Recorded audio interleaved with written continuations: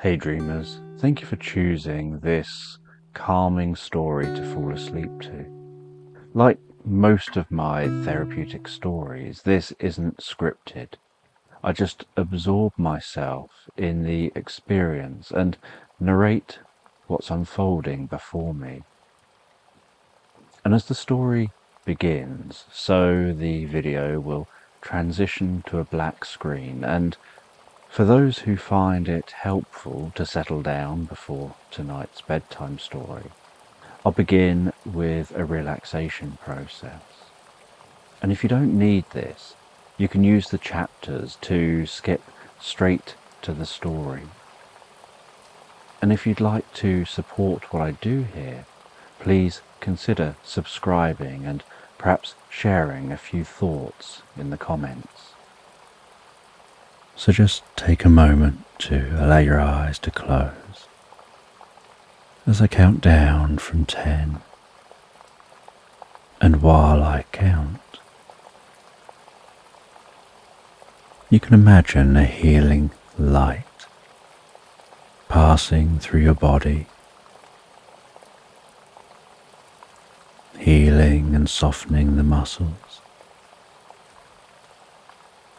calming the mind.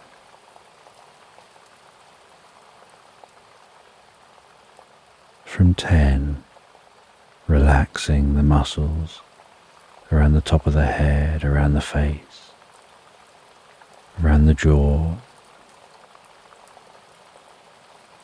around your temple and your forehead, smoothing those muscles out, calming, softening, so peaceful.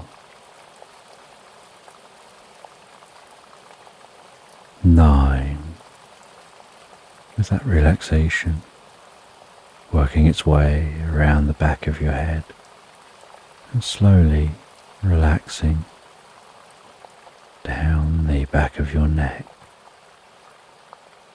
tingling gently with peace and comfort. And each out breath that you take, you can find yourself relaxing deeper and deeper asleep. And I don't know, as you relax deeper, whether it's the sound of my voice that helps you drift deeper asleep, or whether it's the spaces between my words. 8. As that relaxation moves with the next out breath, down your neck, around your neck, deep within you, drifting, floating, deeper and more peacefully relaxed. 7. The relaxation moving down those arms, around those shoulders, around the shoulder blades, softening and relaxing the muscles, perhaps making those arms begin to feel heavier and heavier, just as the eyelids can feel heavier and more relaxed. 6.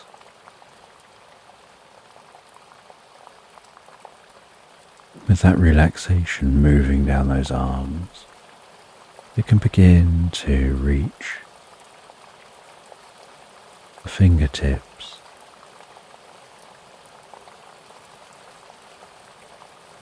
bringing a comfort and a peace to those fingers. 5. Relaxing down around the chest, the upper back,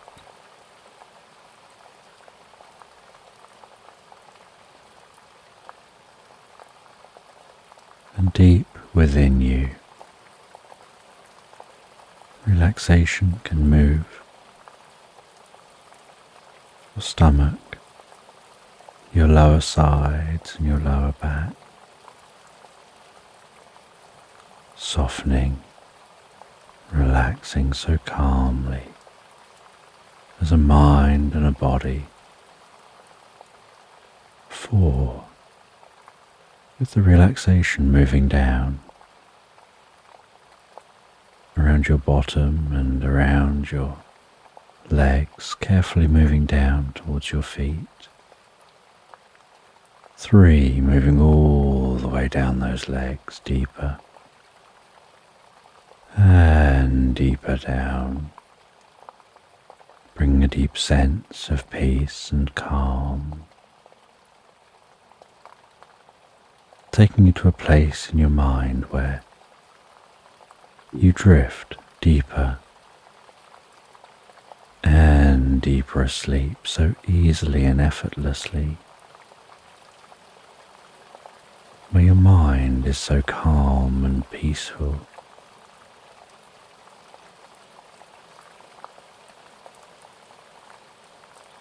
Where sleep seems to just draw you in.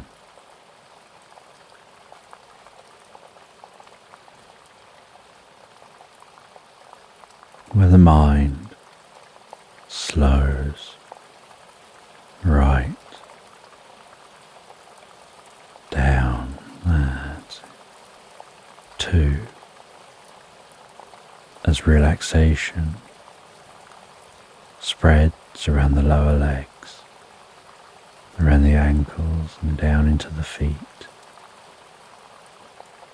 1, feeling that relaxation through your whole body, like a wave of peace and comfort. And you know the process of sleep involves the body relaxing fully, as the mind begins to drift almost into its own reverie, before passing into pleasant dreams. And as you continue listening to this, and we move into the story, so you can sleep deeply and sleep well all night long. And as you comfortably fall asleep, a small robot begins to wake up. And the robot is lying beneath a large old oak tree, its branches stretching wide overhead, its leaves rustling gently in an early morning breeze, the light carefully filtering down through the branches, dancing on the ground below, and meandering with each gentle gust of wind across the robot's smooth metal shell. And beads of dew gently gather and coalesce before running and finding a path in tiny droplets down the metal shell of the robot.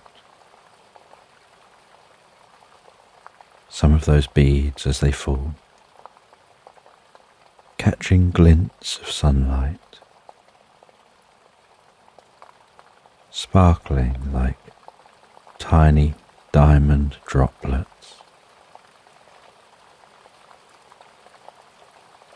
And as the small robot rests there, just observing the world around them, feeling the grass beneath their feet, how cool and gentle that grass is.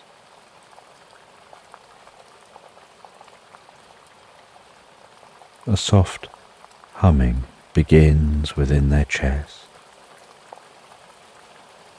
carefully rising and falling, almost like the robot is beginning to breathe as it wakes up to the most beautiful morning, listening to the sounds of birds singing in the distance.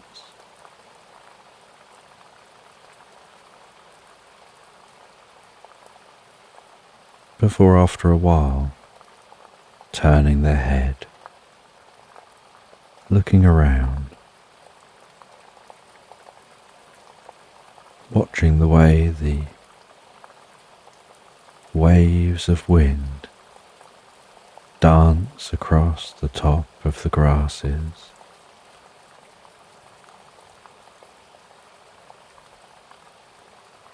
The moving flashes of colour as wildflowers waddle on the spot.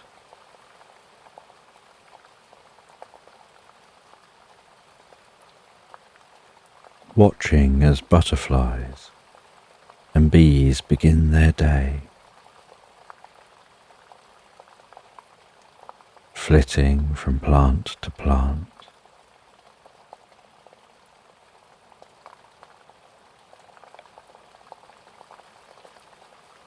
And the robot continues to observe this place, almost as if it's calibrating to work out how it should move and where it should move to. They have this feeling like they should be able to remember who they are. Yet no name comes to mind. Just a gentle presence, a gentle sense of being in the moment.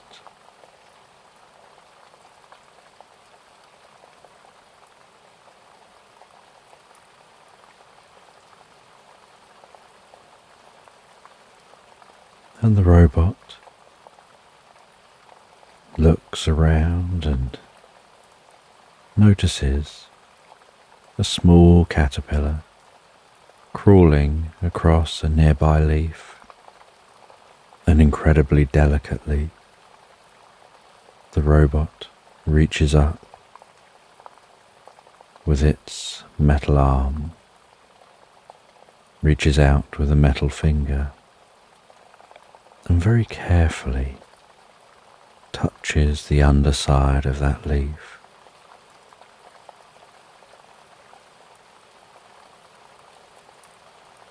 Its sensors in the fingertips, registering the soft waxiness of the leaf.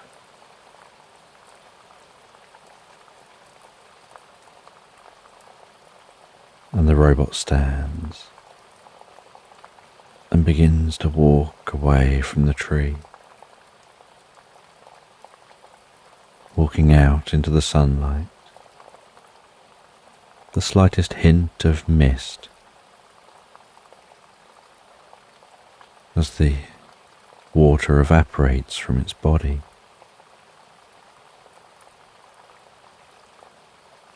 And walking on that soft ground,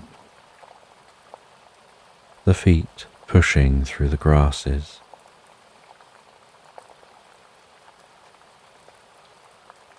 The robot's eyes widen as they observe this world around them. And they're unsure of their past, just aware of this moment, curious where they came from, how they came to be underneath the tree,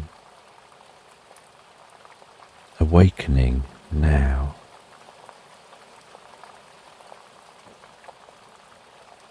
In this most beautiful, calming landscape. And while they walk through the meadow, they begin to hear the distant sound of running water, softly flowing down a stream.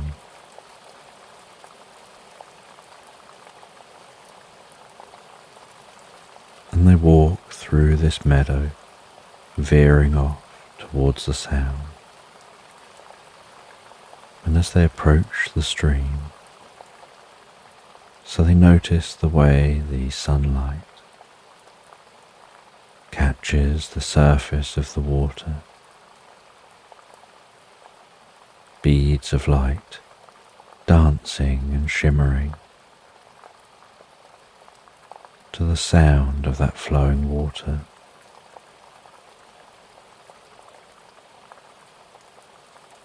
Ripples moving their way to shore, waves meandering around rocks,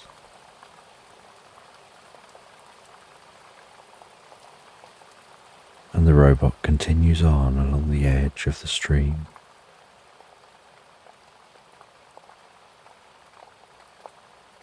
Following a narrow path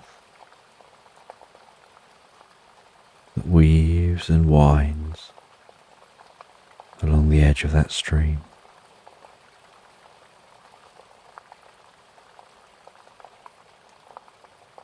The sun's light rising higher in the sky,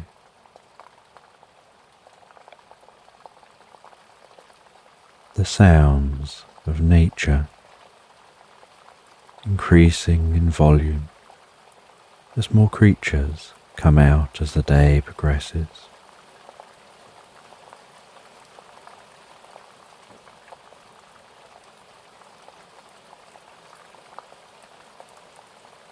And they continue on the edge of this stream,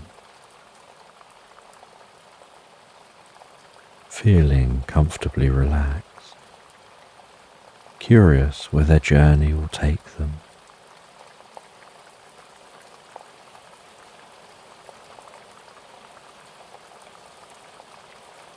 Until eventually, as the afternoon sets in, the path along the edge of the stream carefully widens. They can see a bridge off in the distance, and the stream begins to widen. And as the stream gently widens, so the water seems to carefully slow down.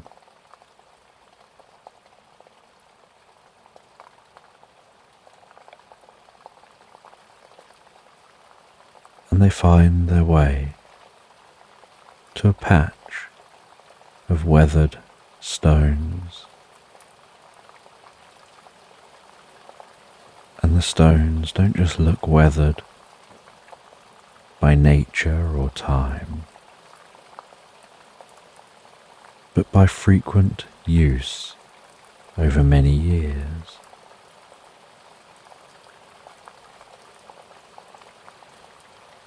And as the robot walks up onto one of those stones, there's a slight clanging sound of those steps from the soft ground to the solid stone. They climb onto that stone. They crouch down on that stone. They imagine Centuries of people coming here, sitting down and meditating. And so, like those centuries of people meditating in the past, they close their eyes, they focus their ears on the sound of the stream, focusing on the fine detail in the sound, almost hearing every aspect of that sound, while feeling the warmth of the sun on their body, noticing the gentle glow through their closed eyes.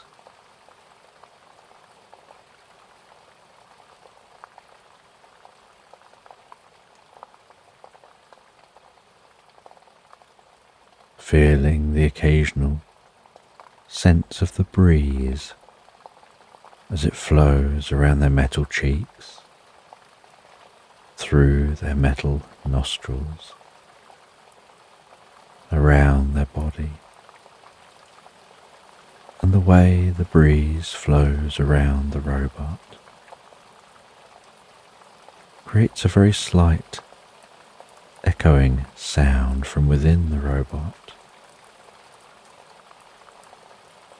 And the robot tries focusing on whether that's due to the breeze getting internal,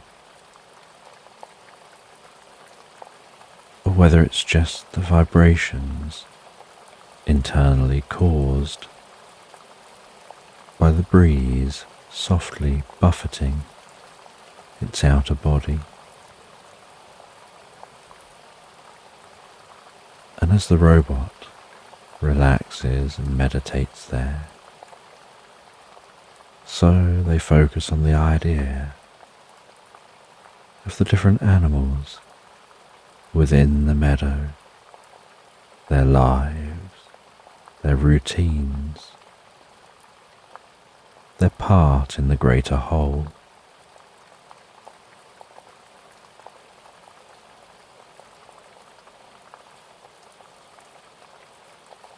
They focus on the gentle movements of plants, of the trees, and the way that all things here are connected.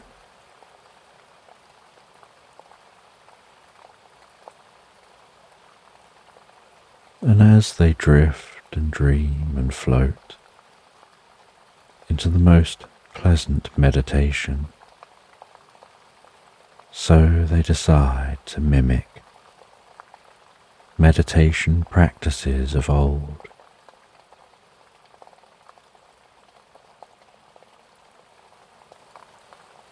Allowing the pistons and mechanics around their artificial facial muscles to soften and relax,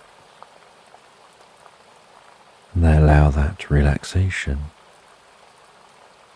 of their various artificial parts to spread down through their neck to their shoulders, down their back, down their chest, their front, down their sides and stomach, and lower back, and relaxation spreading down through the arms. Curious which arm the relaxation spreads down fastest as they drift deeper and deeper into their first and only remembered meditative experience, as the relaxation continues flowing so calmly, so softly, down into their legs,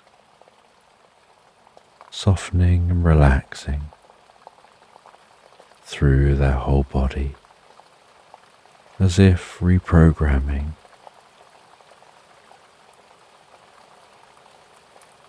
their circuitry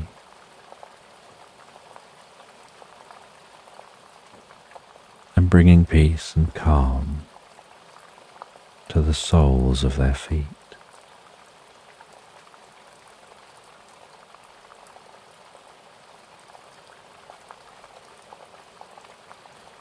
And as they continue to relax and drift with the meditation, hearing the sounds around them, feeling a deep sense of peace and calm, they drift into robot dreams.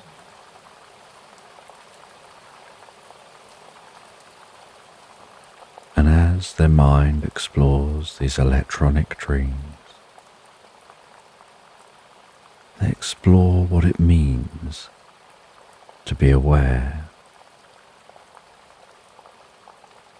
to exist, as if perhaps this is their first day, and perhaps that's why they have no memory of anything prior to today. They're just here and in the moment.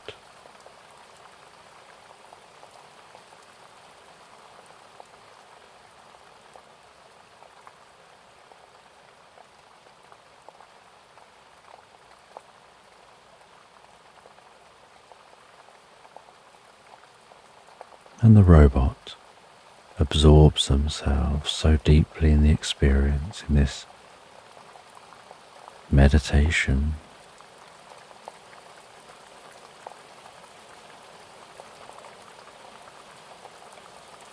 and they almost have this sense of genuinely drifting into dreams in their mind,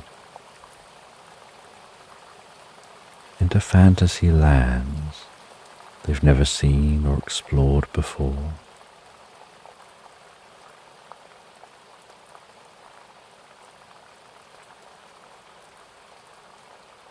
And as they drift, so their mind begins to visualize. At first, there's just a slight glow from the light of the sun shining on their eyes.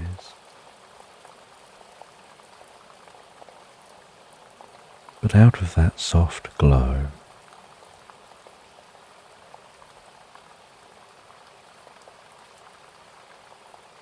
they imagine themselves drifting through space, floating through time,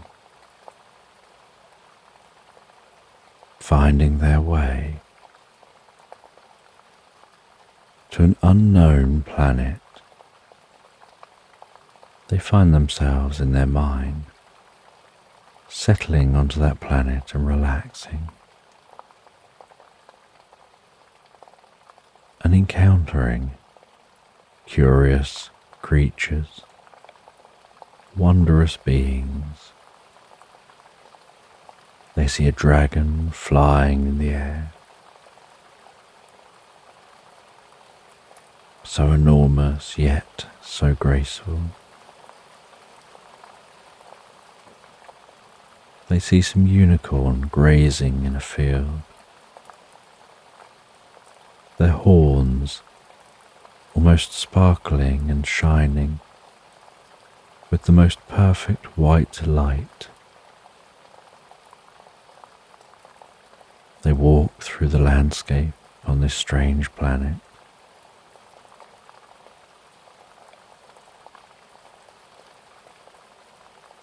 They see a lake,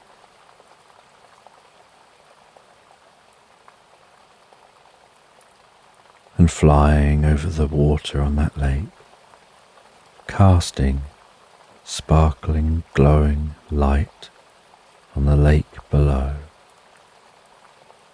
are fairies, almost humming with tinkling bells. and one of the fairies flies over to them, waves a magic wand around them.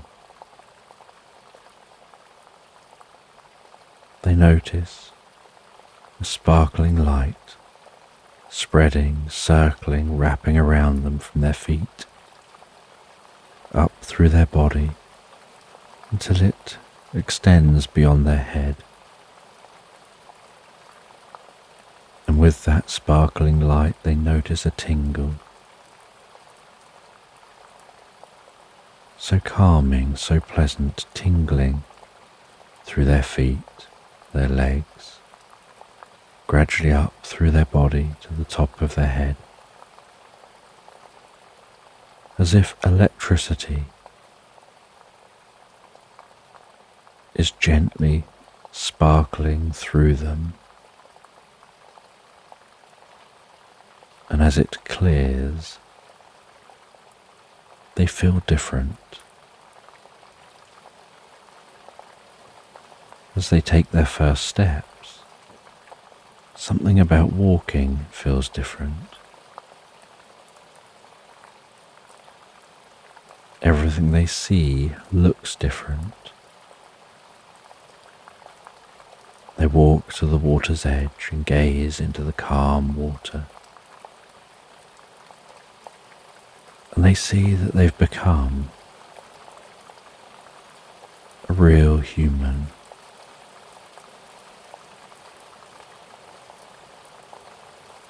They touch their face with their hands while looking into the lake, feeling their cheeks, their eyebrows, the shape of their nose, feeling around their ears, touching their hair, admiring what they look like as a human.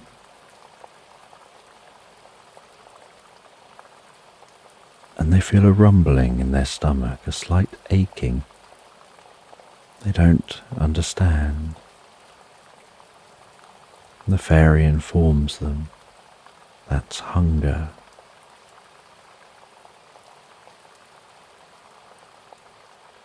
And the fairy guides them towards a cabin in the woods. The fairy knocks on the cabin, and a cat-like being answers the door, invites them in, and prepares them some food, and they sit by the log fire and begin eating that food, and find it an almost overwhelming experience at first, adapting to the sensation of eating food, to genuinely experiencing the tastes. Previously, they'd only understood taste and smell through computer programs and logical concepts,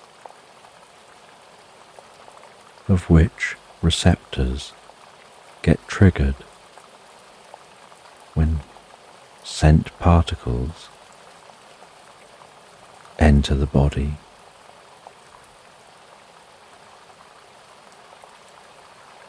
Or when particles leading to taste enter the mouth.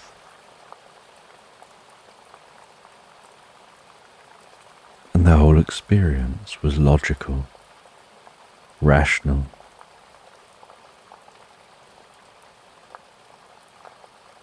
Very different from this current experience they're having.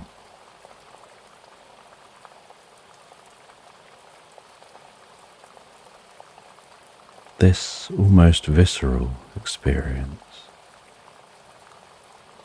this subjective experience,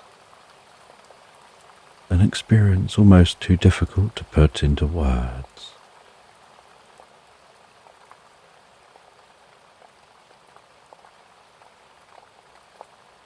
they notice the curious way that consuming the food dulls the ache. But after a while they get another ache. And the fairy explains that one is your body telling you to stop and relax.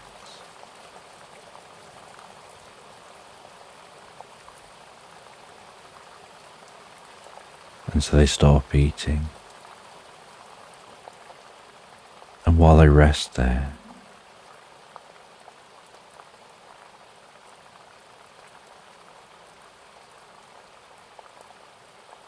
they feel the warmth of the fire, gently massaging their cheeks, the softness of the seat they're resting in. How profound this experience is, how subjective the experience is.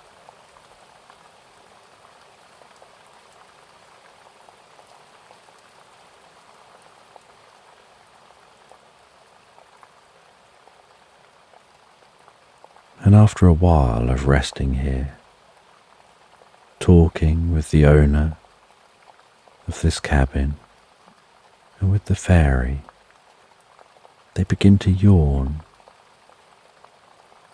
and the yawn takes them by surprise, as they don't know what that experience was. They'd never yawned as a robot.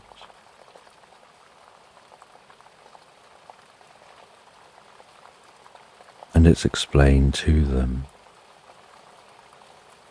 This is tiredness, and it can sometimes happen after eating.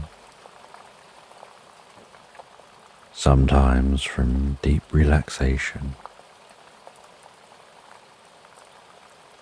And sometimes just because it's now time to recharge. Not just to recharge the body, but the mind. And they're invited to stay the night. And they're shown through to the most comfortable looking room.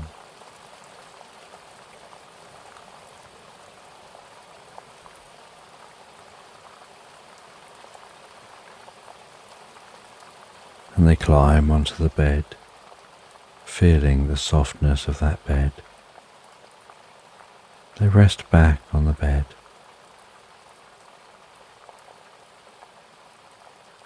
And it doesn't take much for them to drift and float so peacefully, so relaxed asleep.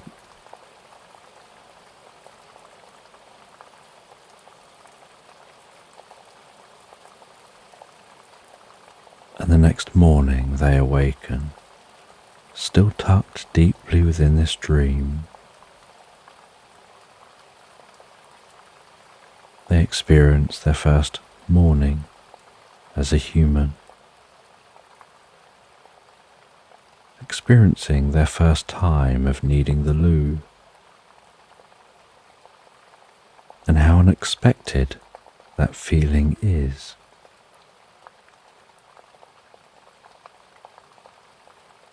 Of their body responding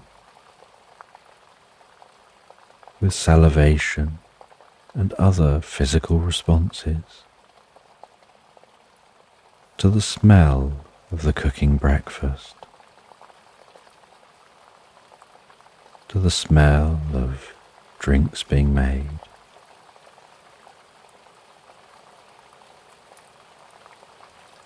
the way their heart almost flutters slightly, to the sounds of nature from outside.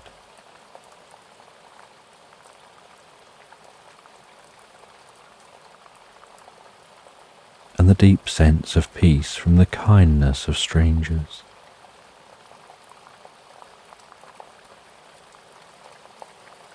And they enjoy their morning. and the fairy recommends they set off and explore for a while. Explore what it's like to be a human out on a walk, to have the very human experience of listening to nature, of smelling wildflowers, of feeling what the ground feels like beneath the feet. And so after breakfast, they set off to explore the landscape. As they continue to drift deeper and deeper into their mind,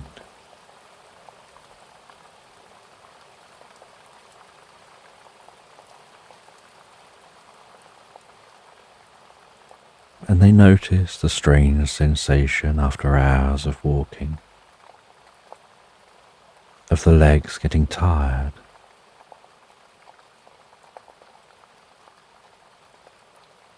They notice that overwhelming urge to stop and sit,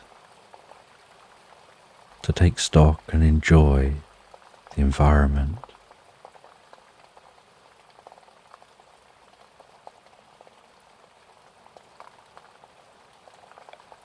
And after a while, as night sets in here,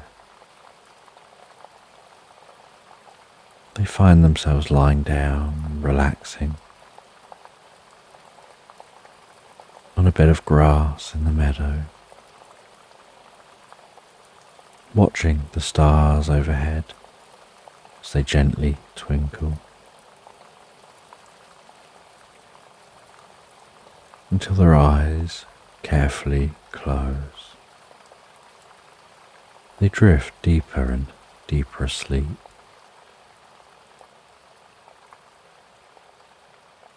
And eventually morning creeps round,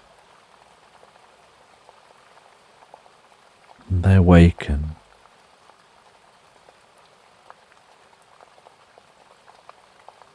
still meditating on that stone,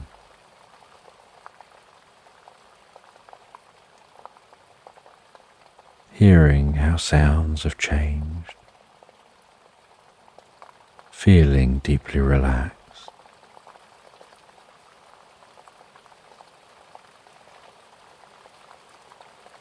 And as they continue on, following the stream, a part of their mind is preoccupied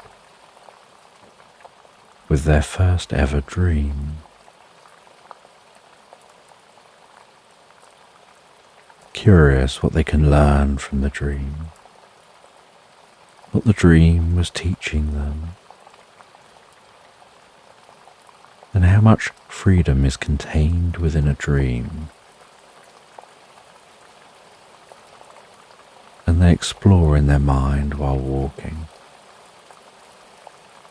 what it means to be conscious, whether dreaming like that, and exploring the subjective experiences in life helps to give them a subjective understanding on their sensory experiences as a robot. They assume they were designed to dream.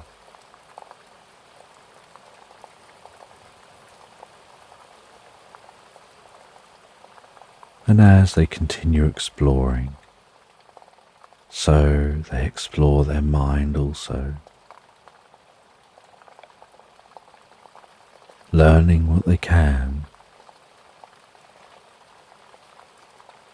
about the nature of existence, of sentience. They stop and watch butterflies flit from flower to flower, birds singing in the trees, caterpillars crawling around on the plants, bees walking around the face of plants.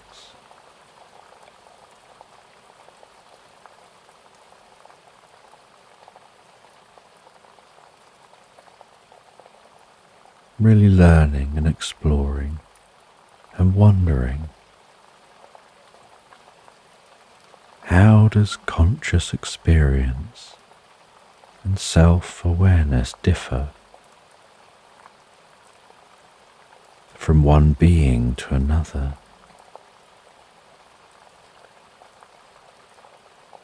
How do they know if they are a conscious, sentient being,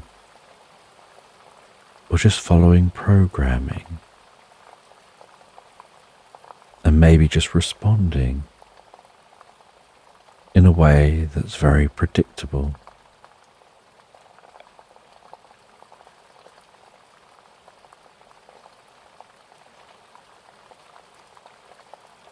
And they try and compare their lived experience with the experience they had in the dream while meditating deeply.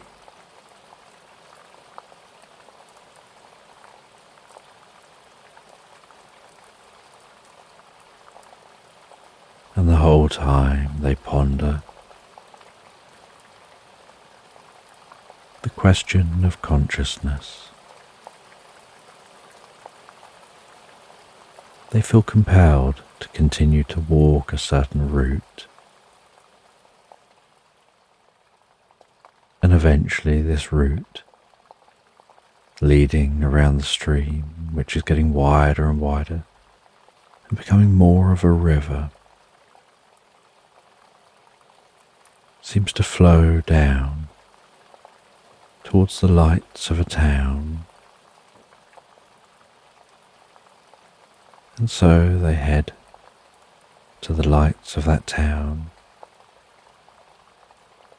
and on arrival at the town they're welcomed with open arms as the latest robot to find themselves. They realize this is a town of sentient robots, all of whom have been through a very similar experience, all of whom had to find themselves and learn and understand in new ways.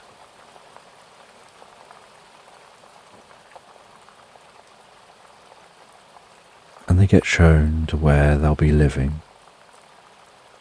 They get spoken to about the different roles that different robots have, and that there'll be an expectation for them to take on a role in the community,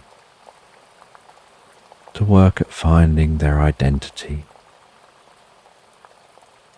to find what they're good at, what they like to spend their time doing.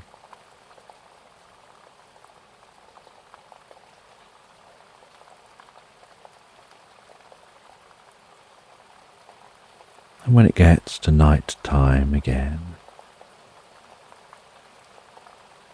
and after their time of mixing and mingling, they head to their home here.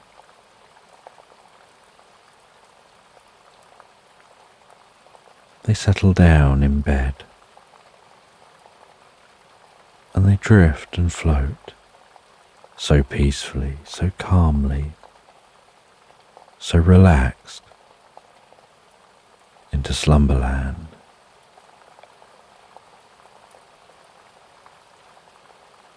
So just take a moment to allow your eyes to close and allow yourself to begin to relax.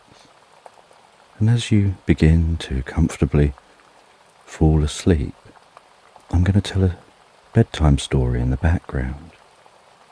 And I don't know whether you'll drift asleep faster to the sound of my voice, or whether it'll be to the spaces between my words.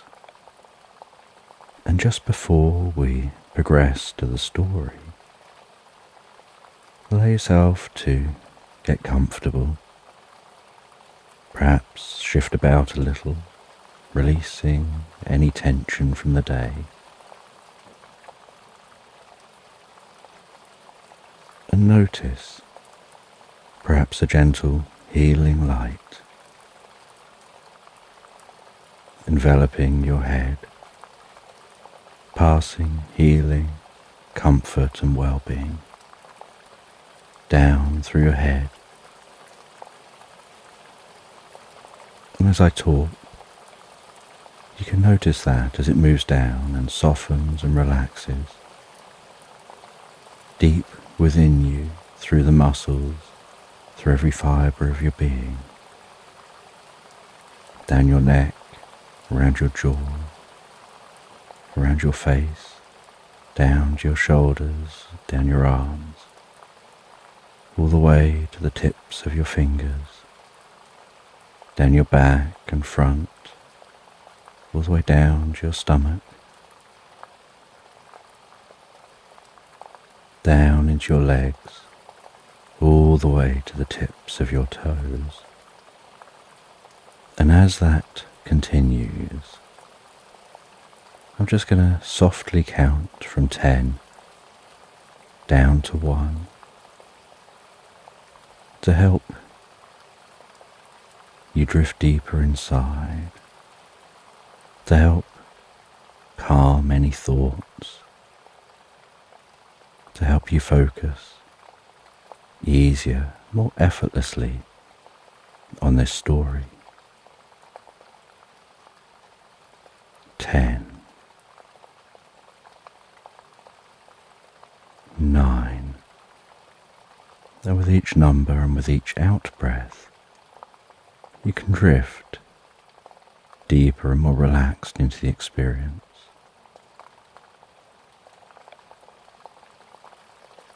8,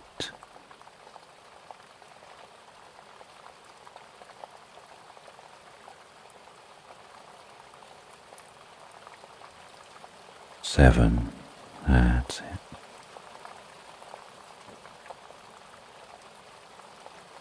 6, all the way. 5,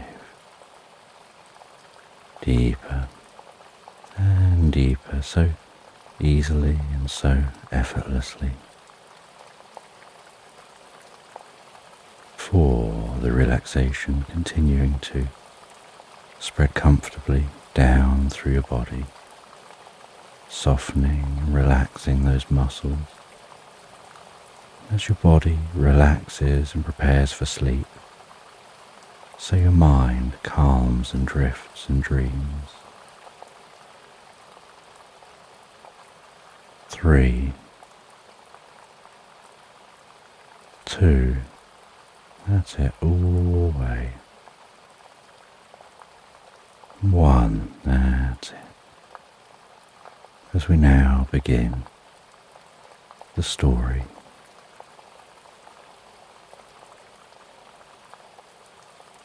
And you find yourself walking through the most beautiful meadow. The sounds of the rustling leaves of distant trees, a distant hint of songbirds singing, the way the grass of the meadow flows almost like waves on an ocean, as that hint of a breeze tickles the tops of the grasses,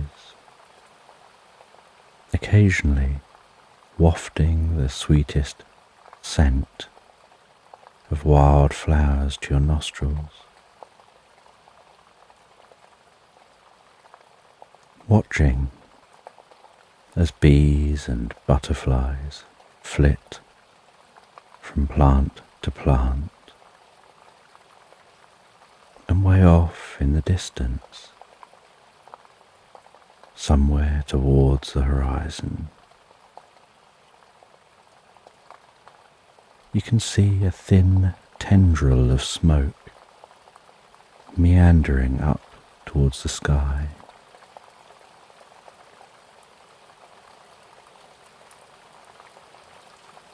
and you continue to walk through this meadow. Each footstep, the most comfortable, dull thud on the soil beneath.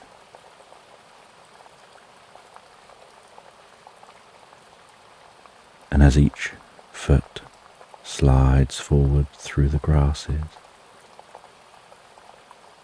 it gently rustles around the feet. Before the next dull thud of a footstep.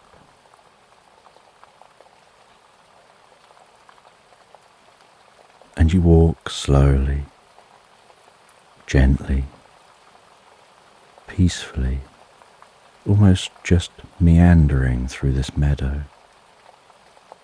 curious about that smoke in the distance, pondering what it could be,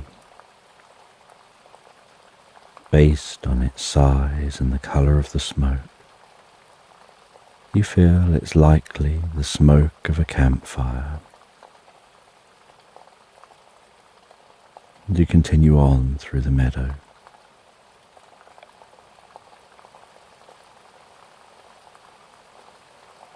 And as you walk through this meadow, so occasional fluffy clouds drift into view and creep across the sun. The shadows gliding across the landscape below. The temperature cooling slightly as shadows pass across your body, and then warming again once the shadow moves on.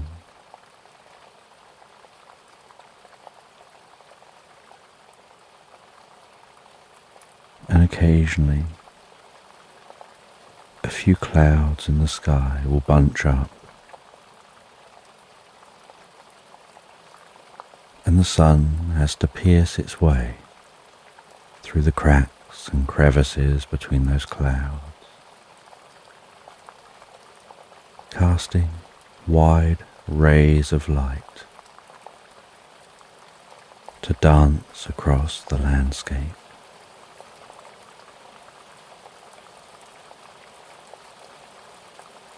And it takes most of the day walking through the meadows, walking up and down undulating hills, to begin to close in on the source of that smoke.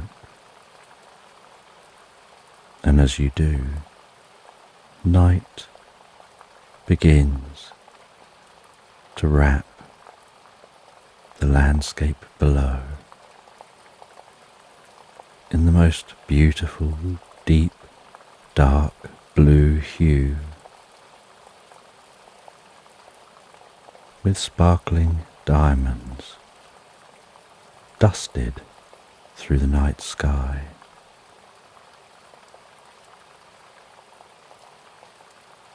And as the sun has set over the horizon and the sky has turned deep shades of blue, so the distant orange flickering glow of a campfire dances through woodland, and you head into those trees, and carefully in the darkness work your way around those trees, feeling your way through with your hands, the fingertips running across the bark of the trees, noticing the texture and the temperature of the trunks of those trees, the soft creaking of the branches, as they dance gently in the breeze. And as you near the campfire, heading through these trees towards a clearing, you can hear the distant popping and crackling of that fire, the way the light dances and moves as the fire flickers.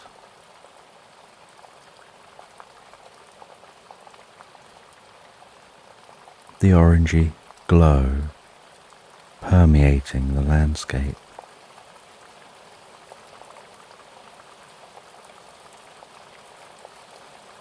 And before you've even reached the clearing, you can hear a soft, mumbling, friendly sounding voice, and smell the sweetest, most pleasant smell.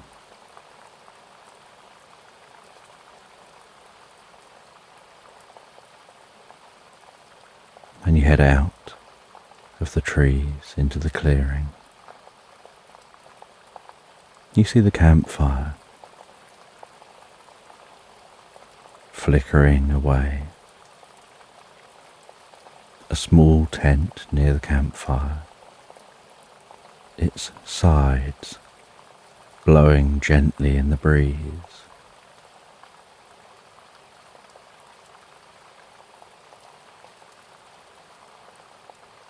You see the silhouette of somebody sat near the fire.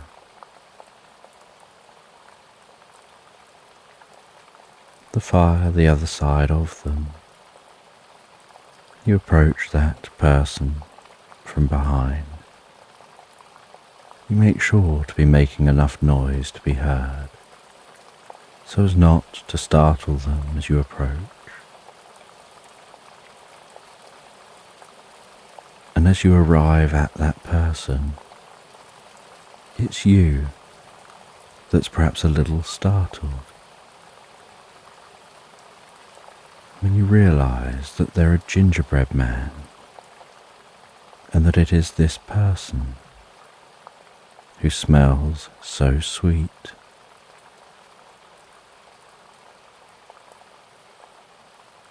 And you speak as you approach, introducing yourself.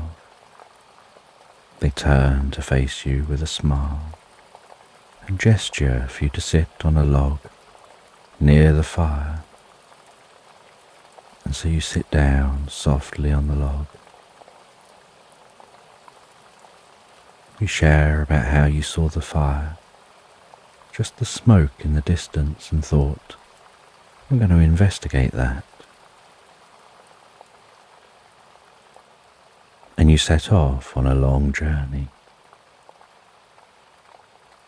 roaming through meadows, up and down undulating hills,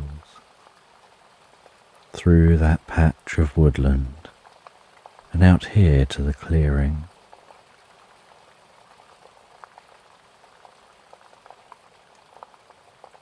And the gingerbread man explains they're on a trip.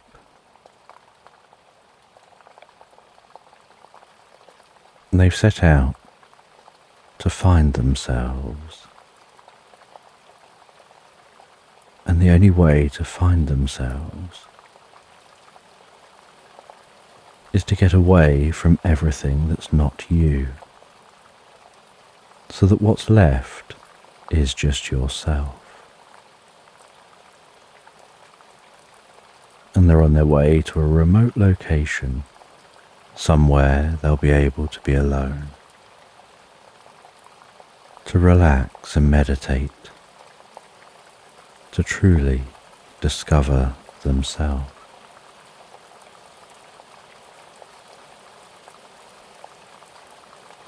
As it's getting very late, they offer you some food and drink.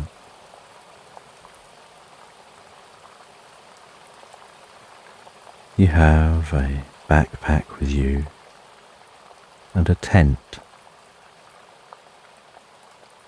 they notice this and offer for you to set up the tent near their fire, perhaps camp with them the night.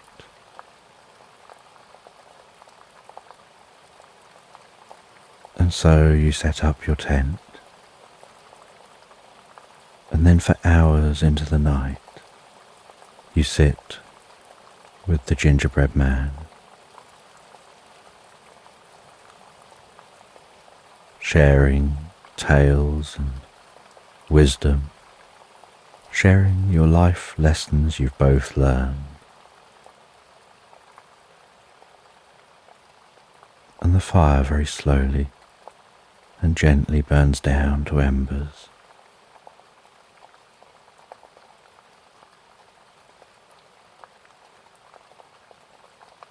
Until it's just the faintest glow on the ground, emanating a gentle warmth.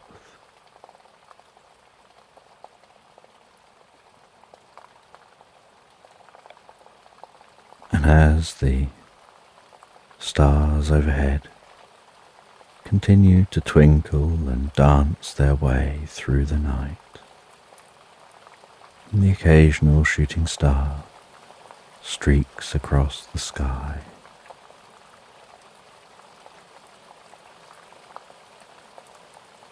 you head to bed in the tent. You wrap up so cozy and comfortable, feeling so relaxed.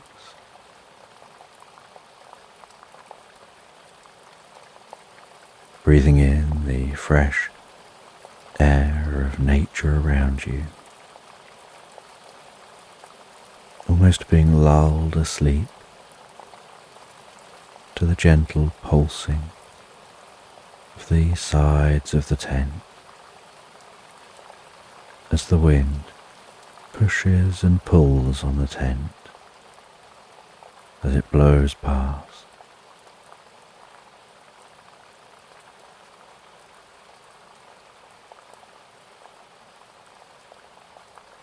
And as you rest there, so you drift peacefully and comfortably, entirely effortlessly asleep. And you drift into the most pleasant dreams. You imagine yourself sorting some files, not taking long about it, just sorting some files, making sure that everything's in its right place, feeling a sense of achievement, that accomplishment you get from fulfilling a task.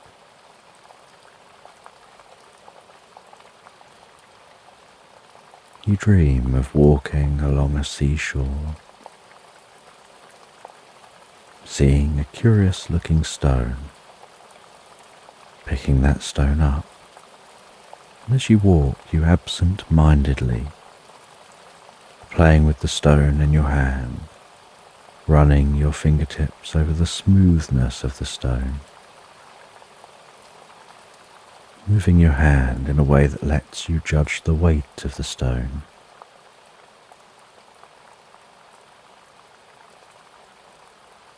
Being able to smell what that stone smells like. And then after some time of walking along the seashore, the slight sloppy sound of each footstep as you walk in that transition between the ocean and the land, the sound of the sea as it rolls up onto the shore and pulls back again, the sounds of seabirds. You feel a sense of wanting to stop,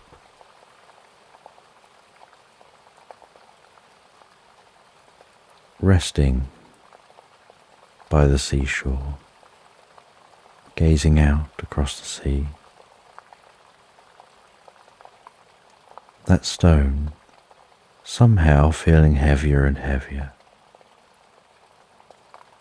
and feeling compelled to let it go, throwing it as far as you can, watching it as it arcs through the sky, spinning and rotating as it goes, before plopping down between two waves, sinking to the bottom. And a part of you understands that the sea is technically now ever so slightly deeper, in a way that's completely unnoticeable. You're aware that something under the sea has shifted. There's a stone there that wasn't there before. Things in the sea have changed. And only you know this. Anyone else who visits this space, even finding the stone, won't realize things were different once. And now they've changed.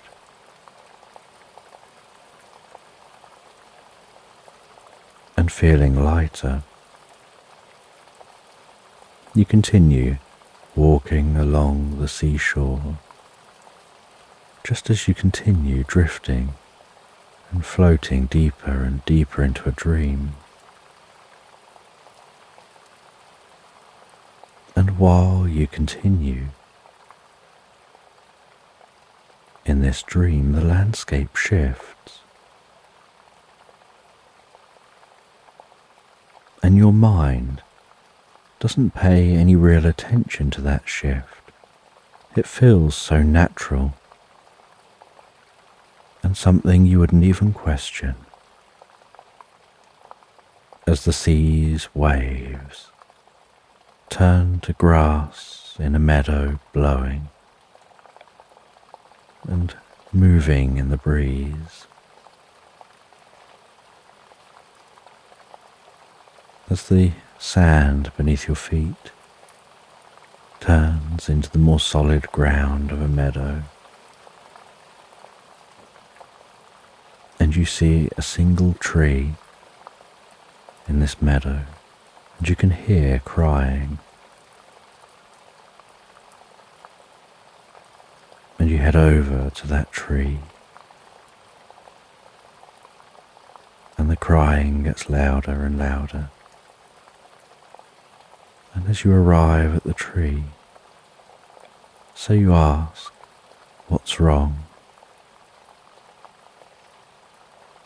And the tree explains that they're a weeping willow tree,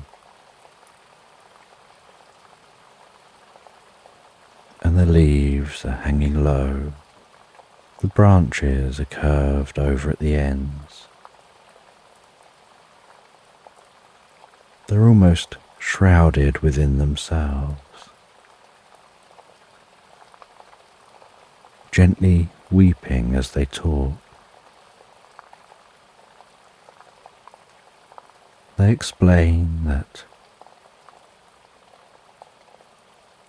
they would describe themselves as an empath.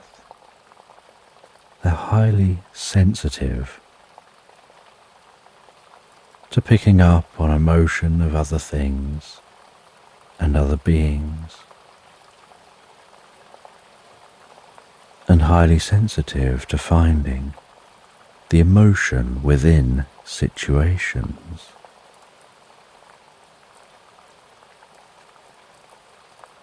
And they say it doesn't take much to look around and see the beauty of nature. At night time, they see the beauty of the heavens. In the morning, they see the beauty of a sunrise. In the evening, they see the beauty of a sunset.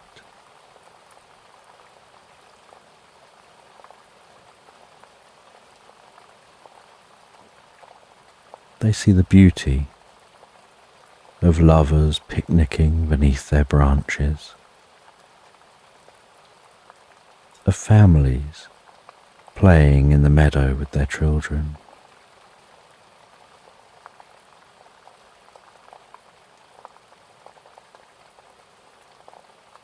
And so they find themselves always weeping, not tears of sadness necessarily,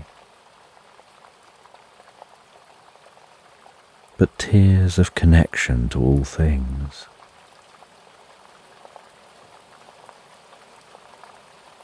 They explain they don't need any help. It's just who they are, how they are.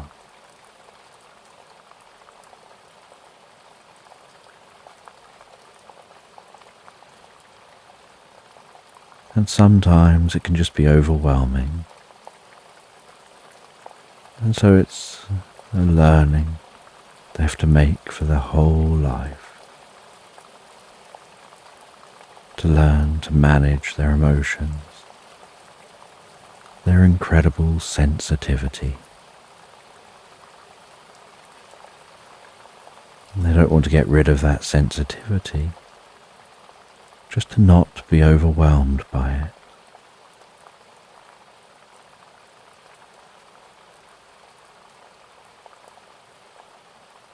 And the dreaming continues on as you transition from dream to dream through the night.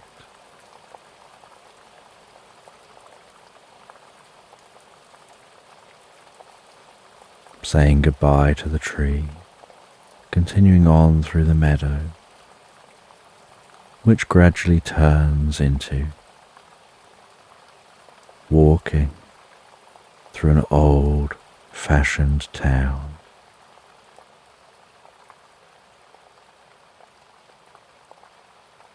Rows of trees turning into rows of houses. The open space before you turning into a street through this town. And you see a vendor in the distance and some curious, almost magical looking smoke rising gently from a pot on their table.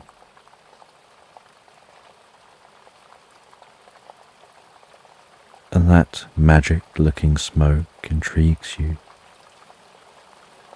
as you get closer and closer. So you notice the smoke seems to be humming with musical notes.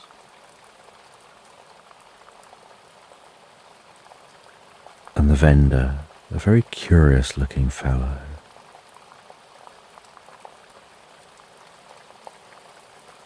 offers you a free drink from the pot that's smoking, and with a ladle they lift up some of that liquid, pour it into a cup, and hand you that cup of purple glowing liquid, gently bubbling. They say it's not bubbling because it's hot. It's just comfortably warm. It's bubbling because it's got magic that's so densely packed in there. It's desperate to get out.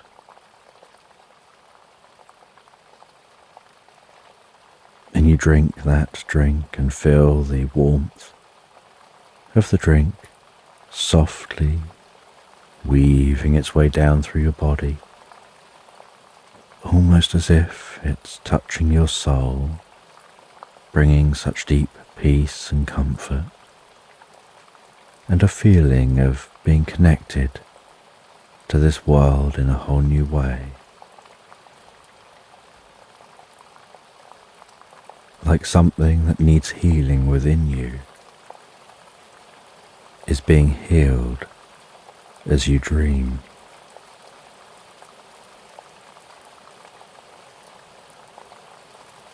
and you start to have a vision while that healing liquid infuses through every part of your being.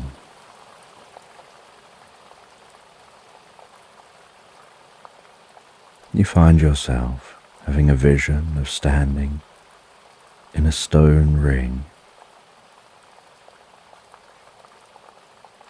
on a cold day in a frost-covered landscape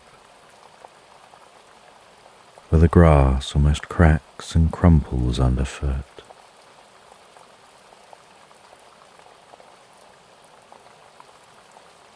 And you find this is a winter solstice.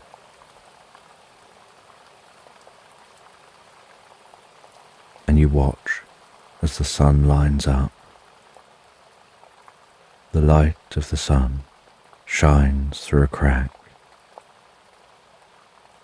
hits a mirror, and gets split and bounces across the other stones, bounces off mirrors placed on those other stones, finding its way to a narrow point on what looks like a bowl of water resting on a plinth. And that bowl of water gradually begins to turn yellow, a yellow like the sun, an almost bright white yellow.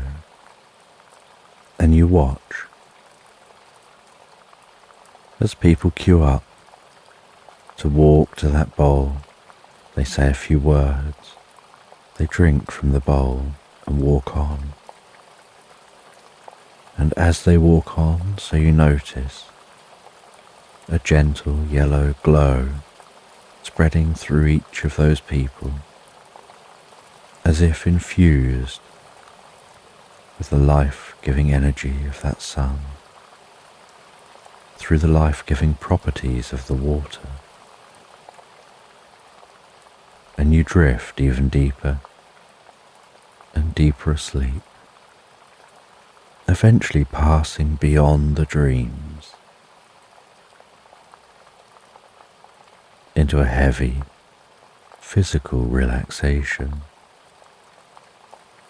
where your mind slows and deeper healing occurs.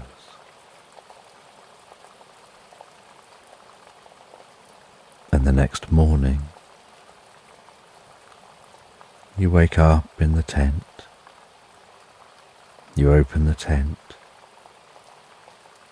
and you find that the gingerbread man has gone.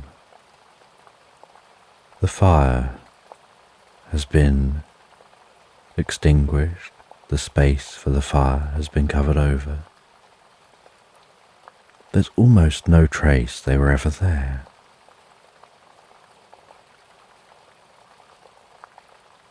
You have yourself something to eat before packing your tent away and continuing your journey, just exploring the landscape,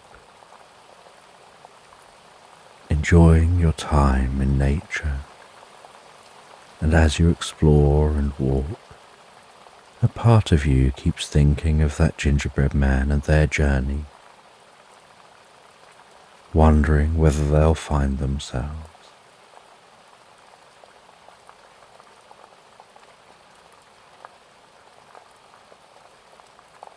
Then you walk out of the clearing. You hear the distant sound of a river and head in the direction of that sound. Arriving at the river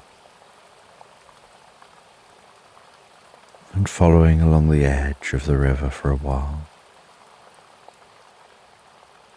The air smelling almost purified by the water as it bubbles and bounces down the river. Ducks meandering in the currents. Swans swimming, almost as if there is no current. And then one of the swans has made the decision to take off, and you watch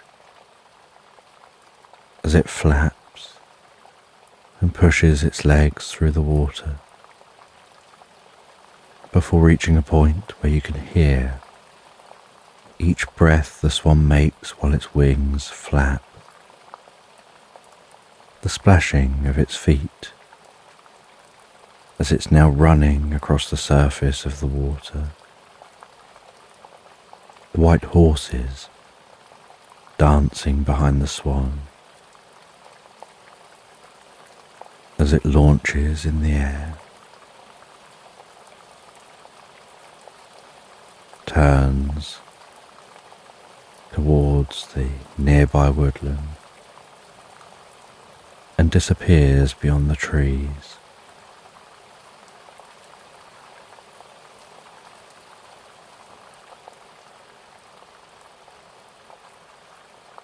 And you follow this river as it weaves among low hills, patches of trees,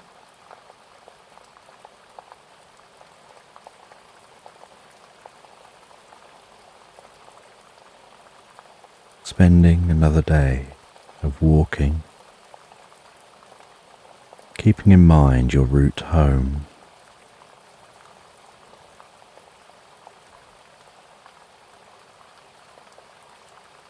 And as the sun begins to set again, in the darkness that's gradually encroaching, you notice some lights in the distance, like the gentle light at the windows of a cabin.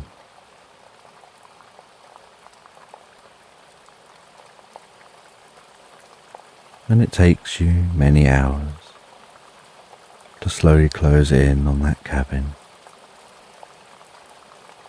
You decide to knock on the cabin's door to see who lives here. Perhaps they'll ask if you want to stay for the night, but if not, you walk on a little further and set up camp a little way from the river's shore. But when you knock on the door, an anthropomorphic cat with large eyes and soft fur, about a quarter of your height, answers the door to you and gently asks who you are and where you've come from. And you politely answer them and explain your experiences. You explain you're on a journey. You're just finding places to stay where you can. You're just out walking for a few days, exploring some landscape you've never seen before heading home. You're new to this area, and you feel when you're new to an area, the best way to learn about the area is to explore it and talk to those who live here. And the cat invites you in, makes you a drink and some food, gestures for you to sit by the fire,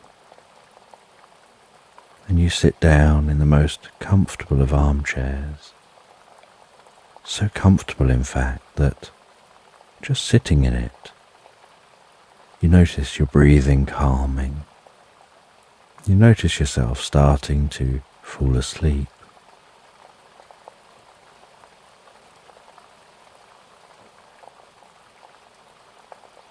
And they come over and join you and hand you some food and drink. They've made you some curious cakes they describe as rock cakes. Only these cakes are so soft, so tasty, almost melting in your mouth, and so Moorish. It doesn't take you much to finish them without even realizing.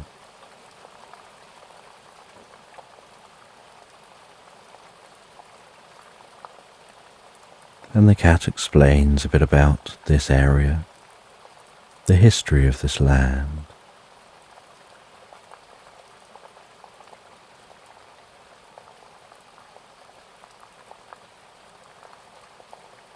And then, as it gets later and later, they ask if you'd like to spend the night. They show you to a room, and you settle down in the most comfortable bed. And you drift and float peacefully asleep. And your dreams mirror the previous night's dreams, only with subtle changes here and there. You feel are teaching you something new and slightly different, perhaps building on what you'd learned the previous night.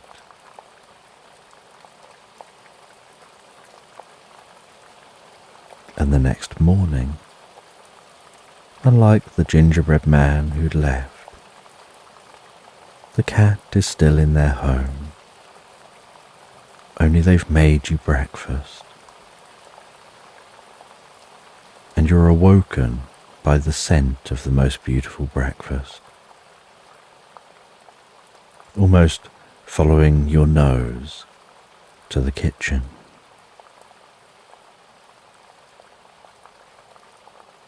And you enjoy that food before saying your goodbyes, setting off to continue your journey. And you continue exploring this landscape through the day, discovering what's out here.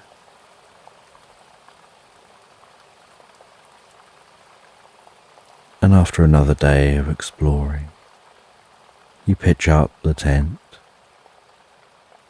and relax peacefully asleep for the night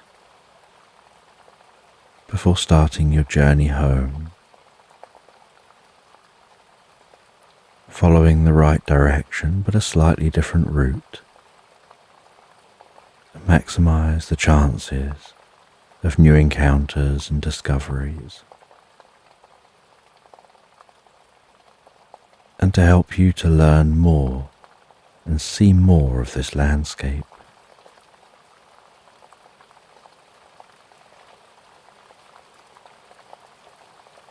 And it takes a few days of exploring the landscape to find your way home.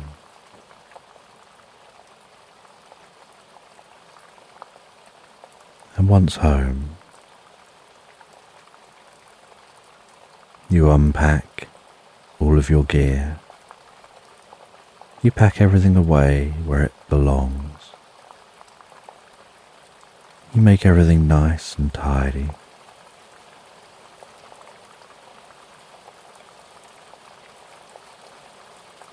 And then you sit down and rest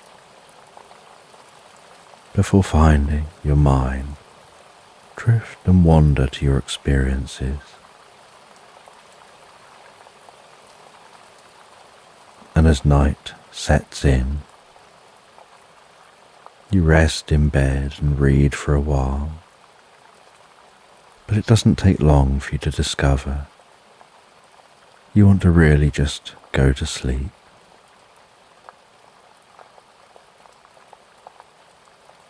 And so you settle back in bed. And over the last few days, you've slept in incredibly comfortable places. You've even thought of them as incredible, comfortable places. And yet nothing beats home. Nothing beats your own bed. And so you rest back in your own bed. And you drift and float, so peacefully, so relaxed asleep, into Slumberland. And once upon a time, in a land far away, you find yourself walking through the most beautiful country garden. And as you walk through this country garden, so you notice that sweet scent of roses and other flowers within this garden. You can feel the gentle touch of the breeze on your cheeks.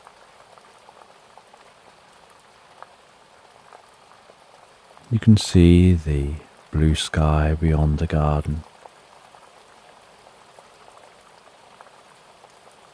The white clouds meandering across that sky, gradually morphing and changing shape as they go. Sometimes an excitable puppy, other times a curious face, perhaps even the sight of a castle resting on the clouds.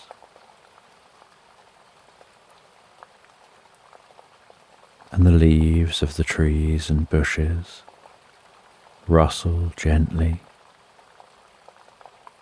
Songbirds sing delicately in those bushes.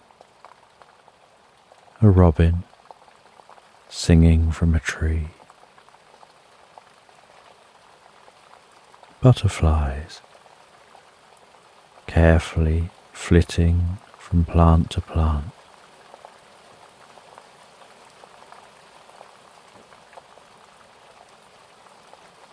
The sound of each footstep as you walk through the garden. That dull and gentle thud on the grass beneath your feet.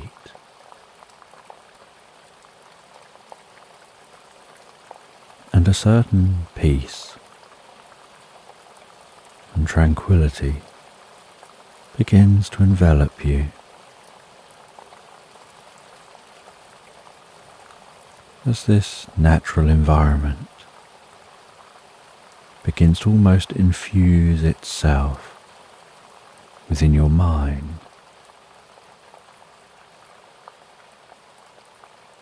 as any worries or prior thoughts from before entering the garden drift and fade away.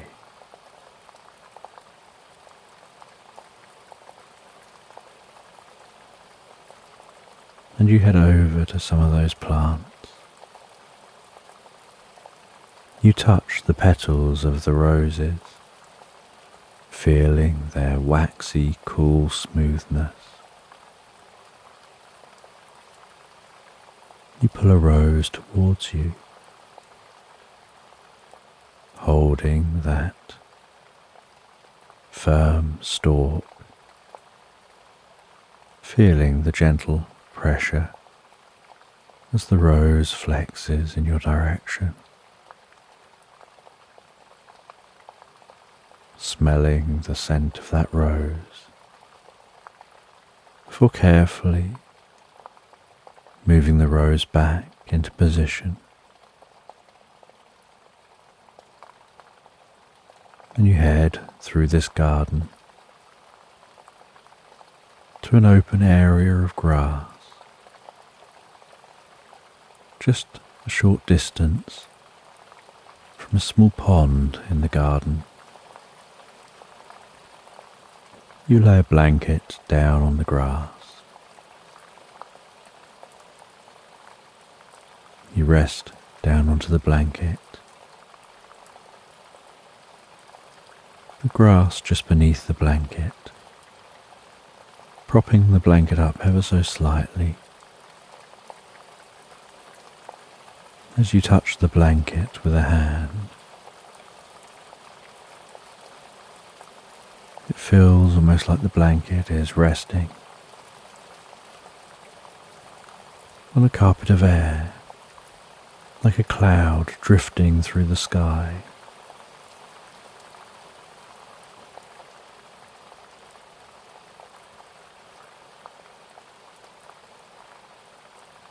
And you take a book out of your bag and a flask of drink.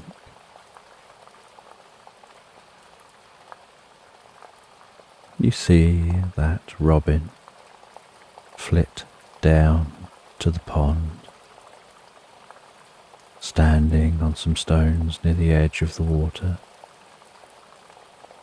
popping its head and body into the water, flicking the water up over its shoulders,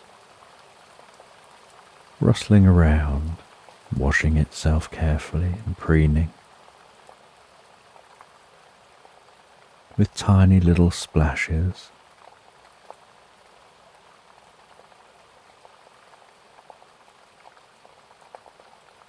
And you can see the way small ripples drift across the pond's surface.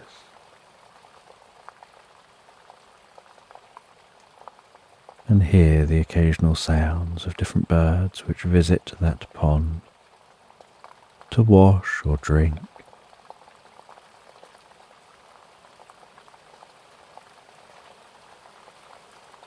Out the corner of your eye, you notice some movement around a tree. You see a squirrel, legs splayed, clinging tightly to that tree.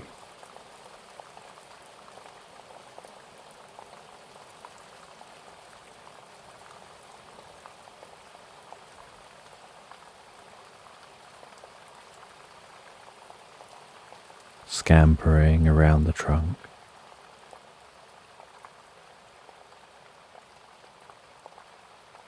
Sometimes smoothly, other times in jerky movements, sometimes stopping for a while, motionless on the trunk.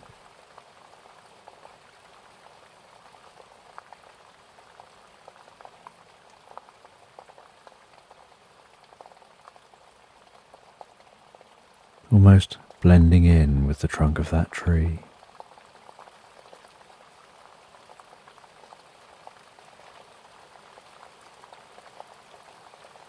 And you take out of your bag some food to eat and some napkins, and resting under the gentle warmth of the sun.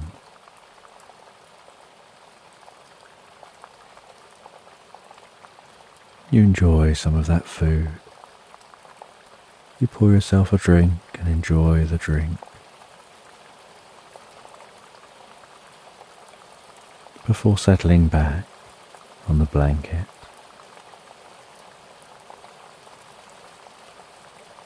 Carefully finding the bookmarked page in that book. Opening the book. And beginning to read.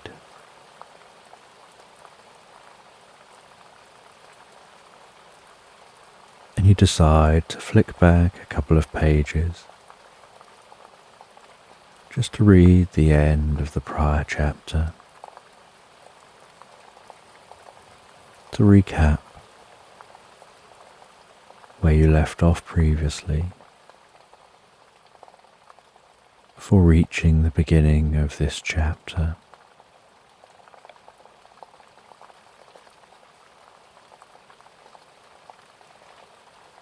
Reading about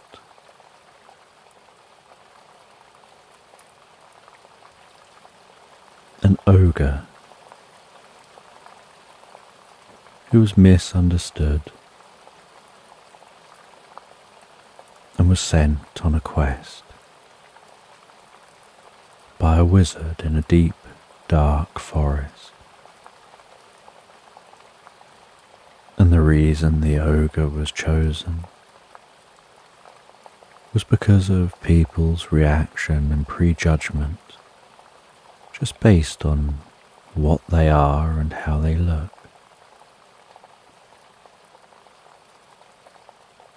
And so the wizard felt this would give them an opportunity to learn and develop certain skills and have certain challenges on their journey that would help them to have the strength and motivation and skill to complete the quest they were being sent on.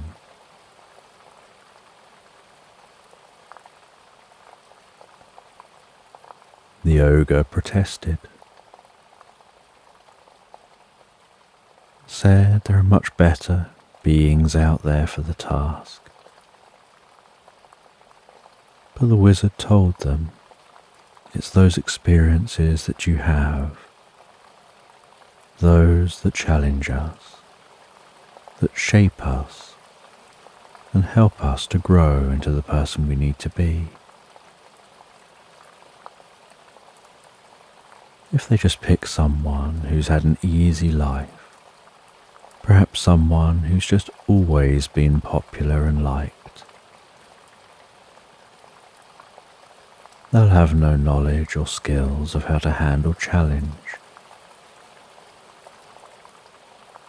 because they've always just had it easy. And so the ogre had agreed to go on this adventure.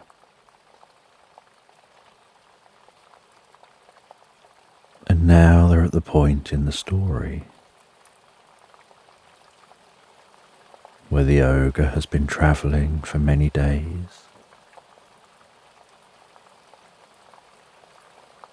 passed across the most incredible desert of white sand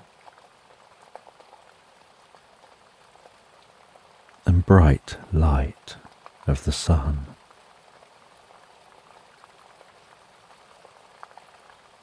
They encountered a raccoon who created curious contraptions and invited them to dinner. Passing through some woodland, they met a wise old owl who'd seen everything there is to see in that woodland and knew everything there was to know.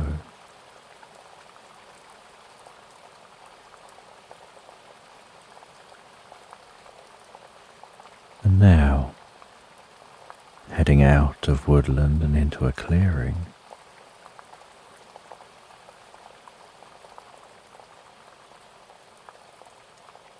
they meet a cow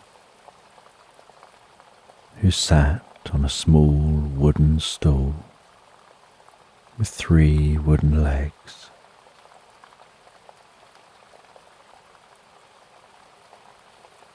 With a paintbrush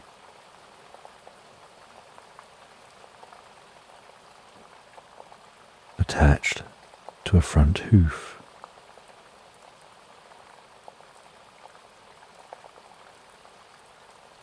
And they're painting the scene before them of rolling meadows,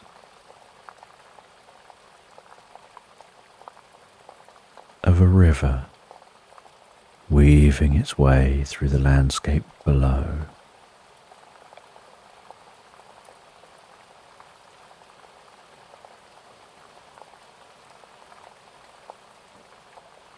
And as the water of that river flows, so the light sparkles and dances across its surface.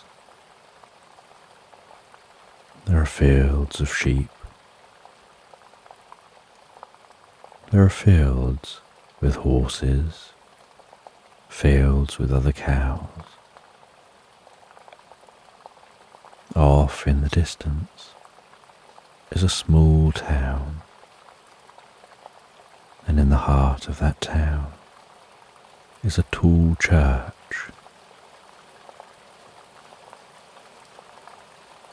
And the ogre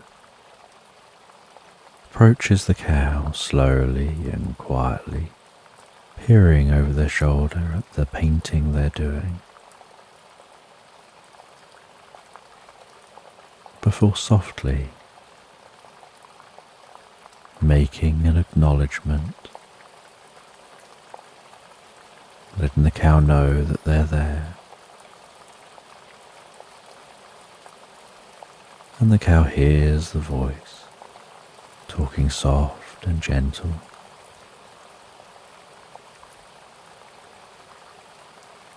And the ogre asks what they're painting and why, and is curious about the style.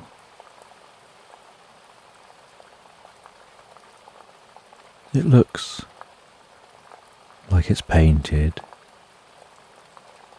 to resemble the scene, and yet there's something different about it to what the ogre can see with their own eyes.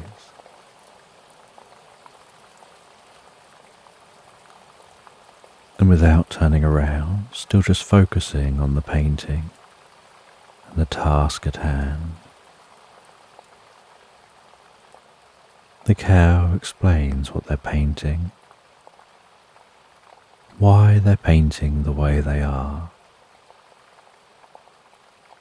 and that the ogre is very observant to notice that it isn't a true representation. They say that when they're drawing and painting, and they absorb themselves in a moment and in a space, they begin to notice the connections between all things. And so what has been observed is that subtle connection, that web that weaves all things together, that binds us all together.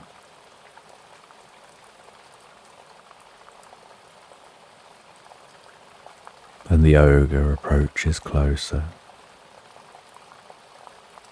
and as they get next to the cow, so the cow glances up and sees that they're an ogre, and the ogre notices the cow takes a sharp in-breath, but then gets back to painting. And the ogre acknowledges this and mentions this to the cow.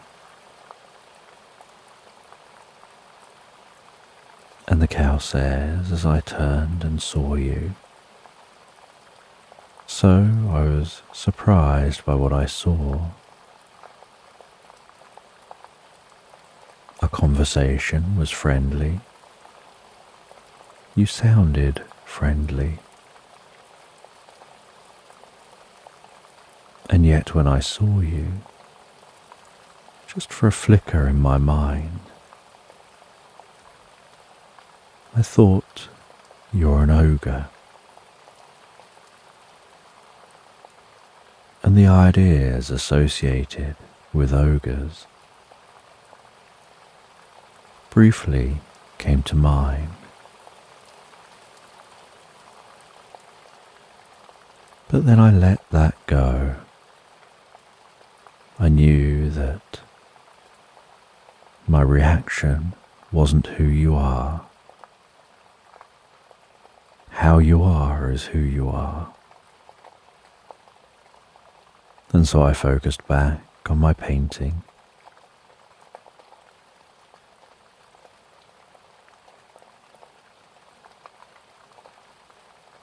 And the ogre asks a few more questions about that painting and about the connection of all things. They explain that they're on a journey. They've been sent on a quest by a wizard from a dark forest.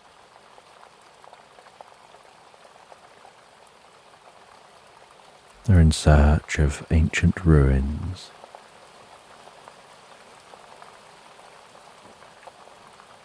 And they've heard that within those ancient ruins are magical glasses. But they've not been told any more about them.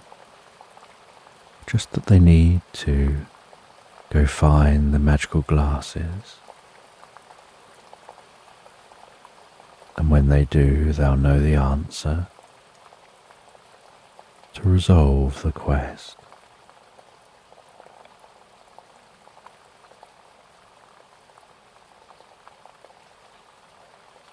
And the cow says that if you can understand that all things are connected,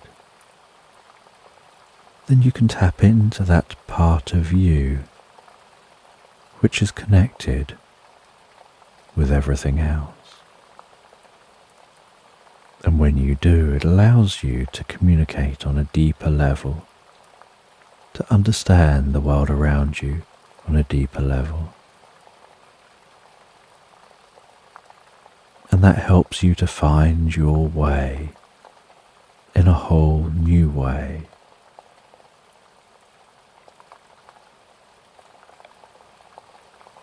And the ogre thanks the cow, continues on their journey, walking down the meadow. Bees dancing from plant to plant.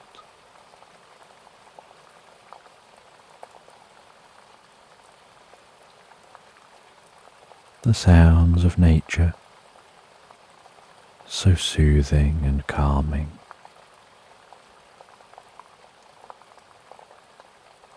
The ogre finds their way to the path, which leads down to the river. And as they near the river, so the sound of the water increases its gentle flow. The sounds of ducks and swans. The splashing of a swan coming into land. The sight of ducks bobbing their heads under the water, legs kicking in the air. And then when they right themselves, the water flows off the duck's back without seeming to be obstructed or sticking to the feathers.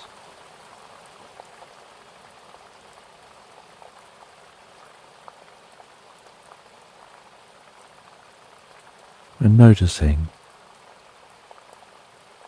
a mother duck and some ducklings with their high-pitched, squeaky quacks, heading along the edge of the river, hugging the shore. The children weaving in and out of reeds, picking at the greenery along the edge of the shore. The mother keeping just a little bit out away from the reeds, keeping an eye on those kids as they go.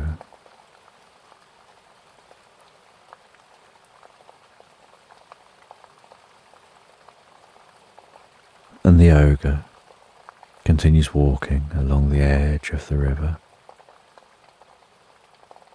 as it weaves through the landscape.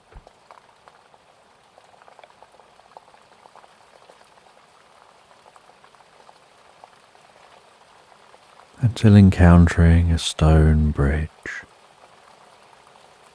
Crossing the stone bridge, and in the centre of the stone bridge, picking up some twigs from the ground, dropping them into the water and watching as they race under the bridge and float out the other side, twirling gently in the current.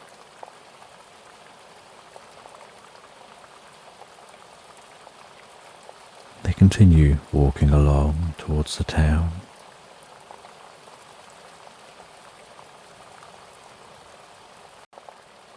And as the sun is beginning to set, so they hear the church bells ringing. And the church bells are ringing in a pattern as the sun continues setting. The sky is darkening.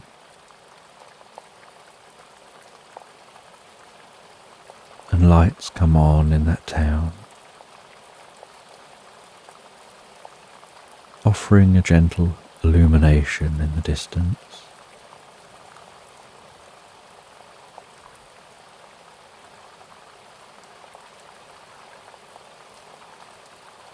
And the ogre navigates all the way to the town.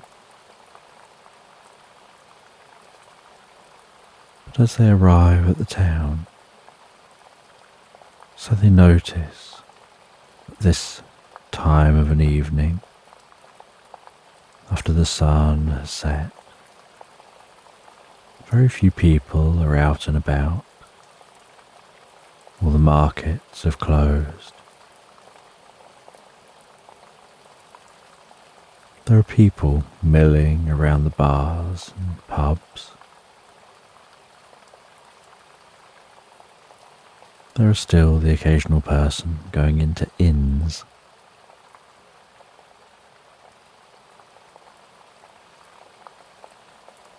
And they head to an inn to ask for a room for the night.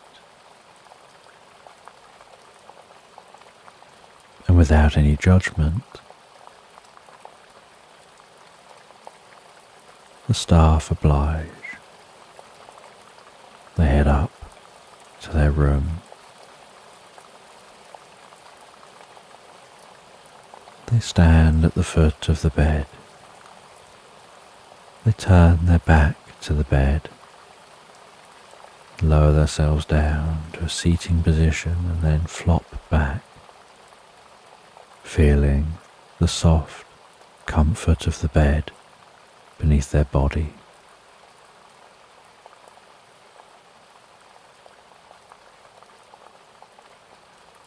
They're so tired from their journey and their walking. They have to fight sleep long enough to change into some bedclothes. But very easily and effortlessly rest back and drift peacefully asleep to the gentle murmur of this town outside.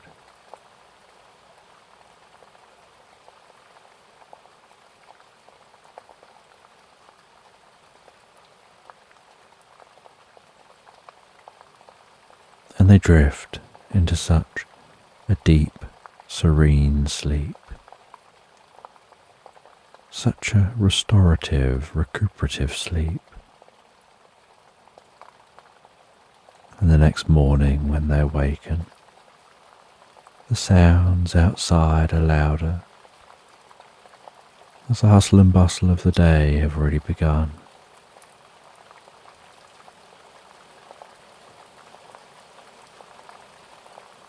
They head down for breakfast, and there are some people who seem to be watching and staring, perhaps even whispering among themselves. But the ogre just enjoys that most beautiful morning breakfast. the sense of breakfast being cooked, the smell of the different foods, the different drinks,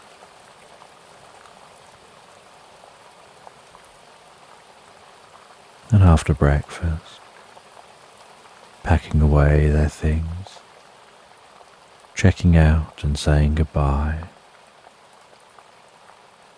continuing their journey through this town, out the far side of the town.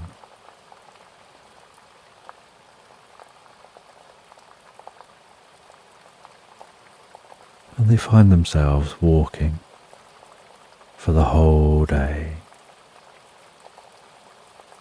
crunching along on a rough road between that town and the next town.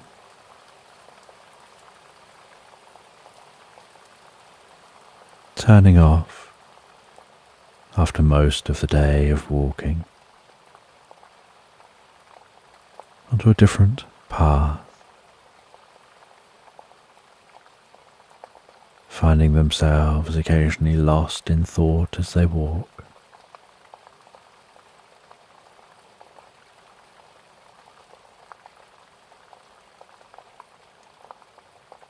And while they continue to walk, so the evening starts to set in again, and they notice the stars above beginning to disappear from view as clouds gently roll in. And while those clouds roll in, they feel large drops of rain striking their face and body. They're aware of the rain that's coming and decide to build a shelter on an area of grass along the edge of this path. And once they've built that shelter, so they settle in as that rain intensifies, and they can hear the drops striking their shelter.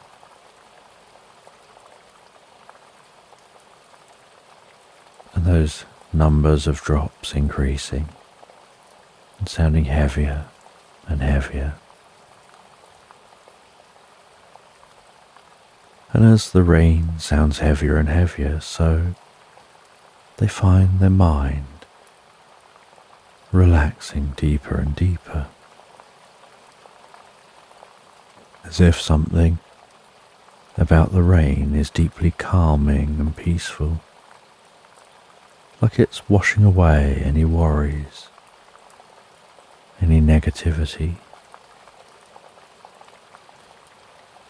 cleansing, healing.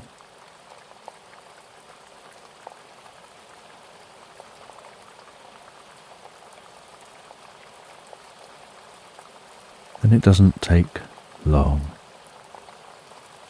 for them to pass into sleep, faster than they even realized, completely unaware of the moment it happened.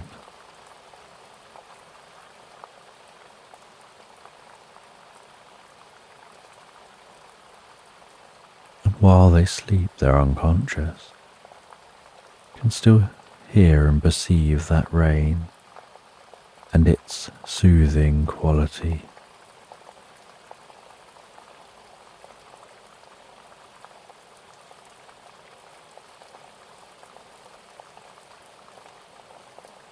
And the next day when they awaken, they open their shelter and the air smells so fresh, that after rain smell. the smell of the landscape, of the nearby woodland, the glistening of the damp grasses and foliage, a certain stillness and calmness to this environment.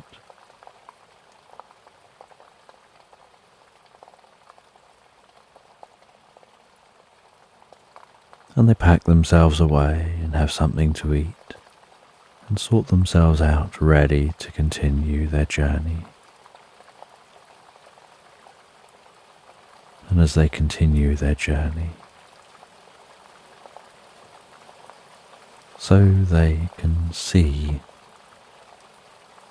some hills in the distance, and atop one of those hills they see the silhouetted shape of a castle.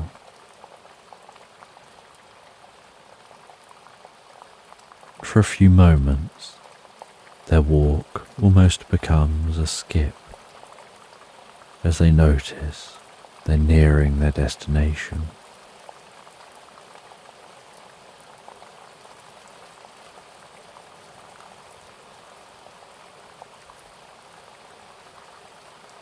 And they walk deeper and deeper into the countryside,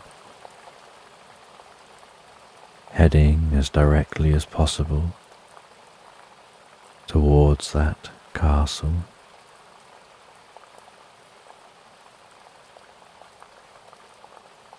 Weaving among undulating hills, watching fields of rabbits, fields of sheep,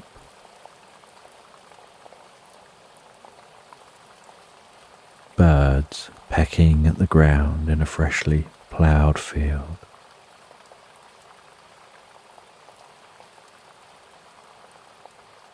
Wispy clouds plodding through the sky.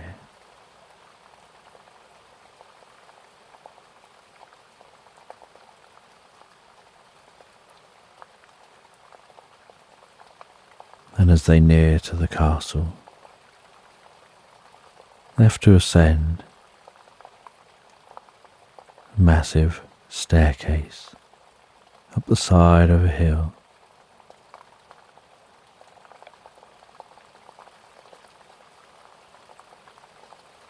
And the height and length of the staircase feels a little overwhelming to them as they look at it. But they decide to just take one step at a time. So just focusing on their feet and on the here and now. They take one step at a time, slowly, methodically, carefully, ascending the staircase.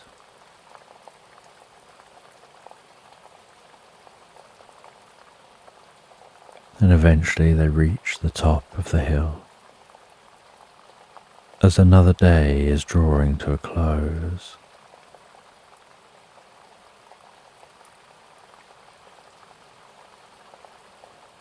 and they head over to the castle entrance, knock on the door, and after a while someone answers and invites them in, and calls them a weary traveller, and gestures for them to go and sit on the cosiest, most comfortable seats by a fireplace in a space in this castle that's been made to look so cosy, so peaceful, with thick rugs on the floor, books around the walls,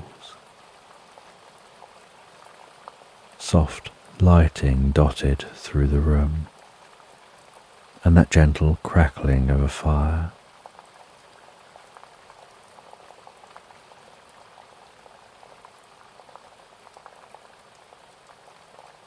And the person in this castle sits near the ogre, asks them how their mission's going, and they say they must be near to their destination now. And the person acknowledges it isn't far to the destination from here. They explain that there used to be another castle near to this location. It wasn't built up high on a hill. It was built along the edge of a river, the river that meanders through this landscape. And when it was built, they explain, the water of the river was siphoned off to be a large moat around the outside of the castle. And at the end of the road that existed at the time,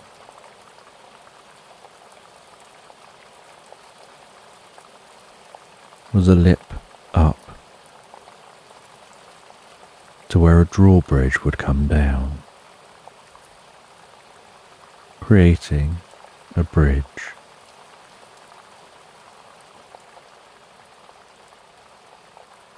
And things could enter and leave the castle by travelling across that drawbridge.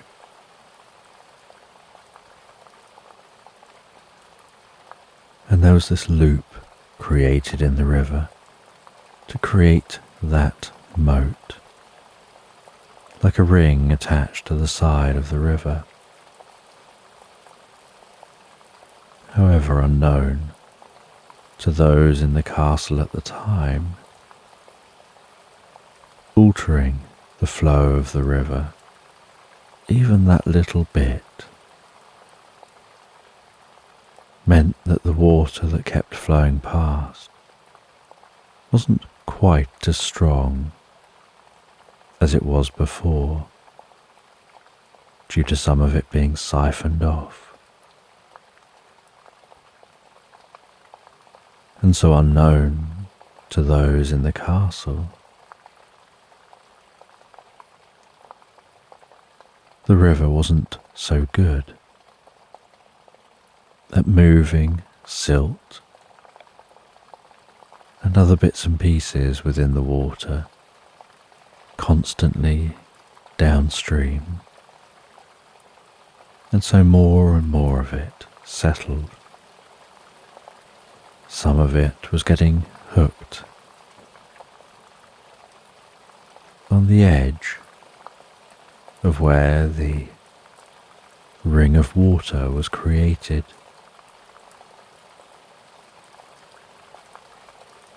And over a number of years, gradually this shifted the course of the entire river, enough to mean it was no longer next to the castle.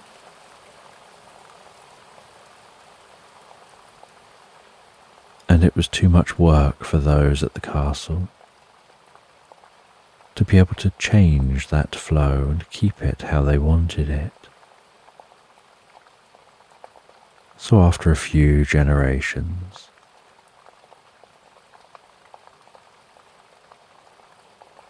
one of this person's ancestors decided to relocate and build a castle high up on a hill instead, where they could survey the landscape below.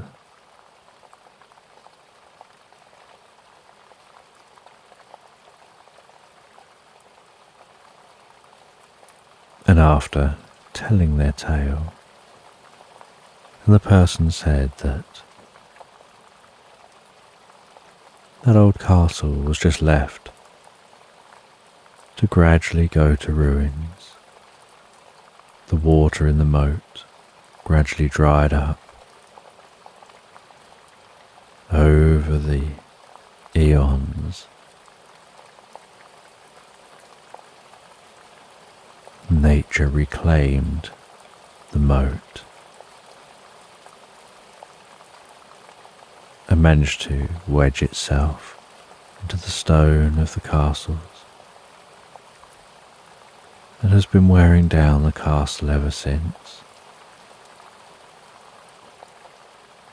until it became the ruins it is today, still being worn down, and with barely any sign of the moat, just a slight dip in the landscape around the ruins of the castle.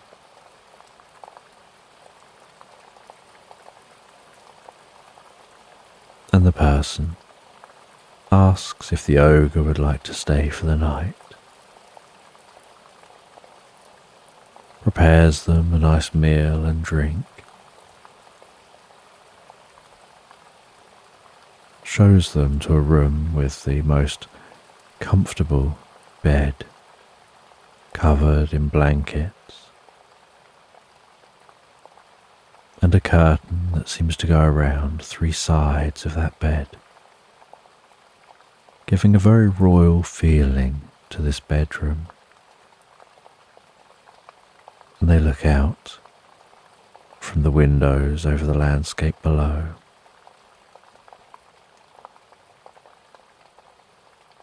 Through the clouds they occasionally catch a glimpse of the moon as it illuminates the night sky.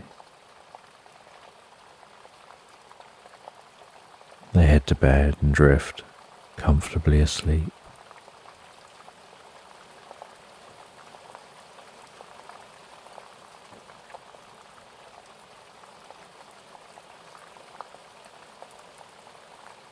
And the next morning, they're awoken to the smell of the most gorgeous breakfast. They enjoy that breakfast before setting off on the final leg of their journey.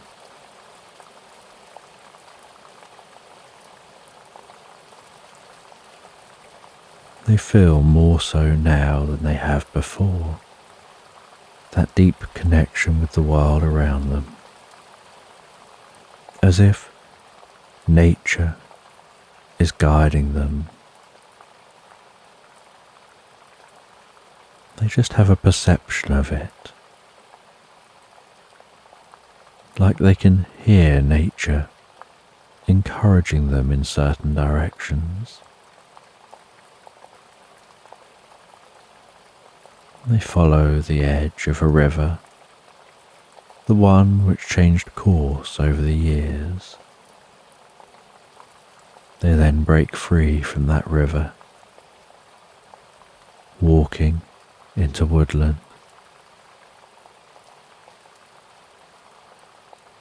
Pushing through the undergrowth. That scent of pine and other trees and wildflowers, the occasional late bluebell dotted around some of the tree trunks, the most incredible patchwork of mushrooms carpeting the woodland floor. And they can see the ruins through the trees. And as they approach, so they have to walk down a very slight ditch and up the other side. Trees growing at strange angles in the ditch. They walk into the ruins. And it's more like rubble and the occasional partial wall and vines wrapped around everything.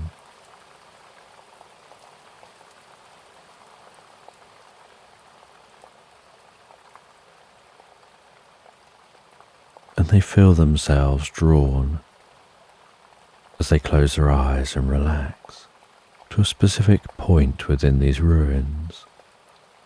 And when they stand on that point, they feel a hum that passes through their body. They crouch down, they remove the dead leaves.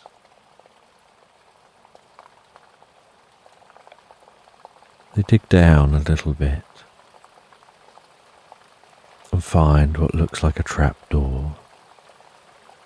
They open the trapdoor and descend some steps into a slightly musty space beneath the ruins.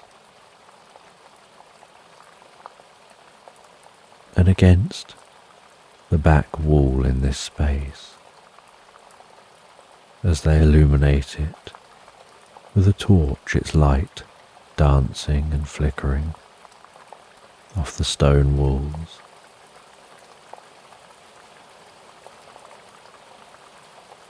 they see two glasses resting on two coasters sitting on a table. They walk over to those glasses.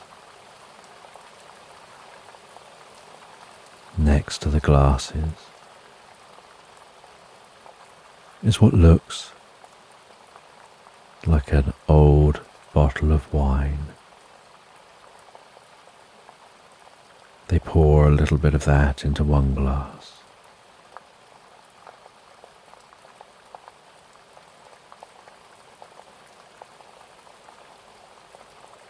They have a sniff of that liquid. They taste a little bit on their lips. And as the liquid flows ever so slightly inside them, they start to feel a certain sense of peace and comfort, a deep sense of harmony. They start to see a purple glowing light with a faint ringing bells sound moving around this chamber.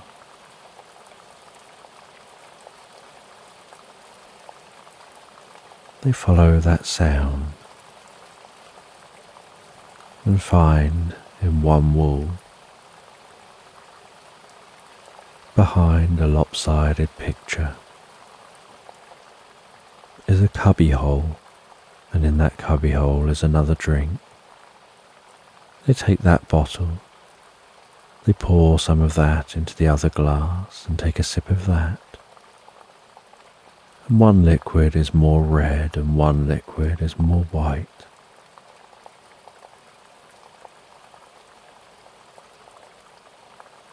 And they feel an even deeper connection having a second sip. And they feel this intuitive sense of mixing the drinks. And they pour some of the drink from both bottles into one of the glasses. So they pour some of the drink from each bottle into each glass. They swirl around the drink. They feel there's a ritual to do. They slide the glasses towards them. They turn each one 90 degrees and then 90 degrees again. They raise them up, clink them together, lower them back down.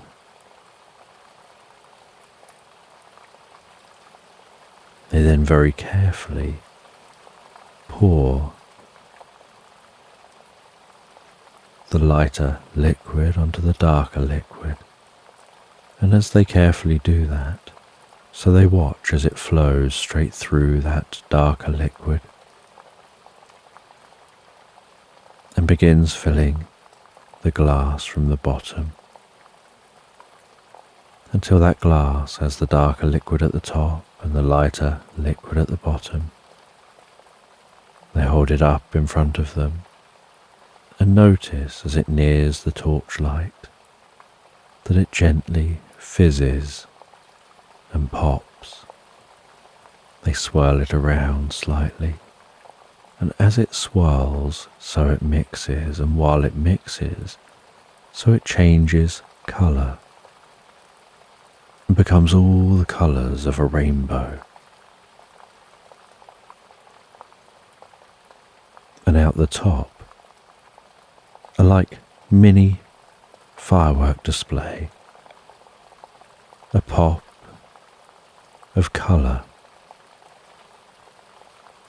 filtering over the top of the glass, drifting down around them.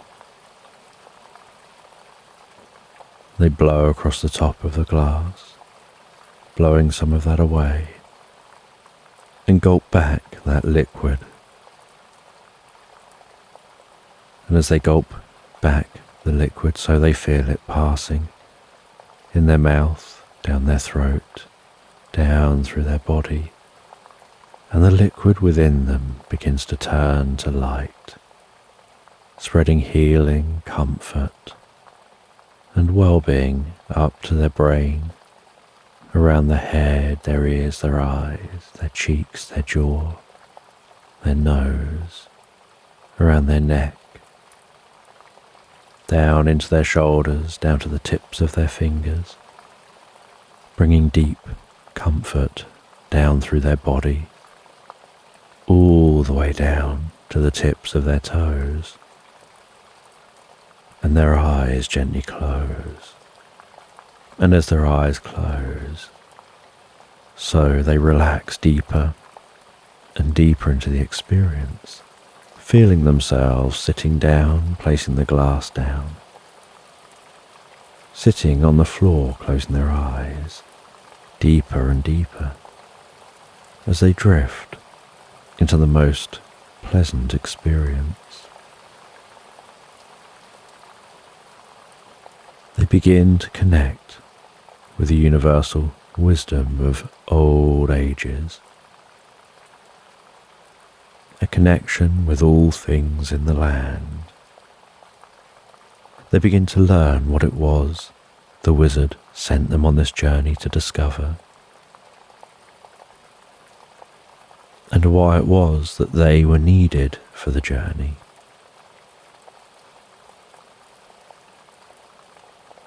And they learn the wisdom they need to impart back to that wizard, to bring light to the dark forest. And after their experience, which seems to last just a few minutes, and yet they were asleep for hours, and they feel so deeply refreshed, they open their eyes and leave this chamber, and they leave the ruins and find it's morning on a whole new day. And they make their long journey all the way back past those they've met on the way, back to that wizard.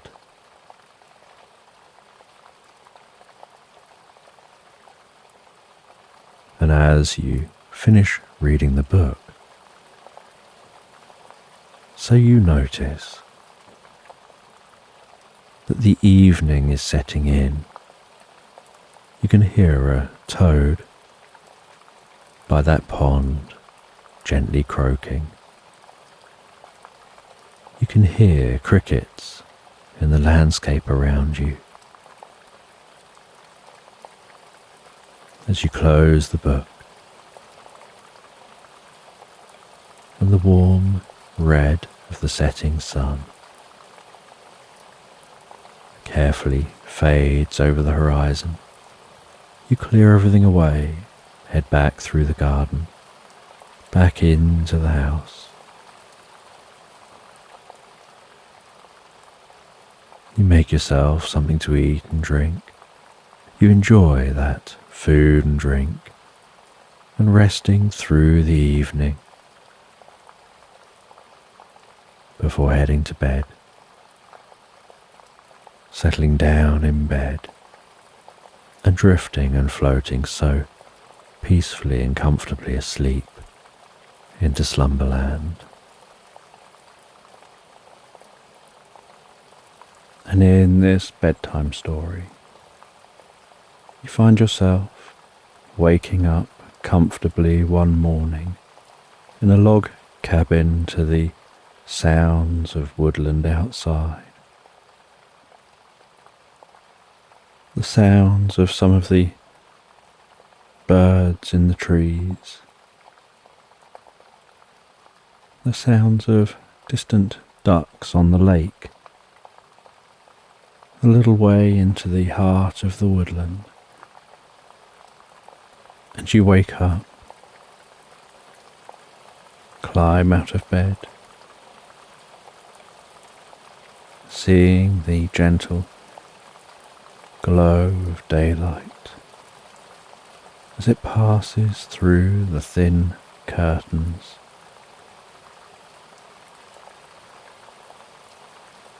You get yourself dressed and open the curtains. You can notice that woodland outside, and this cabin is in a little bit of space within the woodland. And you can see the trees outside, the branches gently swaying in the breeze, the blue sky beyond the woodland, the occasional white wispy cloud. Perhaps noticing a bird circling around overhead way off in the distance above the woodland. And you can feel the soft rug beneath your feet. And you walk out of the bedroom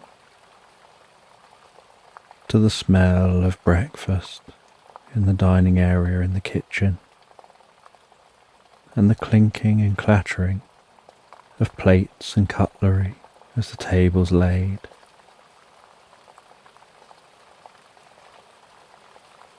And you head through to the kitchen area, and you see your loved one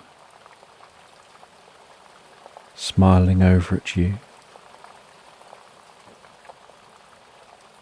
greeting you for the morning. You sit down at a bench at a dining room table. They bring over some food and drink. Place that down before you. And over light conversation and the smell of food and drink, you tuck into that food. You drink that drink. You think about what you'll be doing today.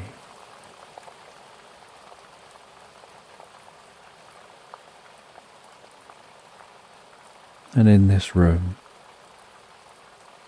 it's connected to the living space. You can notice the comfortable chairs in the living space, the log fire which currently isn't lit.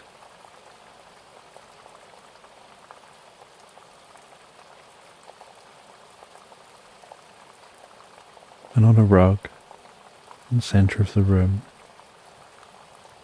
the cat is curled up, sleeping, so peacefully, so calmly. And after you both finish your food,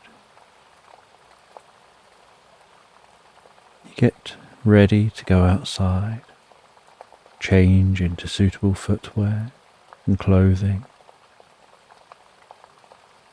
You grab backpacks.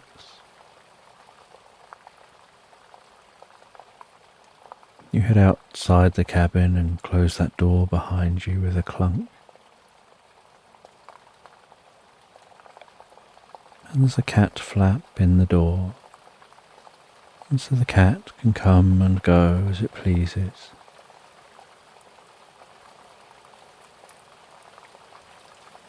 And the two of you set off down a couple of steps, down onto the grass, feeling the warmth of the morning sun, hearing the sounds of songbirds clearer now you're outside, and the rustling of those leaves.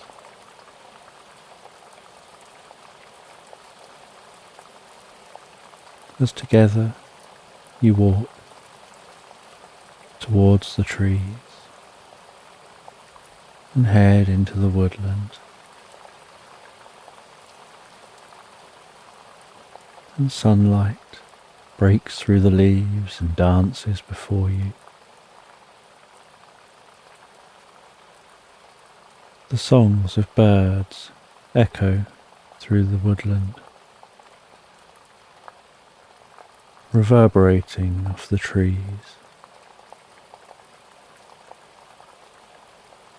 You notice some deer in the woodland, grazing,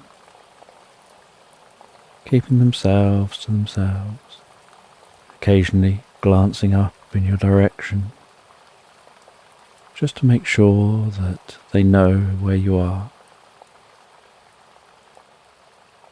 to make sure that they're safe. And you walk deeper and deeper into the woodland. And as you walk deeper into the woodland, so you're heading in the direction of the lake. And you talk as you walk, just gentle, small talk, enjoying each other's company, sometimes holding hands, sometimes separating off, maybe taking some photos, or going to look at something before coming back together again. As you continue walking through this woodland, and within the woodland, you can barely notice the breeze, but you can still hear the rustling of those leaves.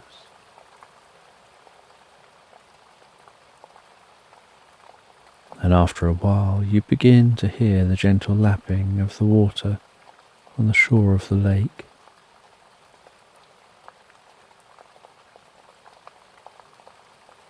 And the trees gradually part as you come out onto the shore of that lake. The water, so beautiful and pristine, so calm, just the soft lapping along the shore edge. And unusual for most lakes,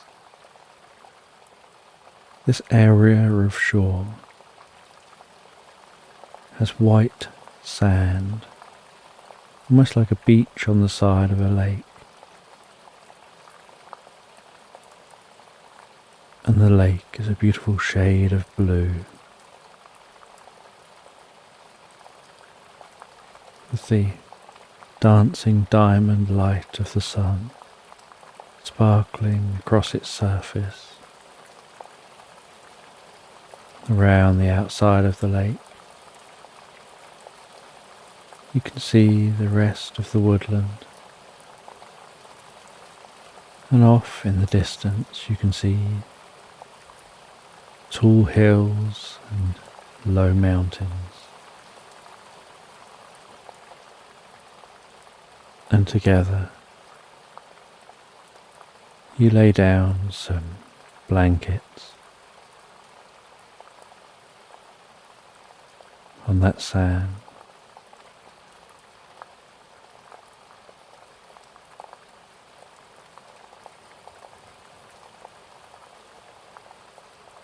You rest down on the sand.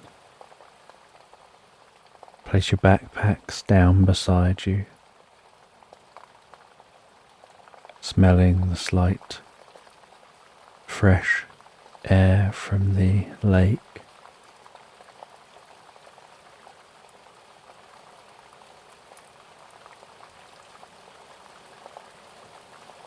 You take items out of your backpacks,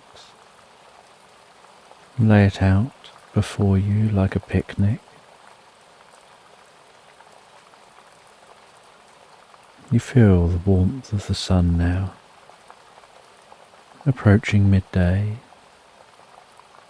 shining down upon you, the warmth on your cheeks, spreading in and down through your body, bringing a deep sense of peace and calm and comfort.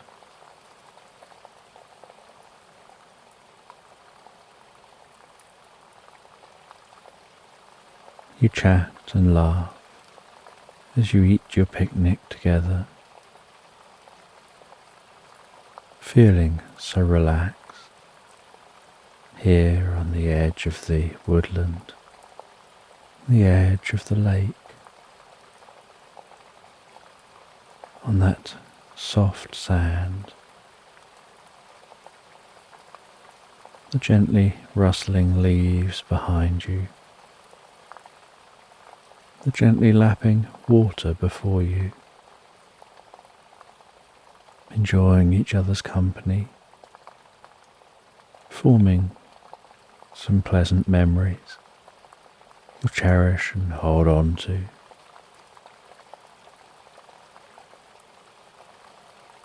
And after eating for a while, you walk down to the water's edge. You wash your fingertips in the water.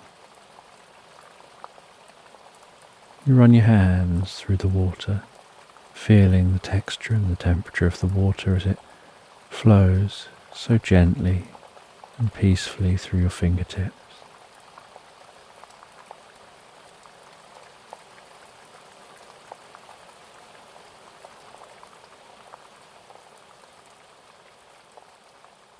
And you take off your footwear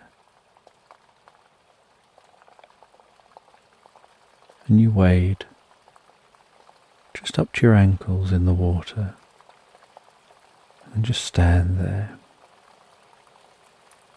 closing your eyes, absorbing yourself in the moment, the coolness of the water, the sensation of the gentle water tension, gripping softly around your ankles,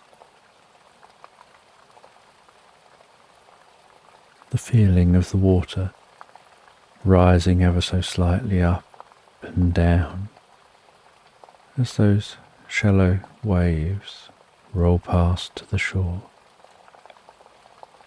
breathing in the warm air, feeling the warmth of the sun, listening to the peace of nature, sounds around you, absorbing yourself in the moment,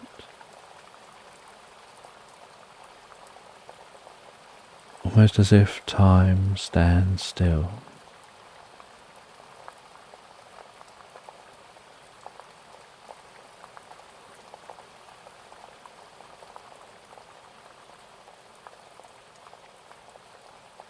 And then after a while, you walk back onto the shore. You dry off your feet a little.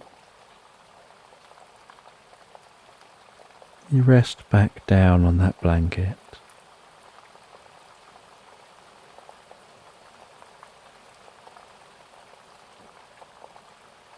You let your feet begin to dry in the sun, as you just enjoy being in the moment, lying down in that sun on the shore of the lake. Your loved one lying down beside you. Everything packed back into your backpacks.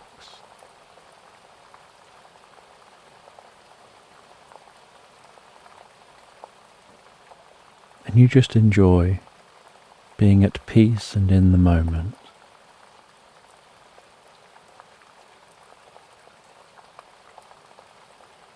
And after an undisclosed length of time, unsure whether a few minutes had passed or maybe a few dozen minutes, you decide to read for a while. You prop yourself up on your backpack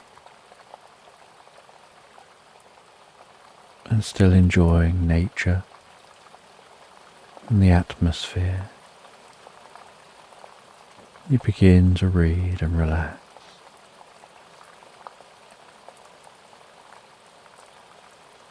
No sounds of people,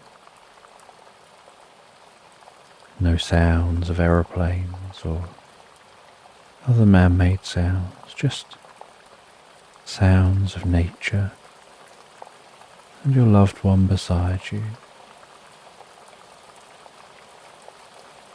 relaxing so comfortably.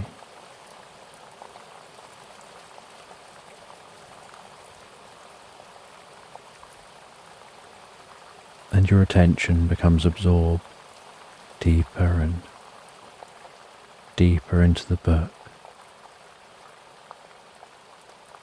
absorbed in the story unfolding on the pages.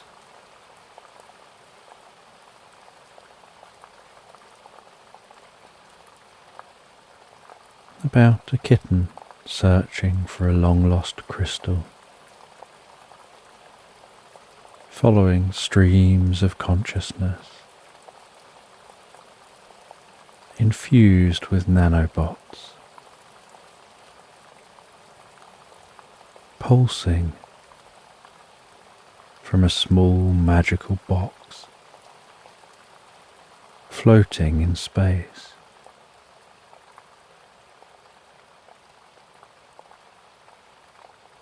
And the kitten finds that box and follows that stream of consciousness, navigating in their spacecraft along the stream of consciousness.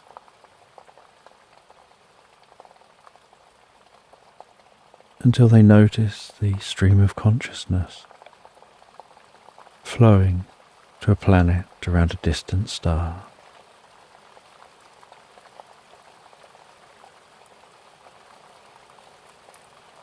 And they can see on the planet where the stream of consciousness is heading. So they land their craft a short distance from that location and they explore this strange land.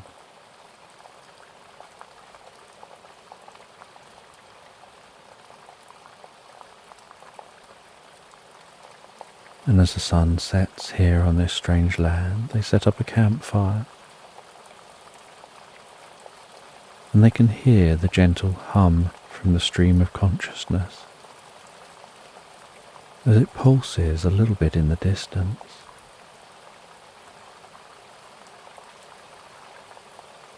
And they rest for the night by that campfire. With the first light of morning, they continue following the sound of the stream of consciousness.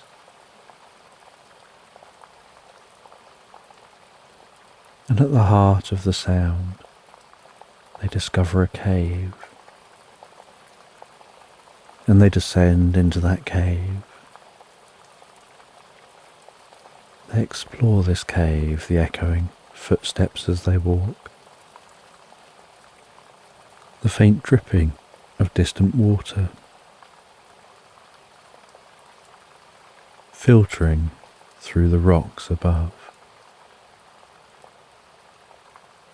And eventually the cave opens out into a vast chamber, a chamber filled with crystals, and in the heart of that chamber is a purple crystal. And they walk over to that purple crystal. And as they get closer to it, so it glows, and the glow begins to intensify. The closer they get to that crystal, the brighter and more pure that purple glow. And when they take hold of that crystal, so time begins to shift. That sound of dripping grinds to a halt, as if time has stopped.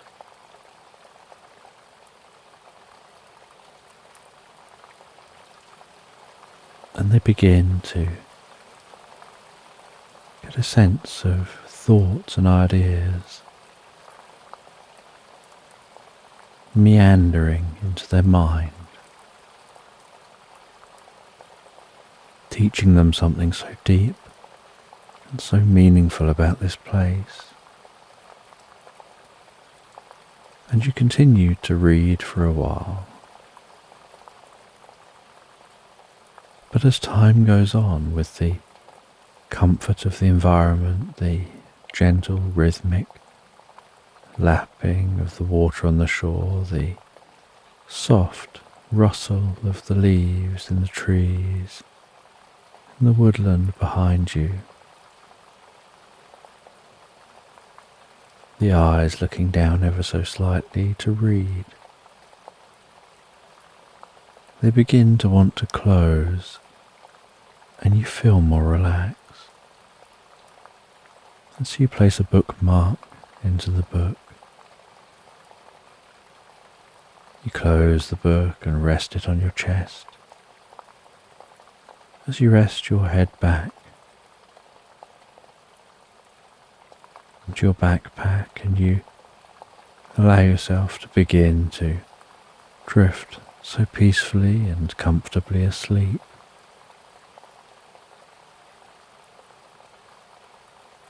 And while you find yourself drifting asleep, so you can still notice the gentle warmth of the sun on your face,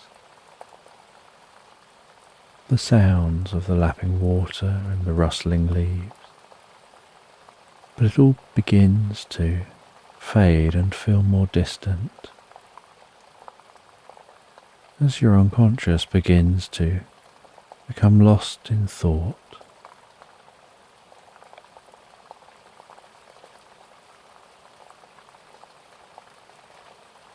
And as you lose yourself in thought, so your mind drifts to pleasant thoughts and ideas of times spent with your loved ones,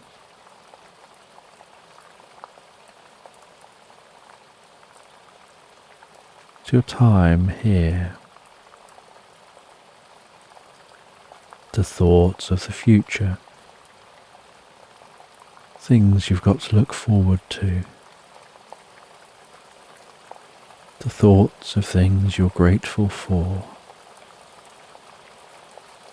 and your thoughts bring you a deep sense of peace and calm and comfort.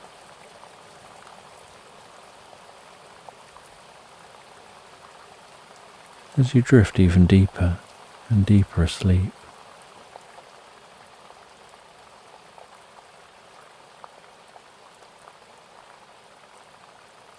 and after a while your partner wakes you up,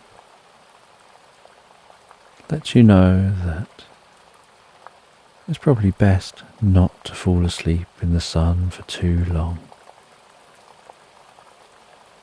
and maybe you should continue the journey. And you take a little moment to reorient back to being on the edge of that lake.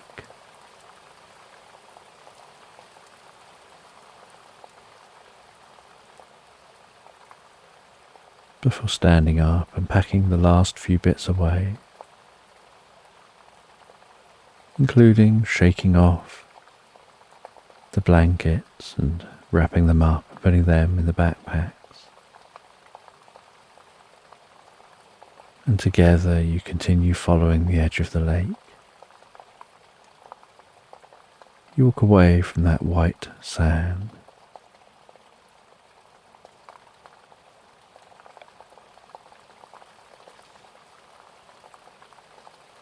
You continue your journey around the edge of the lake. And the surface around the edge of the lake isn't a proper path, so it's a little uneven. And sometimes you're having to navigate around foliage which is sticking out close to the lake.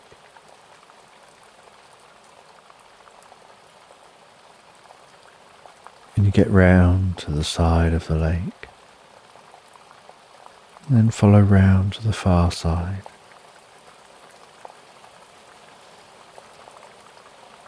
You begin to walk away from that water, the lapping on the shore fading into the background.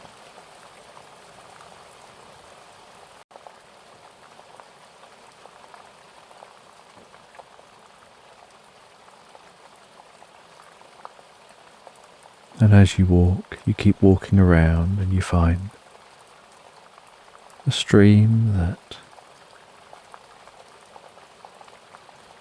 feeds into this lake.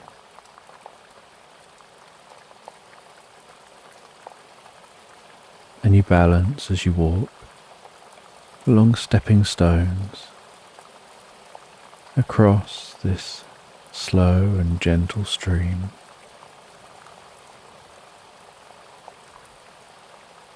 And as you cross, you watch the way the water flows, the way it meanders and weaves and wraps itself around the stones as it flows, the way it speeds up and slows down. Parts of the stream are more open and unobstructed, and other parts have some stones standing in the way.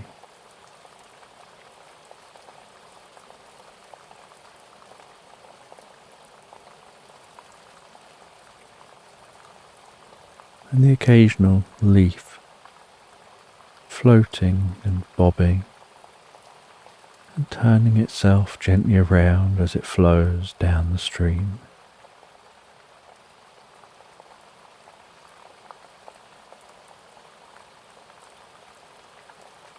And together you continue on the far side of the stream, following the stream for a little while, before cutting away from the stream, cutting through the woodland.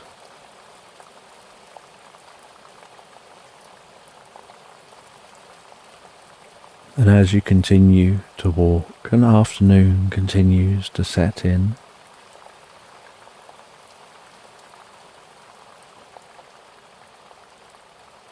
You notice a path again, and so you join that path and begin to follow the path.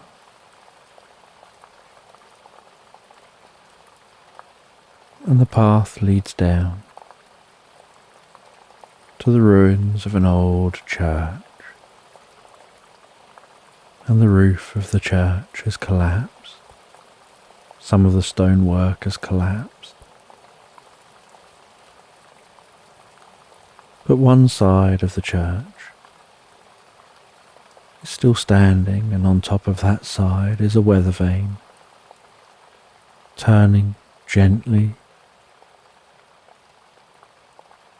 to show the direction of the wind.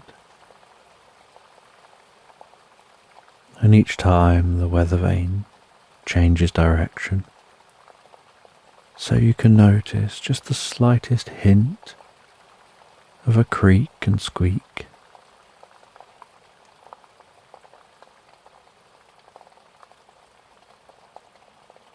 And together you walk into the ruins of the church. A couple of pews are still in position, others have broken, and collapsed, and some are upturned.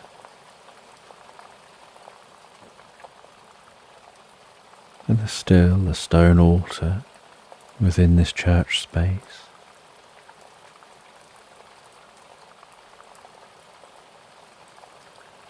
And there's still a stone font, although currently the top of it is at a slight angle,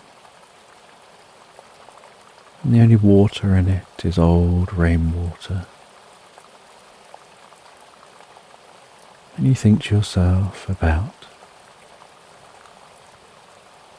how people would have gathered here, and perhaps a family would be here as a baby's baptized.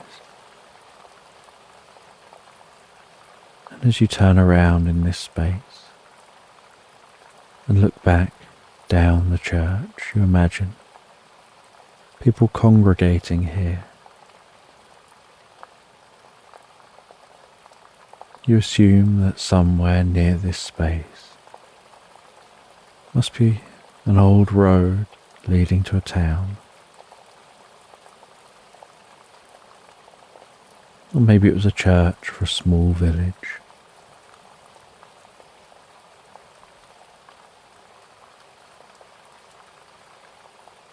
And against one wall is still half a stained glass window, the light shining in, the colours illuminating the floor and part of a wall in the church.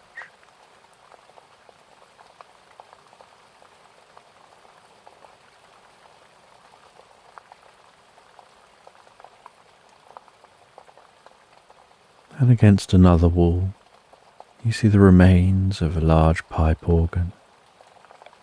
Some of the pipes have fallen down and rotted, but others still seem in quite good condition, revealing what was once there.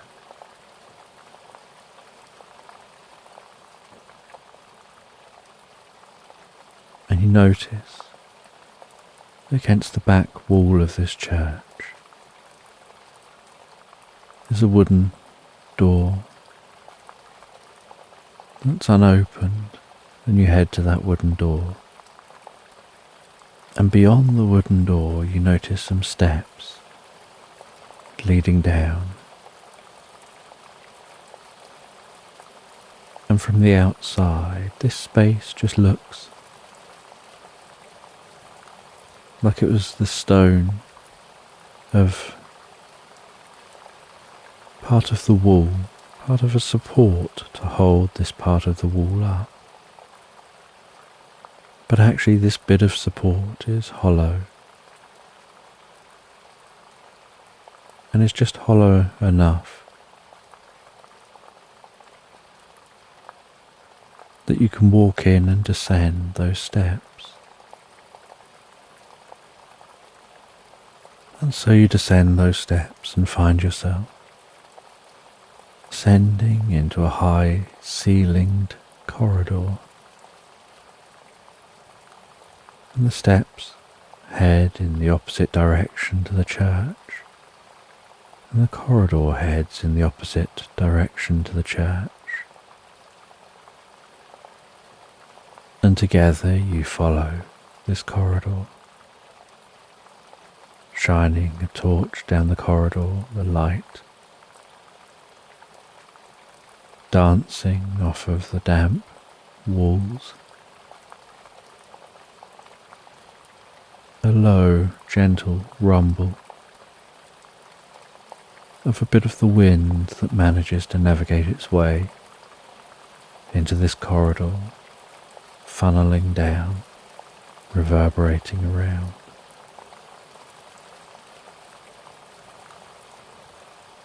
Footsteps echoing so peacefully.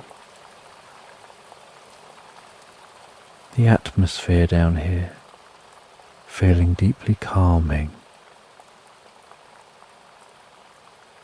bringing the most incredible sensation of peace and quiet.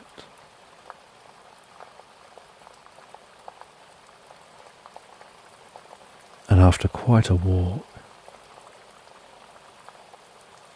the corridor comes to an end with some steps, and you ascend those steps, find yourself at a door. You open that door and walk through, and you find yourself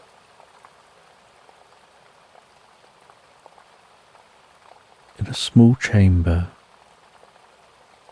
and in this small chamber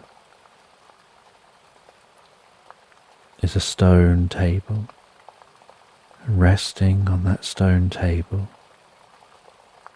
is a golden chalice, and in that golden chalice is the most incredible, almost electric blue liquid. The liquid smells so fresh and clean, smells so pure, and there's a sign near the chalice suggesting to take a sip of this liquid if you visit here.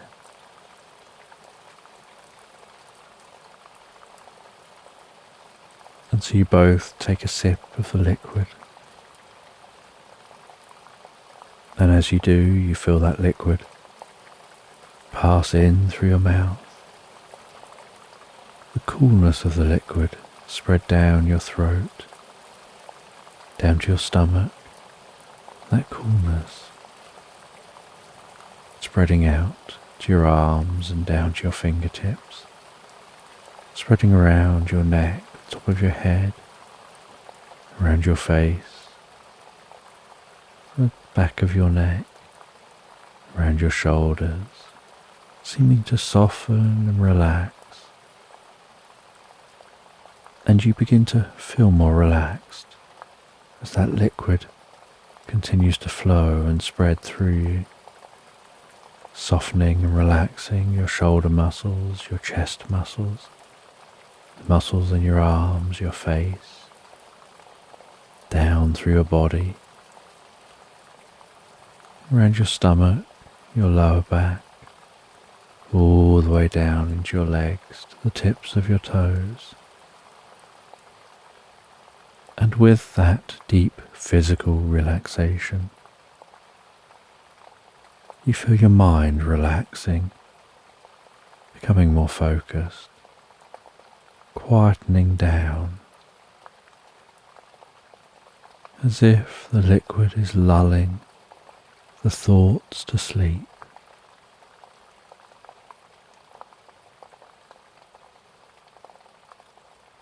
Until there's a stillness in mind and a stillness in body.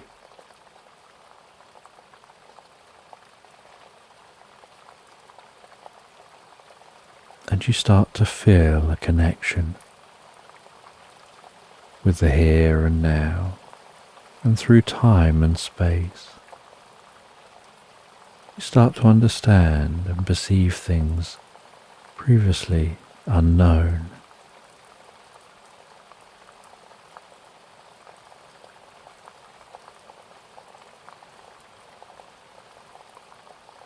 And after having this deeply profound experience, you explore the rest of the chamber. You see a wall of books, of ancient texts and scrolls, and what looks like a door. And you go over to that door. You move a latch that looks like it opens the door, and the door gently swings open, and you find yourself in another church. As the door closes behind you, you see that the door just looks like a bookcase in a library. From this side, you'd never know there was a door even there. And there are people in this church. It's a well-kept church.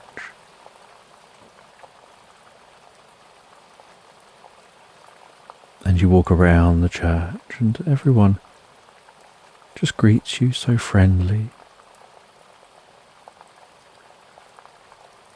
You can hear the music being played on the organ, the way it reverberates around the church. You walk to the church exit and walk outside, and you find that you're in a small town.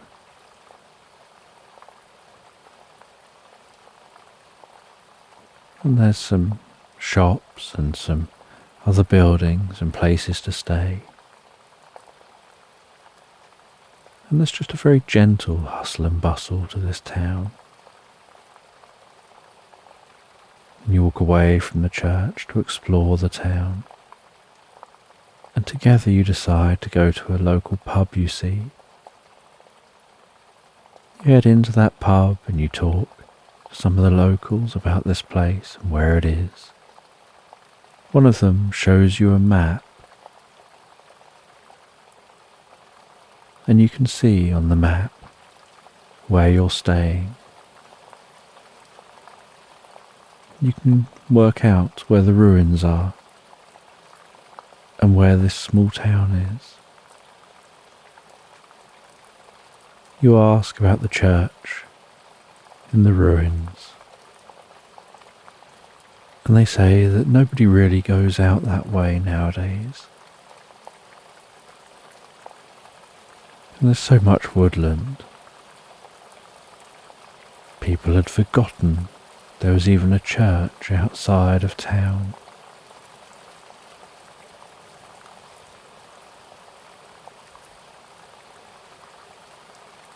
And it's now the early evening,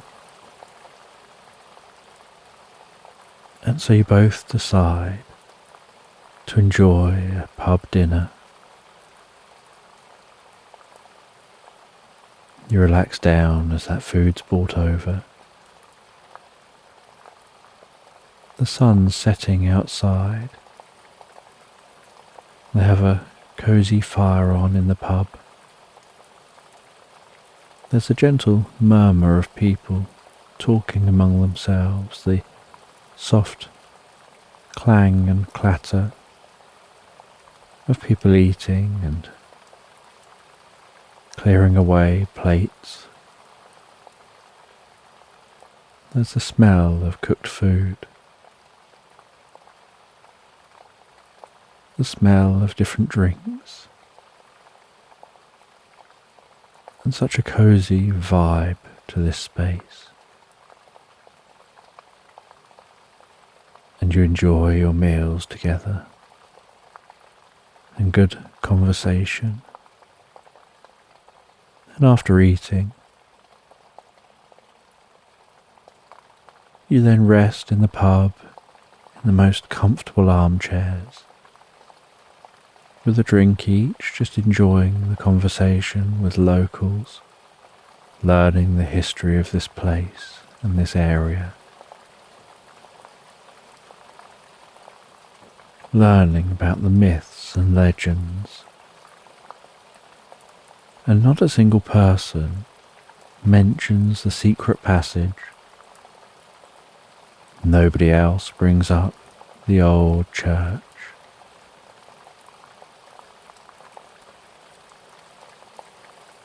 And with night time setting in,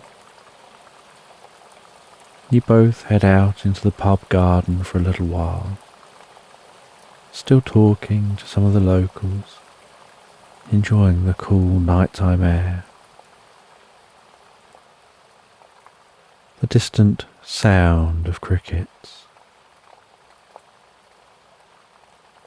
the way the moon shines its silvery glow across the landscape, the occasional wispy clouds passing across the moon, revealing a soft light illuminated within the clouds. the way the stars twinkle and shine overhead.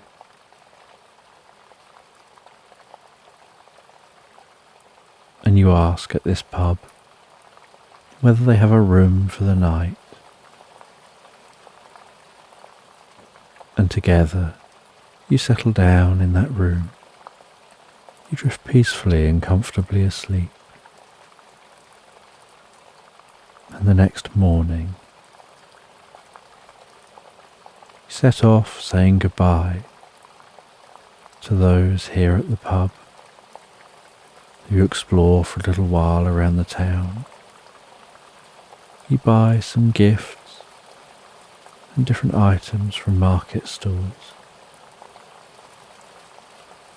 before heading back towards the cabin that you're staying in. And you decide not to find your way back through the church to the other church, but instead to follow a map and follow the paths and find your way back through the woodland.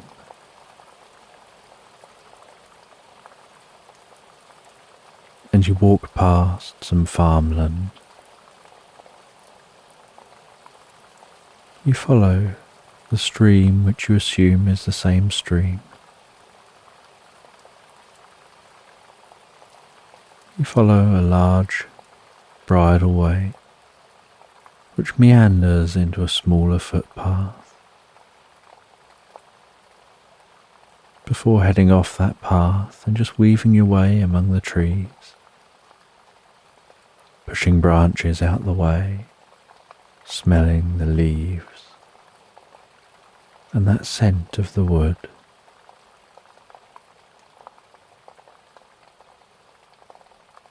Feeling the texture of the bark as you go, crouching beneath some branches, sometimes having to climb over some fallen down trees, but enjoying each other's company as you go.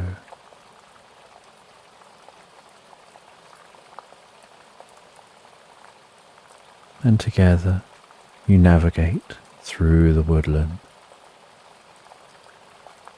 until eventually you find yourself at the shore of the lake. You follow your way around the edge of the lake.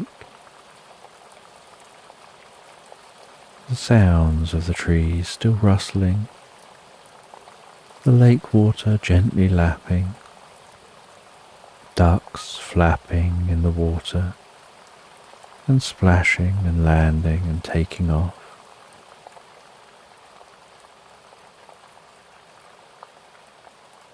As you head around the outside of the lake, all the way back to that point on the lake where you'd rested on the artificial beach, then cutting back through the wood as the sun's beginning to set again, heading in to the cabin and noticing the cat there as if it hasn't even moved, and yet some food that was left in a bowl in the corner of the kitchen has gone, so the cat has obviously moved around a little. And you put some more food in the bowl and the cat instantly perks up and heads over to that bowl.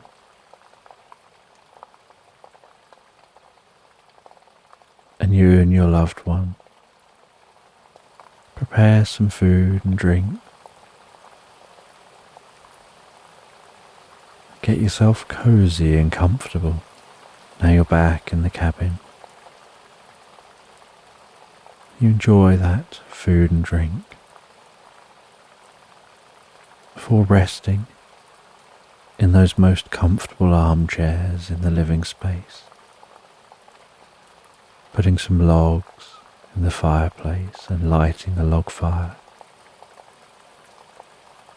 conversing about your experiences and just generally enjoying conversation with each other to the flickering, dancing light of the fire, the gentle sounds of the fire popping,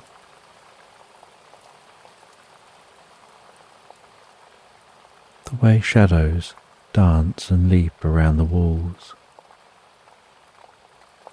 feeling the warmth of the fire on your cheeks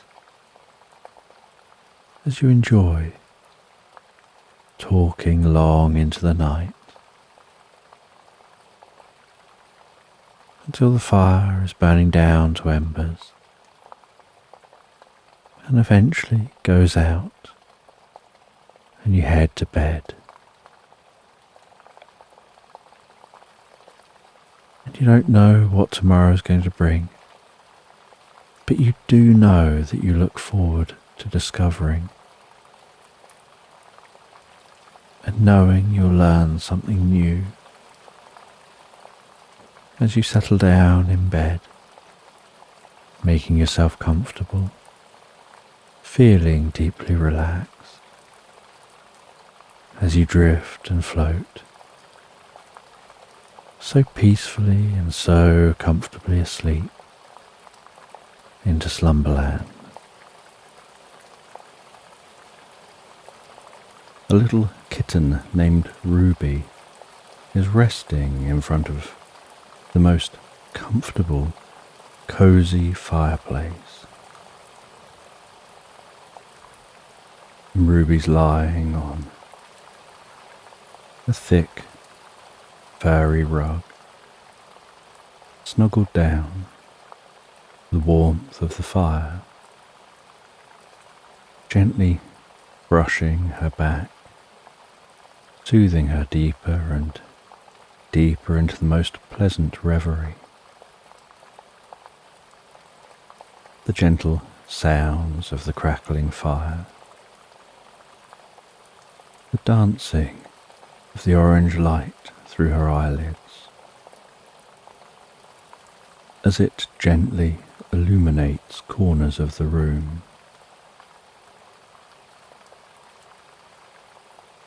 The slight airy sound as the smoke rises up the chimney place. And Ruby continues to just relax and drift and dream. And she begins to purr so softly and gently as the dream forms into the most pleasant experience. And in this reverie, Ruby imagines walking through the home she knows so well, climbing the stairs, having to really stretch up, oink her front legs over the step, scramble with her back legs, pushing them up onto the step, then jump up, get her front legs over the next step, work herself up as she scrambles with her back legs, pushing her body up onto that step. And she does that for each step, all the way to the upstairs of the house. And here upstairs, the noises from downstairs are far fainter. That distant sound of the fire gently crackling away. The distant dancing orange glow barely reaching the upstairs. And she wanders down a corridor. And there's a long, comfortable rug down this corridor. and different rooms branching off from the corridor. Some bedrooms, a bathroom, and a study full of books.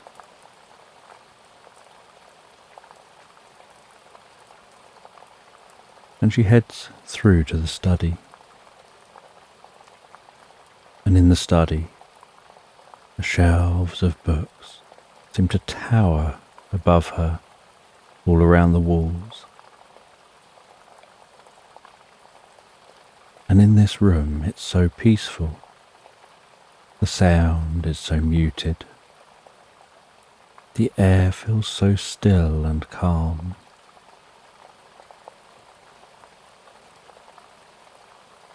And next to a desk is a small cat bed.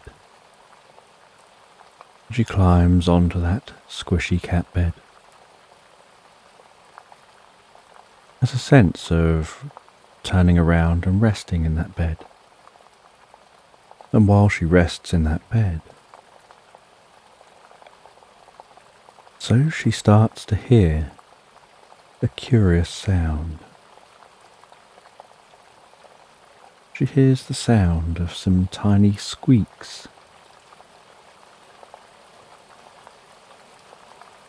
And the sound almost like birds flapping.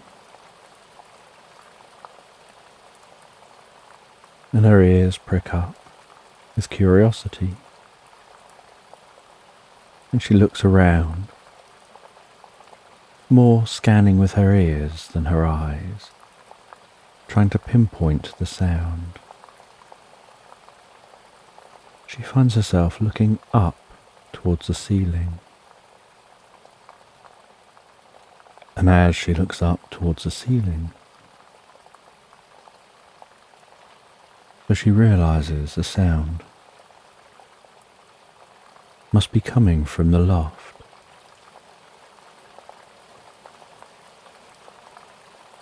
And so she heads back out into the corridor, examines the corridor, and there's a small, narrow table against one wall.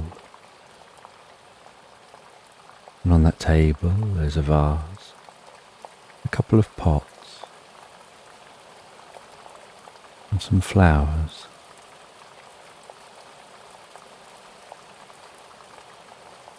And next to the table is a small and comfortable chair. No one ever really sits in this chair, it's more for decoration. Just the aesthetics of the property.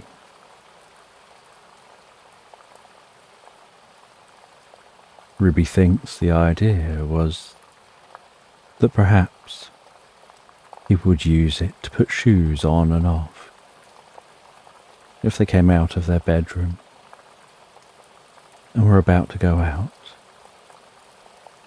They'd have a chair they can just sit in quickly, put their shoes on, head down the stairs and straight out of the front door.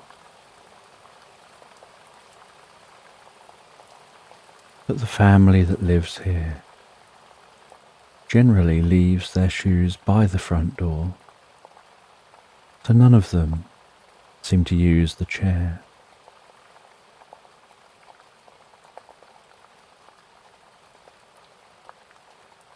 And along the wall a little further are some shelves connected to the wall, with some small knickknacks on those shelves. And over the other side, on the far wall, is a picture in a frame attached securely to the wall.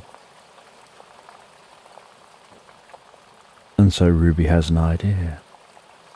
She looks around and she can see that the string of the loft hatch is hanging down in the centre of the ceiling. And so she scrambles up onto the chair, jumps up and just about manages to make it onto the table.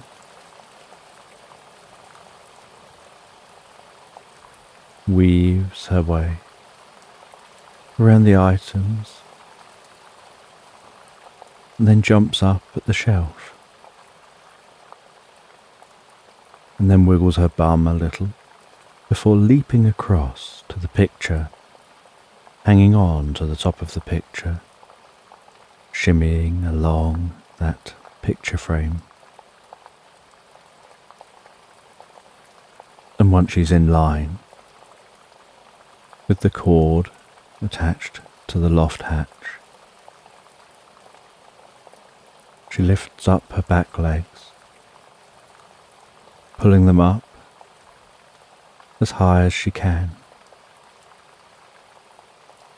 pushes off the picture, lets go of the frame, twists her body in the air, keeps her eyes locked on the string, claws out, catches the string, and hangs from that string.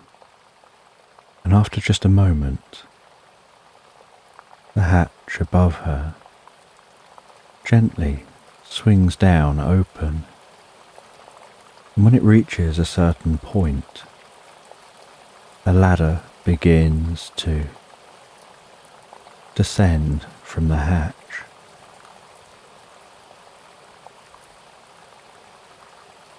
And she makes the long drop back down to the floor.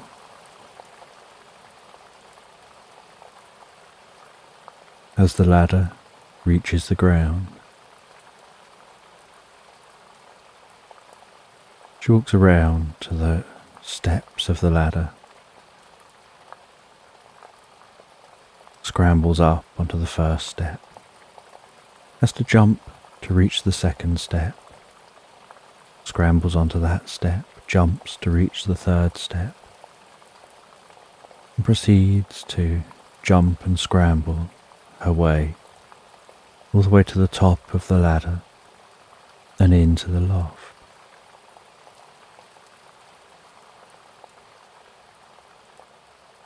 And once in the loft,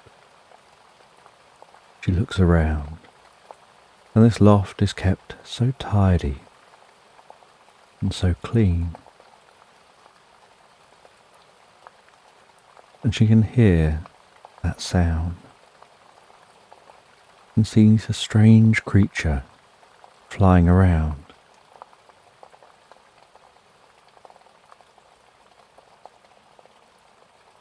And she approaches underneath that strange creature, looking up with curiosity, and asks it what it is.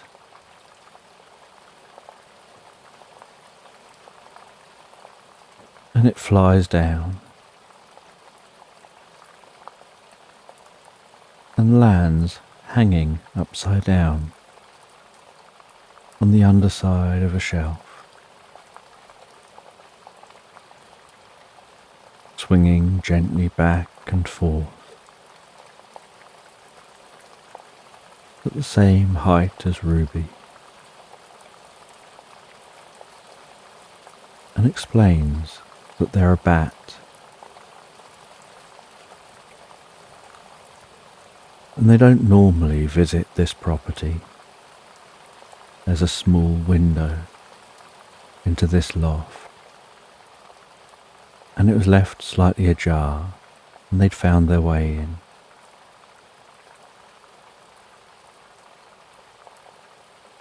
But they'd heard that there was a kitten here who was highly curious and enjoyed adventures.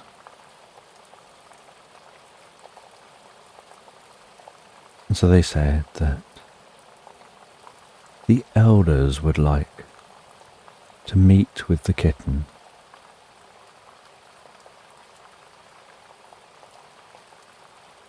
and this small bat which is so furry and delicate.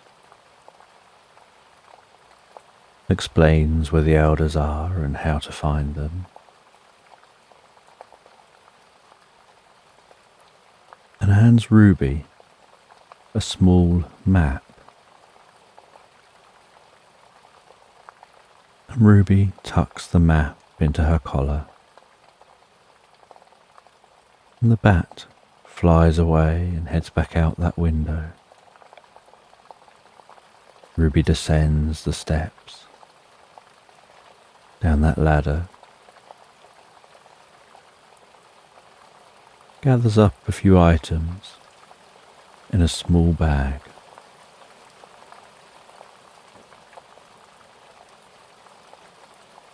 And Ruby has her own coat. And normally, the humans who live here will put the coat on her. But she knows how to do it for herself. And so she puts the coat on herself, with the bag attached to the back. And wearing this coat makes her back arch very slightly strangely, and makes her walk a little strange at first while she gets used to it.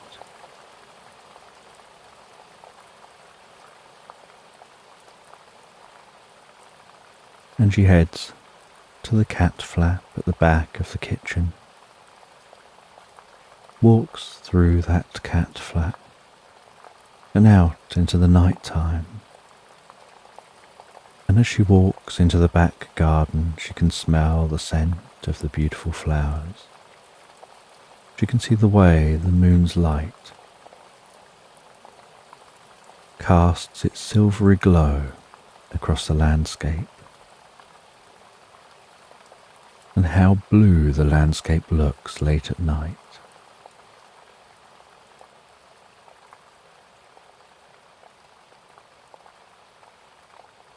And Ruby has remembered the beginning of the route following the map. And so she heads through the garden, brushing through the tall grass, squeezing under the hedge at the end of the garden, and out into the fields beyond. And while walking through these fields, she can hear crickets rubbing their legs together. She can hear the occasional sound of birds. And something about this space out here at this time of night feels so peaceful and calming.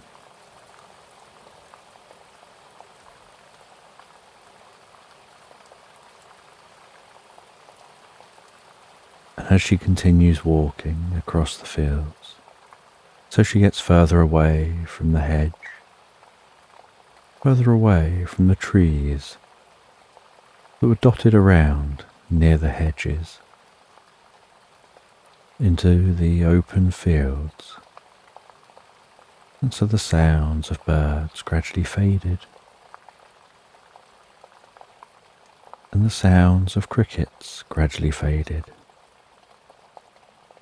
and there was just that faint sound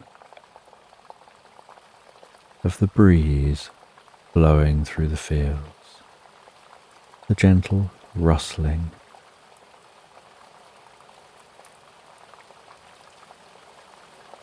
And she continued to walk, and the bright moon overhead appeared to have a halo around it, as the finest clouds passed in front.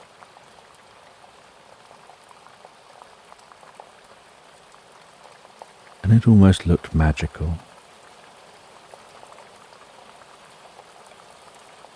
And on reaching the far side of the field, Ruby turned down the path, and it was a dirt track that was almost like two grooves and a tuft of grass down the middle.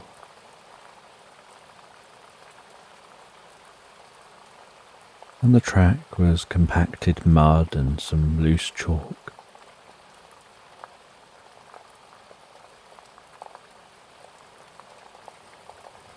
And she walked, enjoying the environment along this track, finding her eyes gazing all around her at the stars in the sky, at the beauty of the moon, at the softly moving silhouetted trees and plants around her.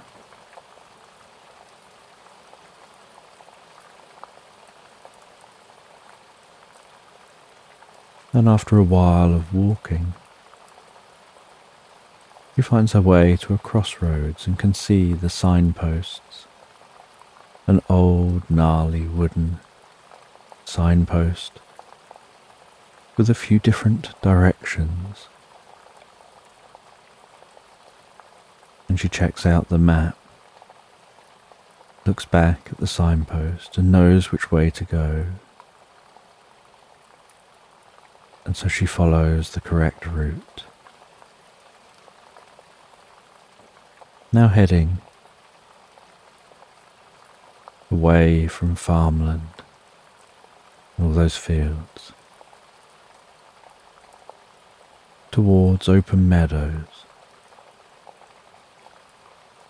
where wildflowers grow free, where deer graze, and rabbits can be seen jumping around, gnawing at grasses, and darting into their burrows.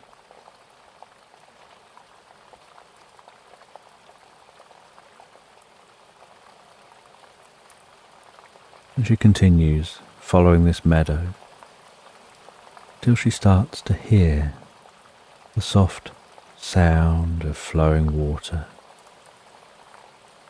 way off in the distance.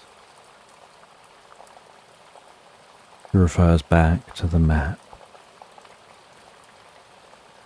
Can see that the route she has to take follows the side of a lake, and then the stream that leads into that lake.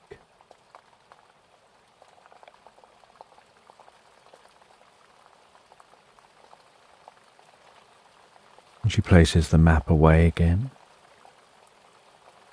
and walks along towards that sound of water, and can see the lake as it appears in the distance, its surface sparkling like a million diamonds as the moonlight dances and skips across the water. And as she gets near to the lake, so she hears the splashing of a duck bathing, sees the sight of a swan sleeping,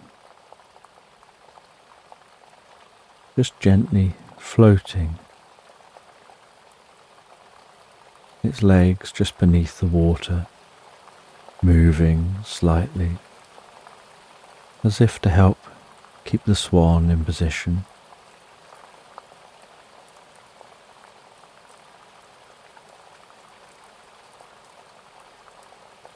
And along the edge of this lake, the tall reeds that are rustling as the waves gently lap towards the shore.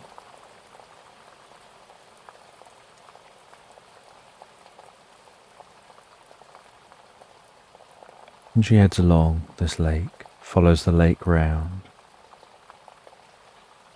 heads over a small stone bridge that crosses the beginning of the stream, and continues to walk along the other side of the stream.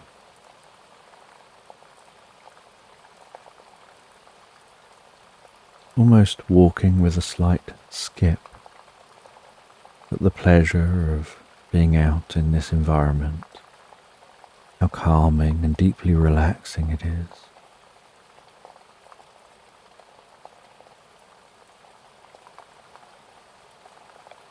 And after quite some time of walking, Ruby reaches a point where she has to turn off down another track, and she follows this track towards a building in the distance. And it's a small stone building which looks important. It looks like more of a house, but not as much as a palace or a castle. And it seems a little bigger than a house, but not much. But something about it seems important. And she arrives at that building, walks up to the large wooden door, does her best to knock on the door.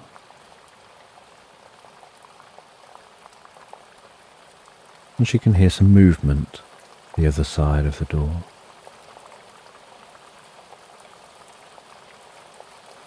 And then she can hear some locks unlatching. And then the door gently opens. And she sees a beagle standing the other side of the door, who invites her in. And she heads in, and the beagle closes the door behind her. And like her own home, there's a fireplace gently burning in the corner of the room. There's the most comfortable rug resting on the floor. And there are 3 beagles standing in here. And they introduce themselves as the elders. That they're the keepers of the book of knowledge. They impart wisdom to travellers who are deserving of that wisdom.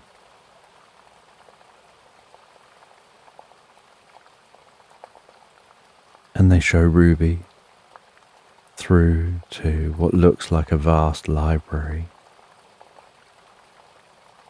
And in the heart of the library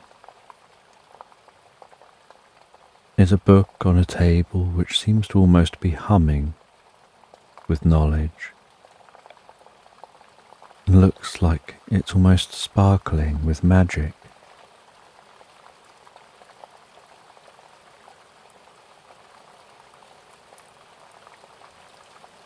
And they guide Ruby all the way to that book. They carefully open the book, and they begin to reveal secrets of knowledge and wisdom to Ruby. And it feels like it takes hours for them to reveal those secrets.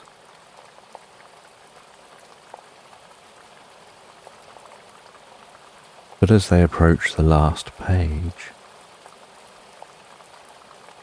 Ruby can see that different travellers have written in the book, and they ask her to write something down. Something personal, something she would like to achieve. Almost like a commitment to herself. And so Ruby writes that down on the page, signs her name, and the book is closed. And with that, one of the elders hands her a small scroll and tells her this scroll will give her instructions to fulfill a quest before heading home.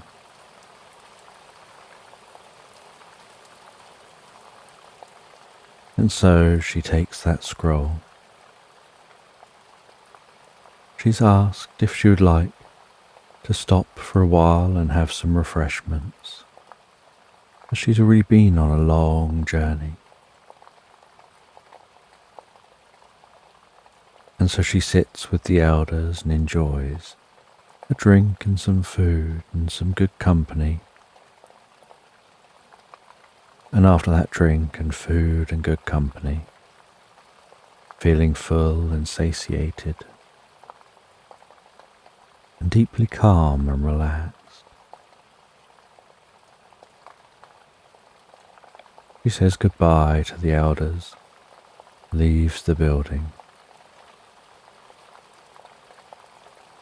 She looks at the scroll, reads the instructions, and marks her new destination on her map.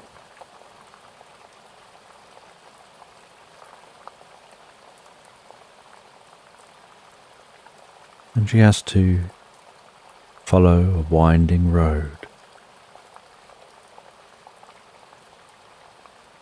to the most beautiful spring before following another path to where she's going.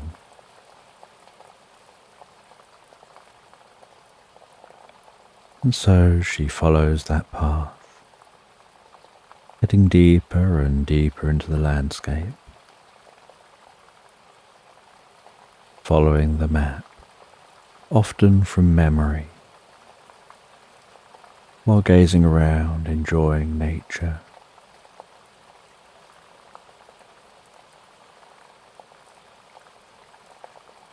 She continues,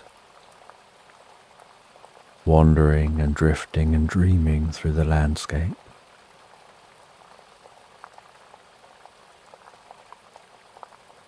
Until she notices a random elderberry bush and knows that's the point to turn slightly off this path. And she'll be cutting through some woodland. But there's another path she'll be finding the other side of the woodland. And she cuts into this nighttime woodland, the moonlight only occasionally managing to penetrate the canopy overhead, with shards of silver light dancing as the wind blows a breeze and the leaves gently rustle.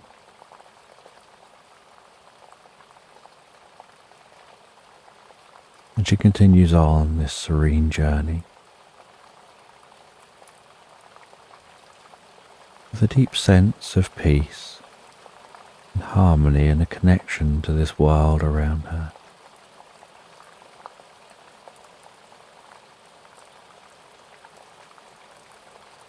And she finds her way at the other side of the woodland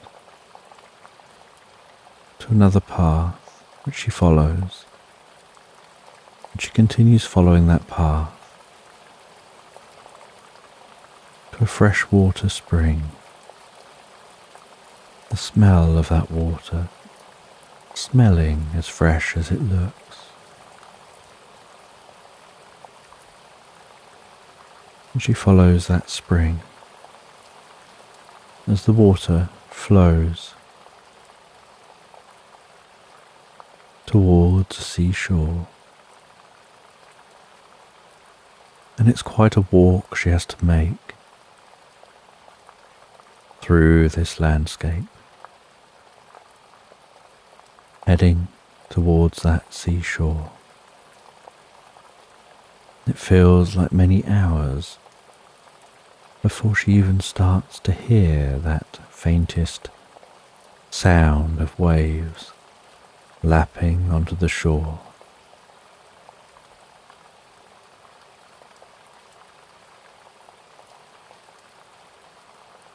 And she can see, as she approaches, over undulating meadows, following this stream, the faintest hint of the ocean in the distance, being able to just about make out where the ocean is and where the sky touches that ocean.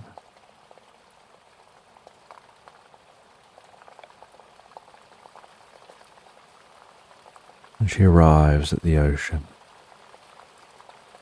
walks through the softest golden sand,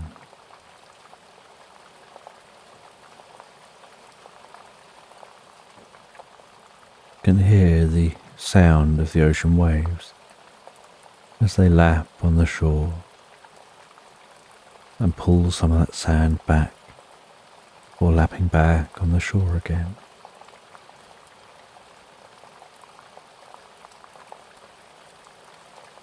And she walks along the edge of the water.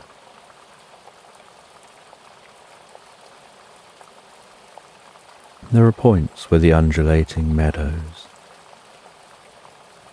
blend straight down to the seashore and the sand, and other points where there are small cliffs.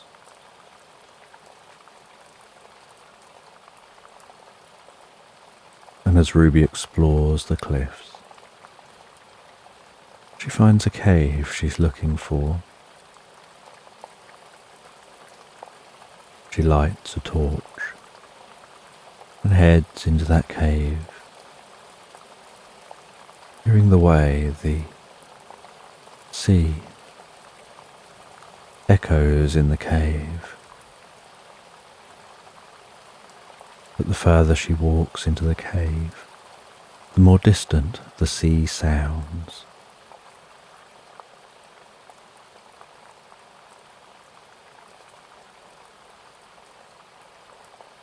And as she walks, so this cave passage opens out into a cave chamber. And in the heart of the chamber is a glowing, sparkling tree. And it's such a delicate looking tree, with a narrow trunk, symmetrical branches, most beautiful leaves, sparkling with magic, glowing with its own light.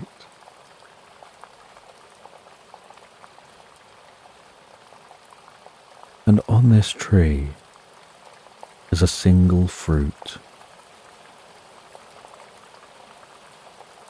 And she approaches that tree. She takes that passion fruit from the tree.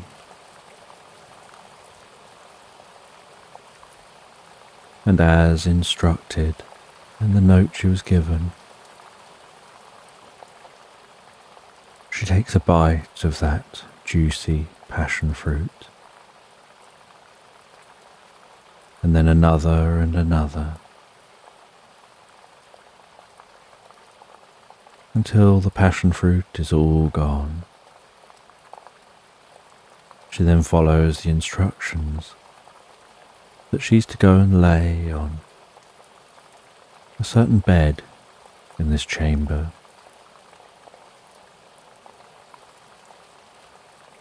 And the bed looks like a stone slab with the most comfortable blankets on top. She climbs up and rests down and finds her eyes wanting to close.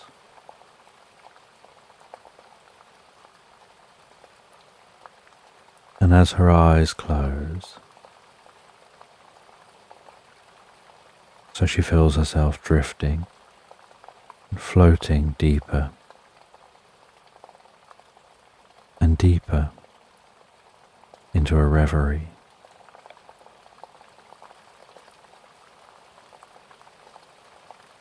Feeling so calm and comfortable, so deeply relaxed.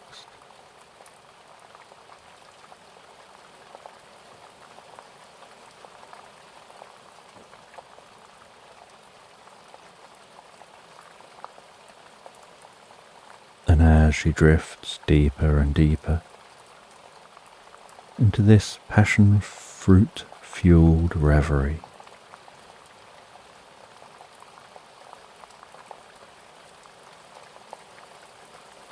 it's as if her eyes open in a new land, where she's in a room, in an old wooden cottage, and the furniture in this room is singing and dancing. And there's a woman here singing and dancing with that furniture.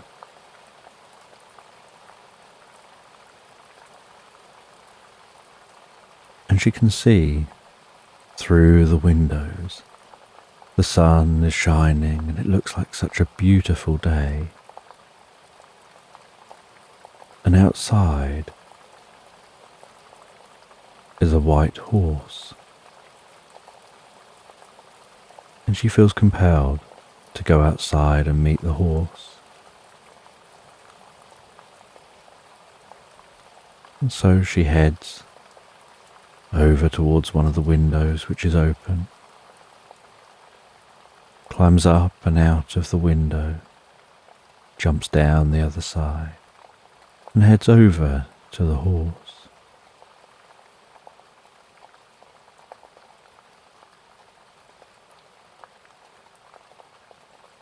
And this horse, which is almost glowing with how white it is, introduces themselves as basically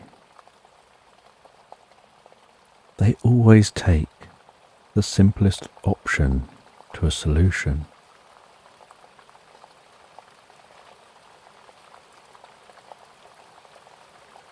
And they say that they've been expecting Ruby to appear here. They've been waiting. They gesture for Ruby to climb up onto their back. And basically, Ruby then walk off from the cabin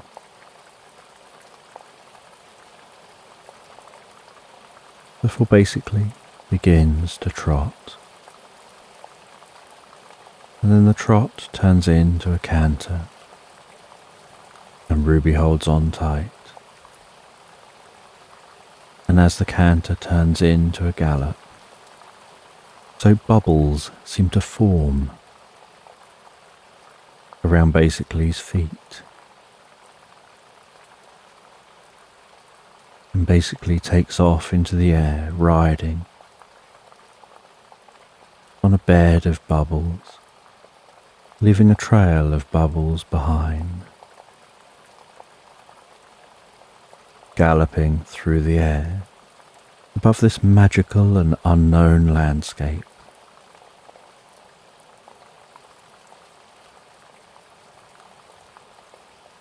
And basically takes the easiest route they can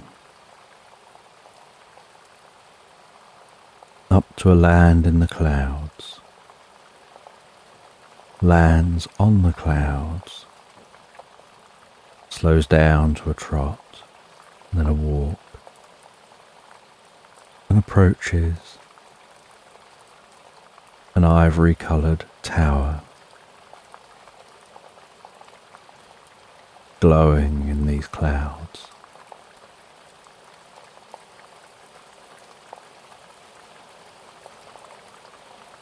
And comes to a halt at the entrance to the tower and tells Ruby, you need to head in there. to see the person you're here to see. And Ruby dismounts, heads up to the grand door, knocks on that door, and the door softly opens, and Ruby walks in, and the tower seems to be empty. But Ruby can hear someone talking to them. And she looks around to try and work out who's talking and where from, and discovers this person is invisible. They're invisible because people forgot who they were. People stopped believing in them. And when people stopped believing, they faded away.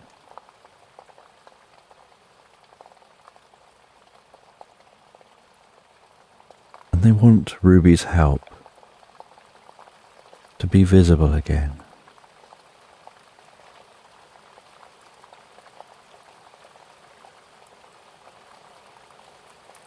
And they explain that people have stopped believing in love, that there are some lands where people do, but there's a threshold, a tipping point, where when a certain number of people stop believing in you, it's as if you just become invisible. But you're not allowed to try to change people's minds yourself. But Ruby, being a curious kitten,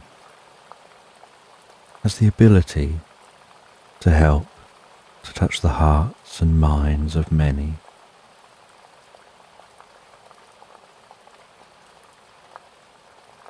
And the invisible person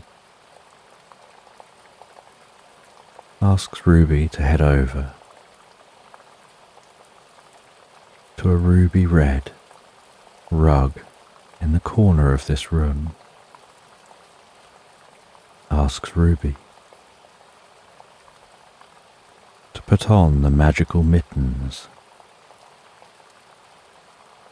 to rest down on that rug, cross her legs, close her eyes, and begin to drift into a meditation where she'll project herself into the minds of all those who've stopped believing in love.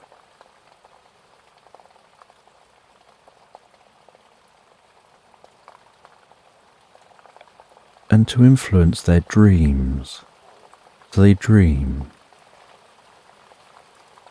of having a kitten like Ruby, playing with Ruby,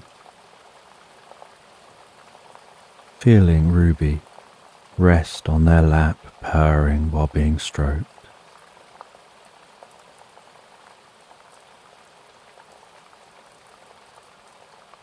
And so Ruby settles down on that rug, closes her eyes, drifts into a meditation, imagines her mind and body relaxing, then imagines her consciousness gradually stretching out, and she can see threads of connection between herself, her consciousness, and all those who've stopped believing in love. She projects herself into their minds while they sleep. They begin to dream of having a kitten as a friend, kitten that shows them love, that enjoys having their belly stroked, having their back stroked and stroked behind the ear, that will rest on their lap, giving out the most healing purrs.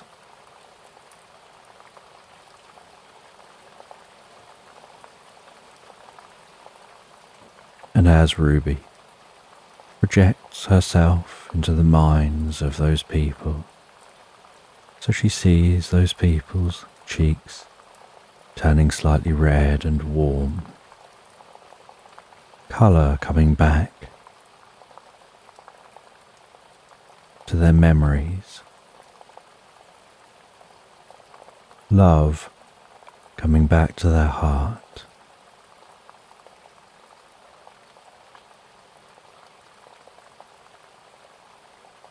And one by one, each of those people is like a burst of light and colour, as love forms back in their life.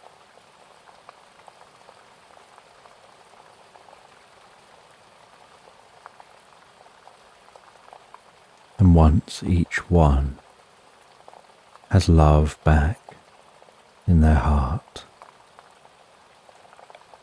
so Ruby drifts from the meditation, awakens in that palace, can see before themselves the most beautiful, friendly-looking creature.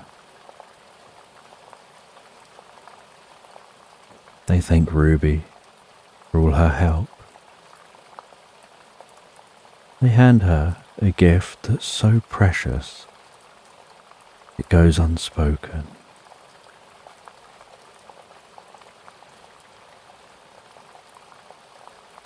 Then she leaves the palace.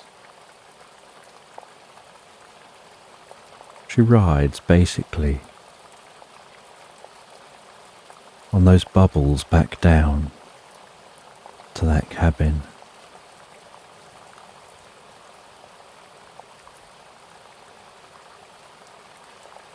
She heads back into the cabin, falls asleep in the cabin, awakening in that chamber.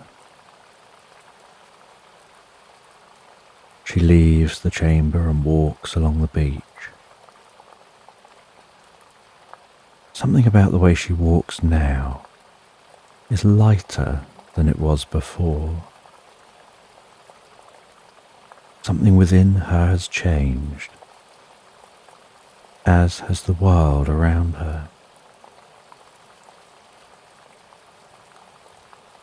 And she really takes her time to find her way back,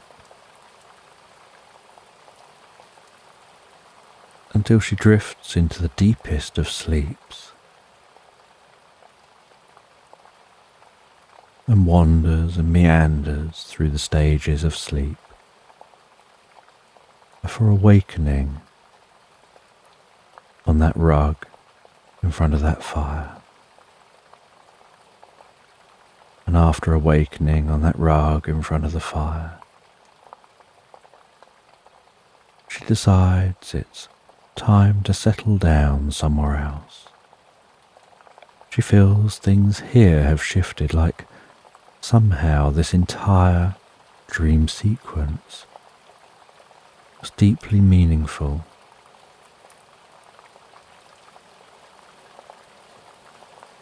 So she finds a new spot to settle down in, somewhere a little cooler than by the fire. She settles back down, and so easily and effortlessly she drifts and floats, peacefully asleep, into Slumberland.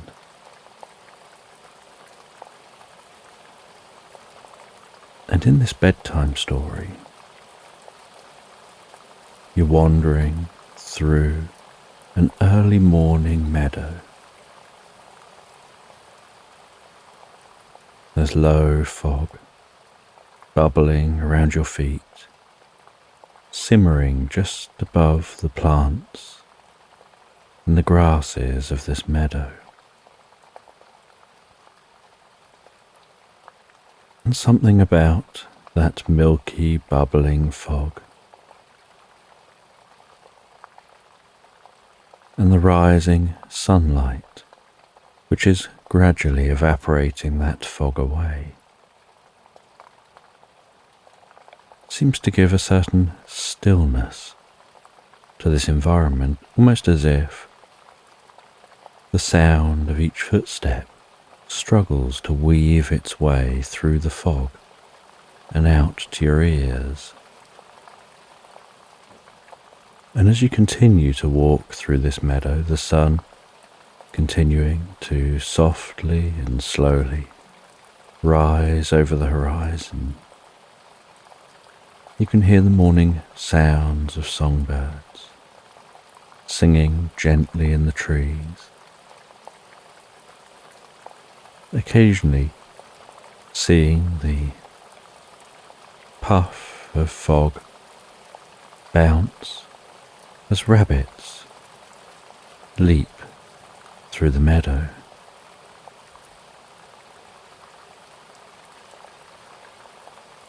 And you can feel the slight cool air on your cheeks, with that tinge of warmth from the sun.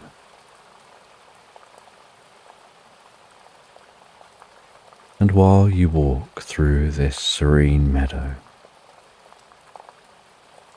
occasionally you find yourself lost in thought, your mind drifting and wandering in the peacefulness of the experience.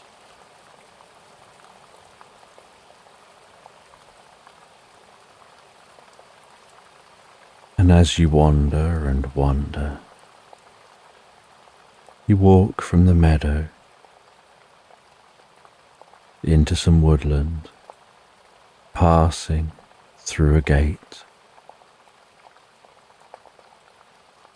And to pass through that gate, you have to lift the latch, lift the gate, swing that gate open, turn around, holding the gate up as you move it back. Lift it back into position and then lower the latch. And yet the fog just works its way through the gate, through the fence, meandering along the floor of that woodland, easily and effortlessly finding its own way into the woodland. And as the fog in the woodland rises gently, so it gives the trees a greater sense of depth. As the nearer trees are more in view, you can notice their colours. But the further back you look, it's like the trees are layered. As their colours become more muted,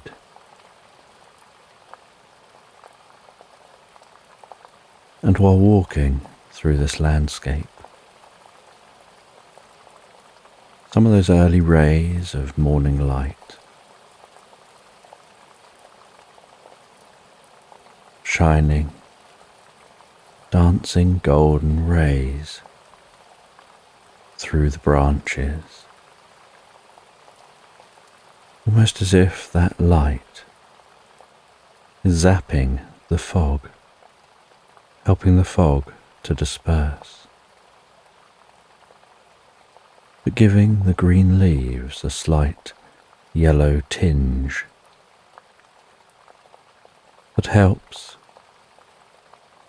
to create the most beautiful scene.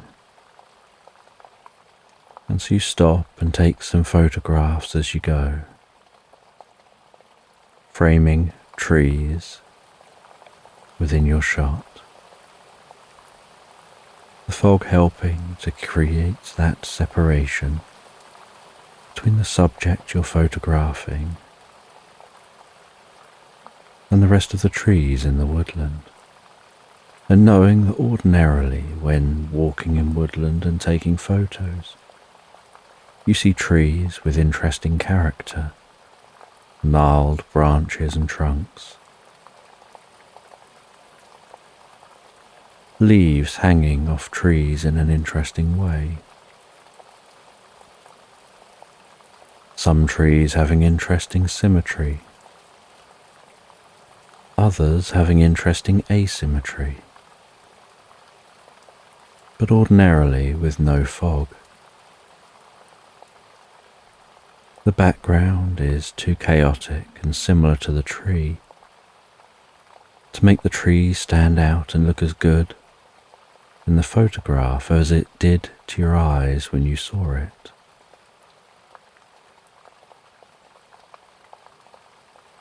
And so, taking this momentary opportunity, knowing the fog will dissipate fairly quickly, you take as many photographs as you can.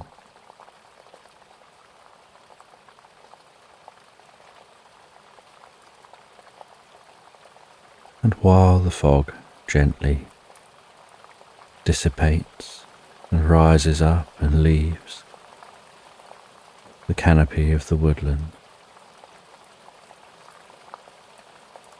so you just have the sound of your footsteps and some singing birds for company.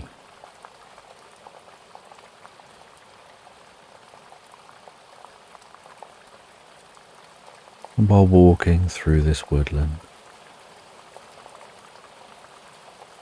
going deeper and deeper into the woodland, so you spot a deer in the distance, just noticing its form through the trees. You stop and take some photos of that deer, trying not to get too close to disturb it.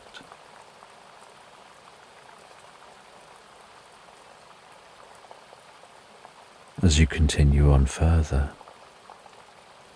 you can hear the hoot of an owl,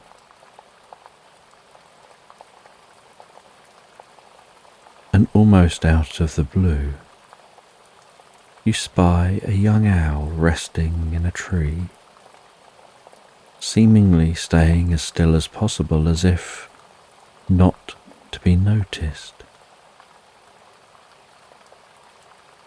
You take some photos of that young owl before, out of the corner of your eye,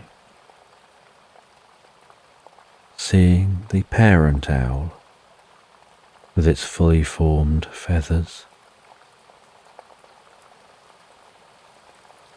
You take some photos of that owl.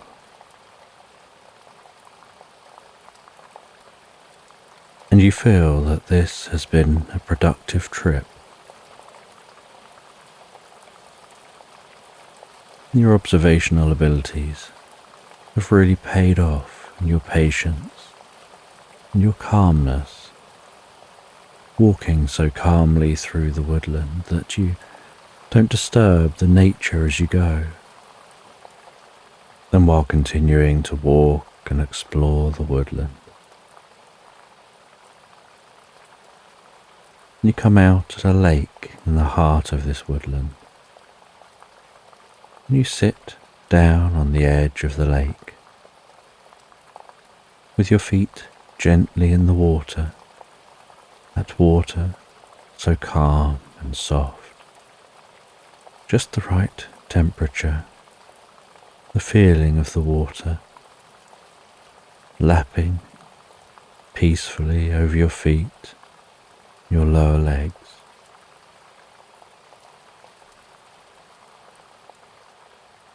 And you see an unusual sight for this area. see a number of flamingo standing, wading in that water.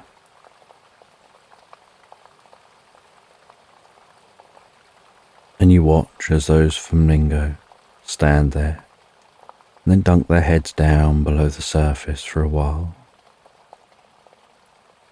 Pull their heads back up, the water running, dripping off their beak.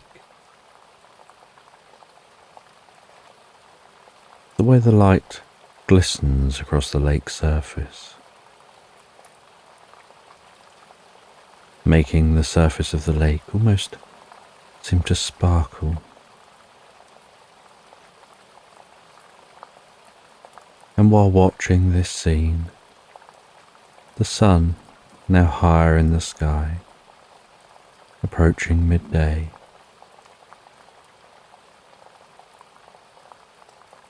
you rest back with a book. You begin to read that book, absorbing yourself in the story.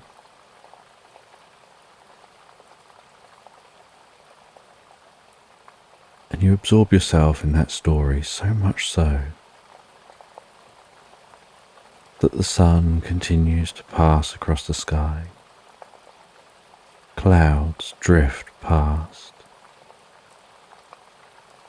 Trees rustle. The flamingos continue to feed. The sun begins to set. And you start to notice that you're squinting a little to see the pages, and only then realize it's started to go dark, and discover how long you've sat here for, absorbed in that book, so deeply absorbed you didn't notice that time passing.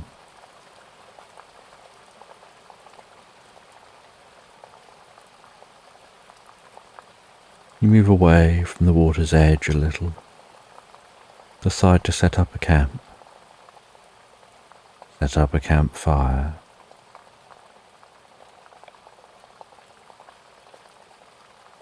and relax into the tent. You place the book beside a sleeping bag, ready to read a little more later. You make yourself comfortable before cooking yourself some food over that campfire, the scent of the food wafting calmly to your nostrils, helping your mouth salivate a little.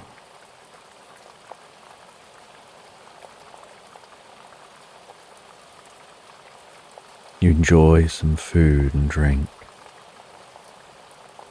as the sounds of crickets begin to form around you,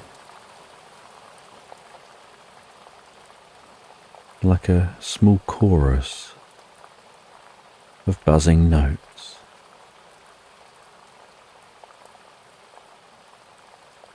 The occasional sounds of birds.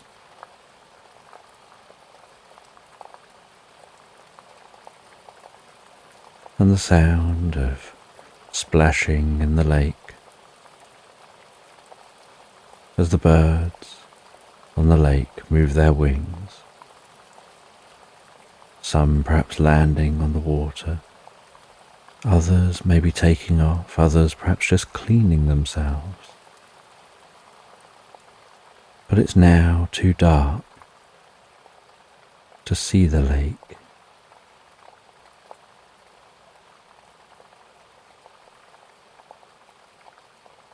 And the dusty patchwork of stars begin to awaken in the night sky. The arch of the Milky Way blanketing across the center of the sky.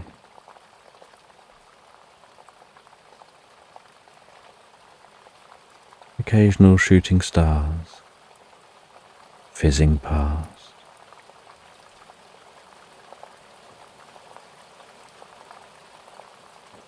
And you rest back into the tent. The entrance to the tent still open as you enjoy the warmth of the fire that's burning down to embers so softly and calmly.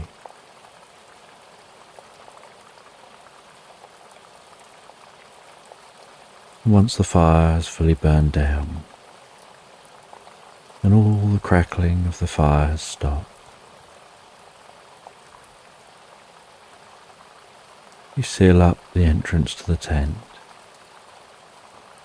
and lie back and continue to read. And while you read, you can hear the occasional scampering sound of small creatures outside. You hear the relaxing sound of the animals in the nearby woodland.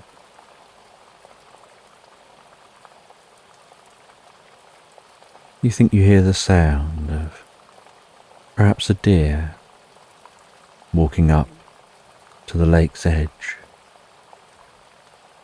maybe drinking a little water, before heading back to the safety of the woodland.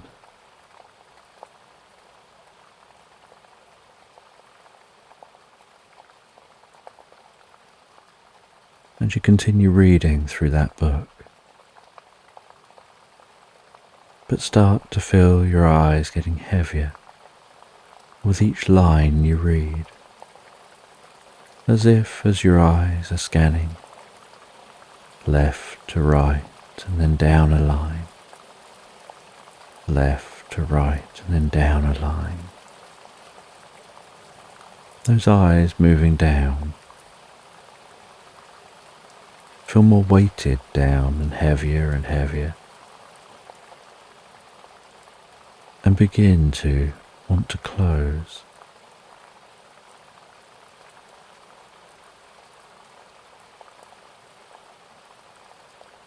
And so after a number of hours of reading some more, you place a bookmark into the book where you're at.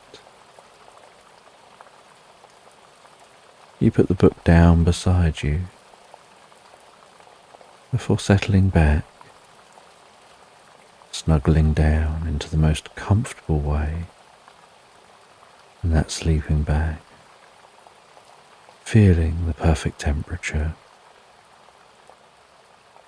and finding your eyes blink a few times before closing fully and discovering yourself drifting and floating so peacefully, so calmly, so relaxed asleep.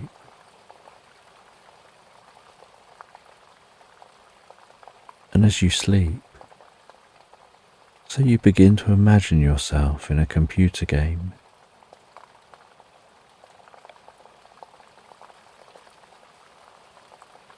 And you're exploring a fantasy landscape. And you think of this game as perhaps being a bit like Skyrim,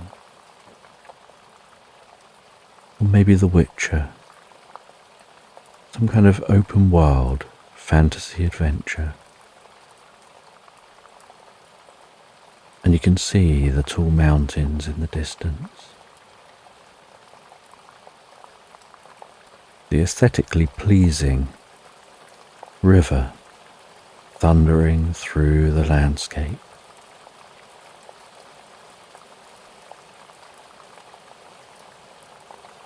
And as you explore this landscape, you notice there are calm flowing streams weaving through forests, sharing their water with that larger flowing river.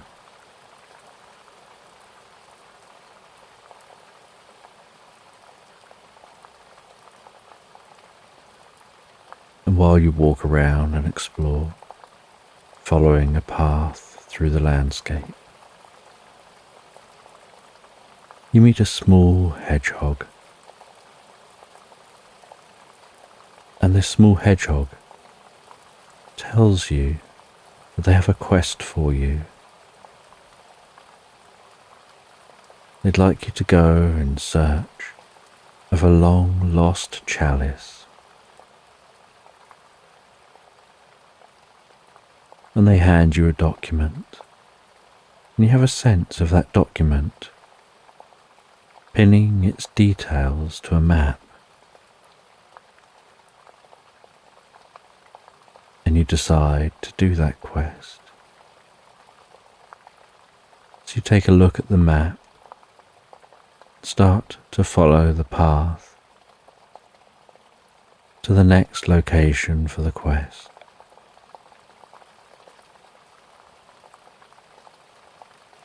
And you walk alongside that large river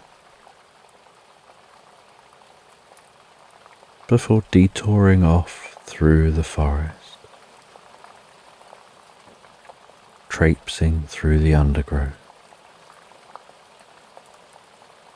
walking over the undulating landscape.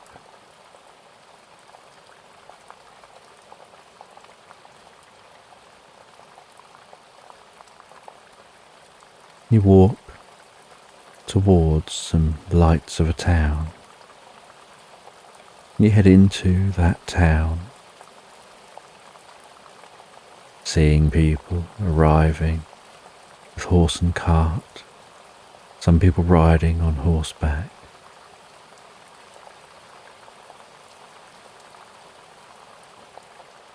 There's a market down the centre of the town with different vendors offering different services and selling different items. And there are buildings through the town, including inns and places to stay, places to get food and drink, and places for different services, like upgrading the clothes or the armour or the weapons.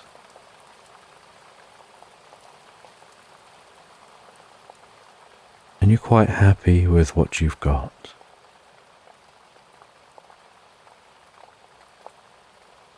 But you decide that you will spend a night at the inn.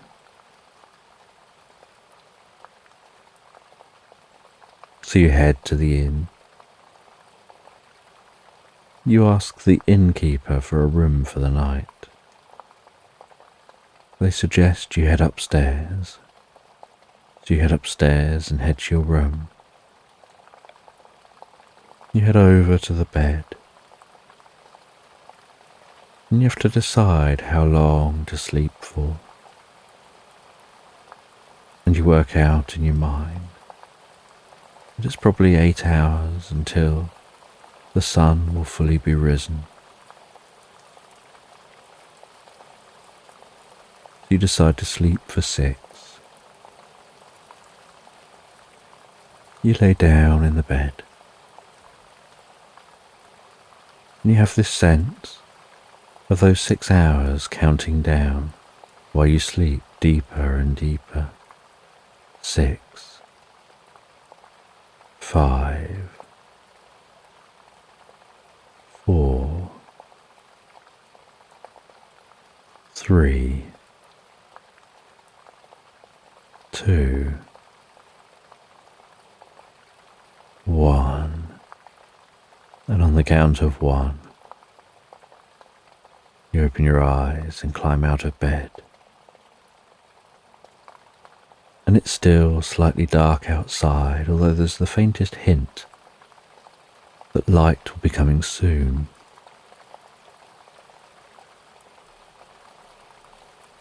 Then you head out of the inn and continue walking through this town,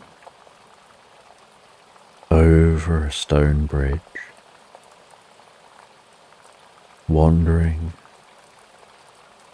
through a marshy landscape,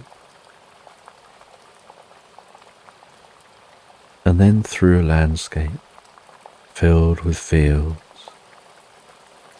and hedgerows dividing those fields.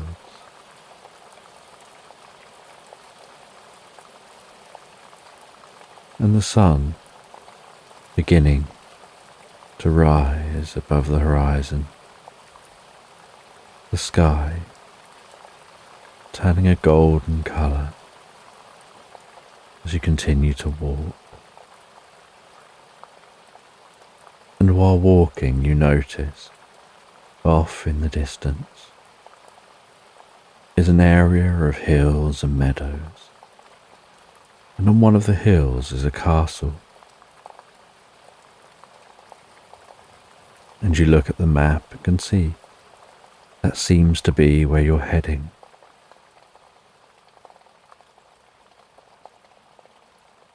And so you walk your way towards that castle.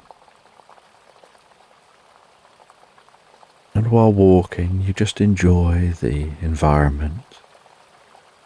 You enjoy the sounds of birds, the feeling of the breeze, the rustling of the leaves in the trees. And you notice the gentle thud of each footstep you take. And on your journey, you hear a gentle meow, and so you slow down and almost sneak to try to not disturb whatever's meowing. And from under a bush, a small little ginger cat wanders onto the path. You head over to that cat, crouch down. You gently stroke its belly, stroke behind its ear.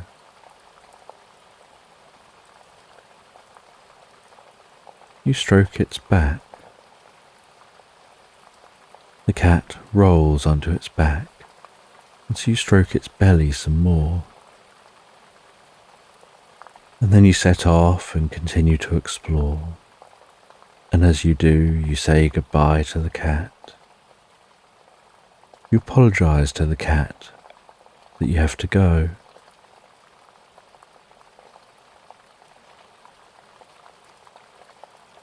You continue walking along this path. The occasional person on horseback trots past you, says good morning as they go. And from time to time you stop and eat, and then continue on that journey. And later in the day, you eventually arrive at the road that leads to the castle. You follow that road up to the castle entrance. You knock on the door. The door then opens and you enter. And as you enter, so the footsteps echo around this castle, around this open space and stone walls. Occasionally you walk across thick rugs, which absorb each footstep you take, and then back out onto the stone floor. And as you walk around, so you look at the map, which is now more zoomed in, and you can see the rooms that you've explored within this castle.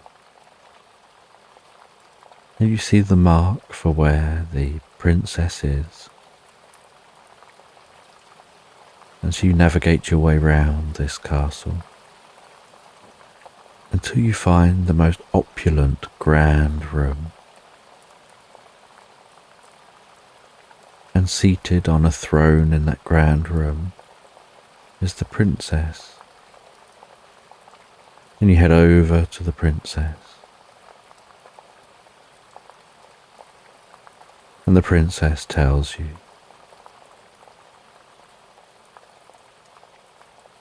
that to find the chalice that you're seeking, you need to head to the village for some beans. And once you have the beans, you need to know where to plant them, and it'll feel right. And then they'll grow.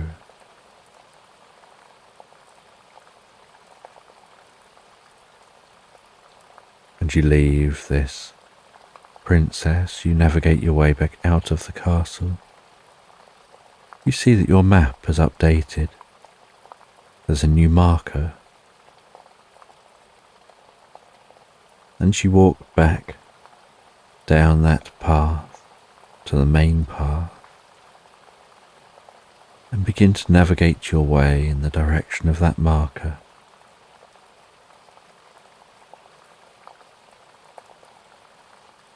And as you walk in the direction of that marker, so you enjoy the experience of meandering through nature.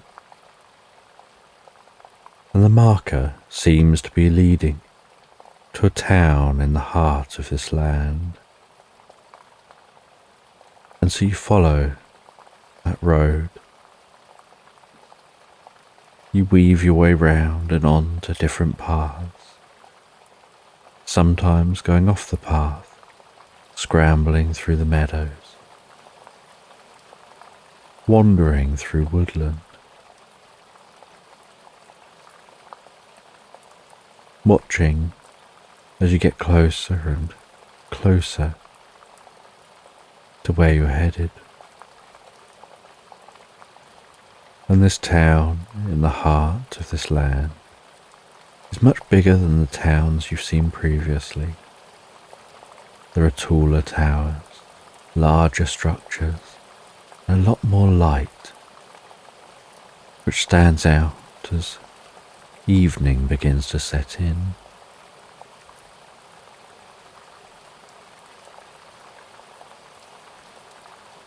And you head to the town. And similar to other towns, there are market stalls through the centre of town, and buildings offering different wares, and places to stay and to eat.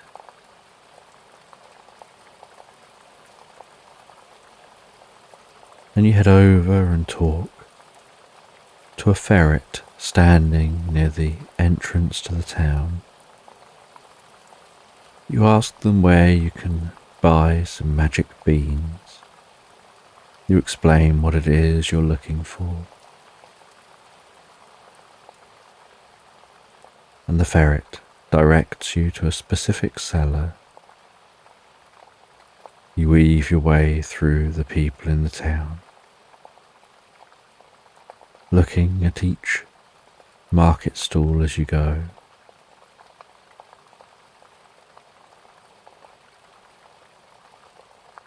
You find your way to the cellar you seek,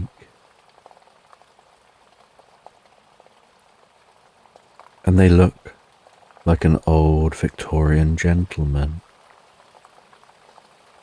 They're wearing a long black cape, a tall hat, and dark clothes. They have piercing, friendly eyes.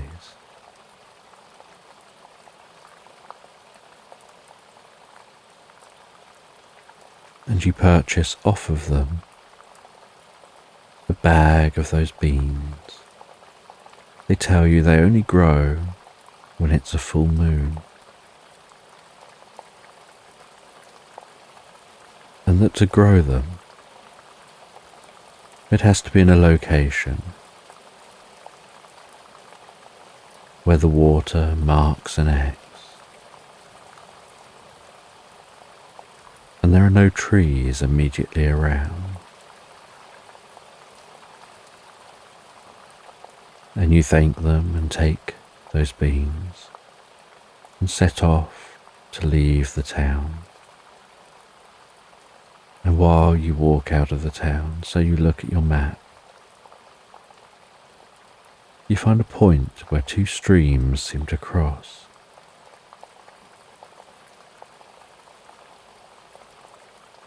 And those streams seem to cross in a meadow.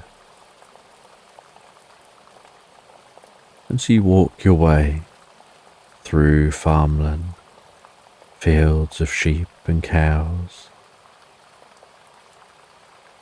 the sun still setting. You walk your way past the most pleasant smelling fields, and after leaving the farmland, you continue on past dotted trees.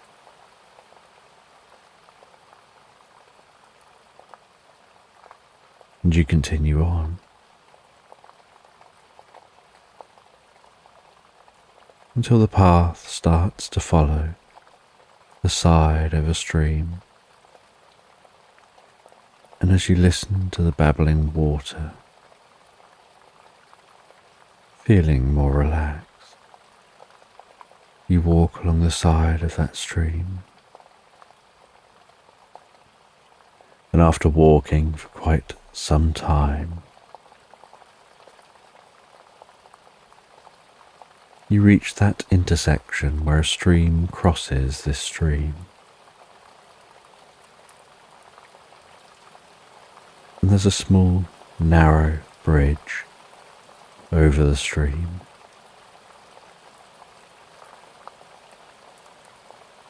And you head just over the bridge.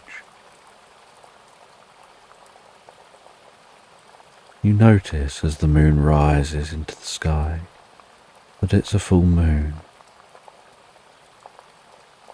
And so you plant one of those beans. And you plant one in each of the corners next to the stream, unsure whether there's a specific location you needed to plant them, or whether it didn't matter. You pat each one down. You apply a little of that water by cupping the stream water in your hands and pouring it over each bean one at a time.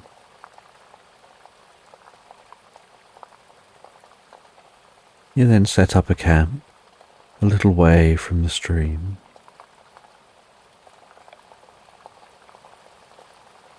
You enjoy some food and drink, and then you settle down for the night. And as you rest and drift and dream and float so peacefully asleep,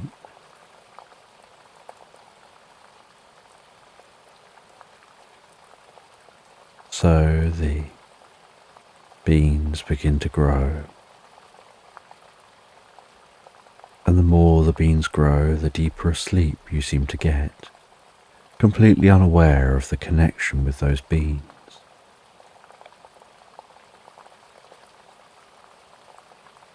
And when it reaches the morning, so you're woken by the light on the outside of the tent and the singing of songbirds. You unzip the tent and gasp ever so slightly at the sight.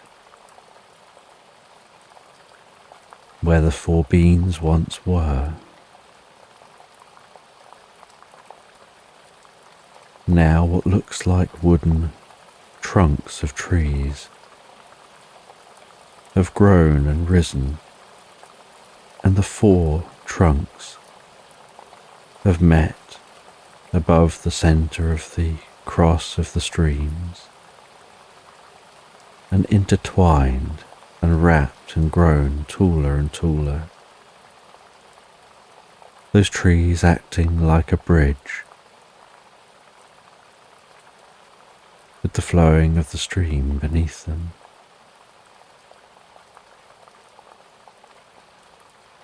And this tree seems to stretch up for as high as the eye can see.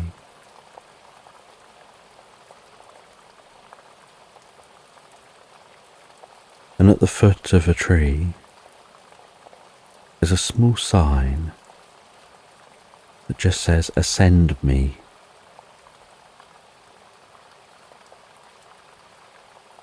And so you pack away the camping gear.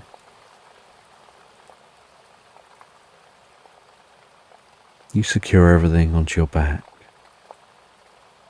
and you begin to ascend.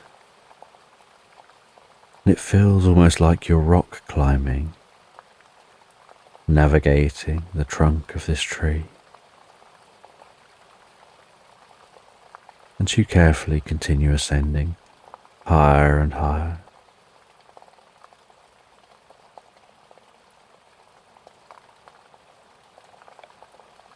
And as you reach a certain height, you notice you're passing through cloud cover.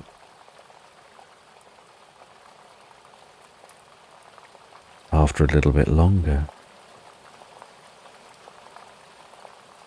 you come out above the clouds and you see the most beautiful, almost ethereal, magical landscape.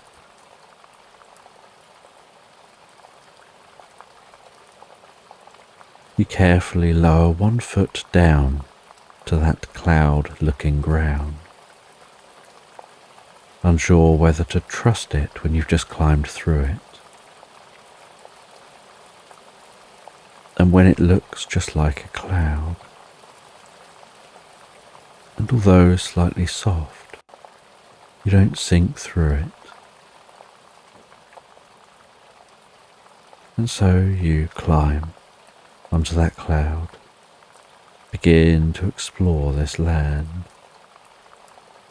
You take out your map and it seems to direct you through this cloud land to a specific location.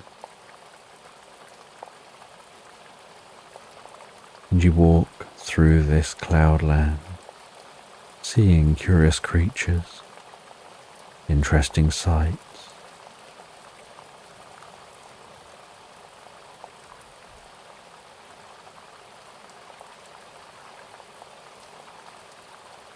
And you arrive at a tall tower. You head into that tall tower, begin to ascend a spiral staircase,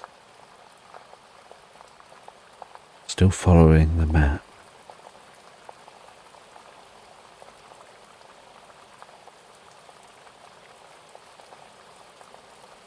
And you arrive at a room within this tall tower. You carefully open the door to that room. It swings gently open to a creak. And on a plinth in the centre of this room, you see a sparkling chalice, almost humming with a mystical, magical hum.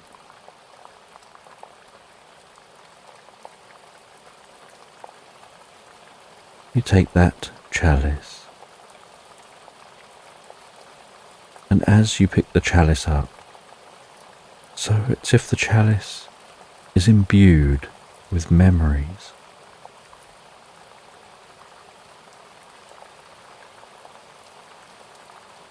You start to get memories of this chalice's journey to this location. And you learn that the chalice shouldn't really be moved from here.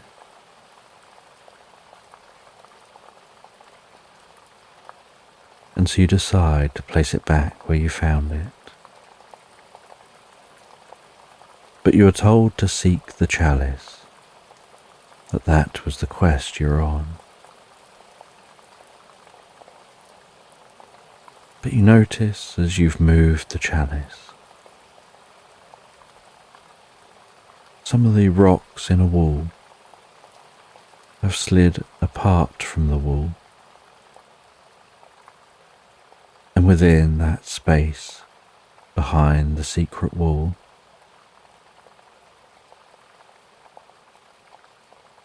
you find a small cup and a note on that cup to say, "Drink me." And so you drink that drink, and you feel this deep sense of wanting to sit down a moment, as if it's an experience that requires being seated. And as you sit down, so your eyes get heavier and close, and you feel a wave of healing light pass from the chalice in through the top of your head, as if carried on the liquid you've drunk, passing that healing, pulsing gently down through your head, around your ears, your eyes, around your cheeks, your forehead, softening, relaxing,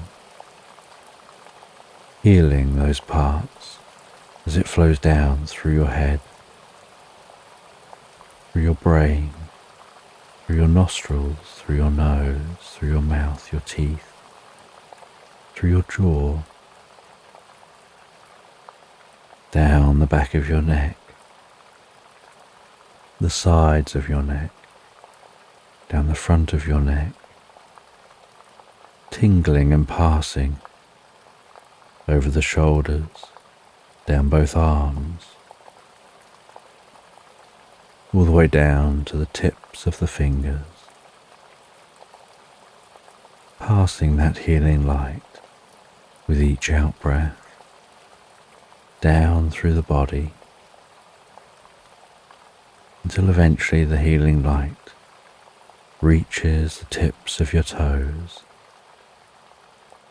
and your mind drifts deeper and deeper into an experience of inner discovery and wonder, learning and healing yourself on a deep and profound level, in ways you're even unaware of.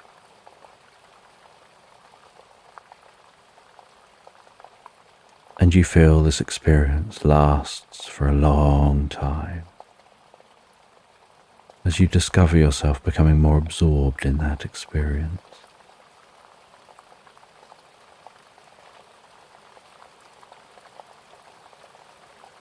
And then after the experience, you feel that something has changed within you. You have some new connection with reality. You also feel you don't need to take that whole chalice away with you. What you came here for, you've got. It just wasn't what you thought it was going to be.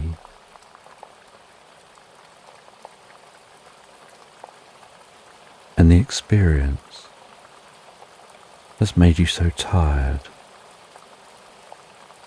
You notice there's a bed against a wall opposite the chalice. You decide to lie just for a moment down on that bed. You rest there with your eyes closed, drifting deeper and more relaxed asleep. And after sleeping for a number of hours, you awaken.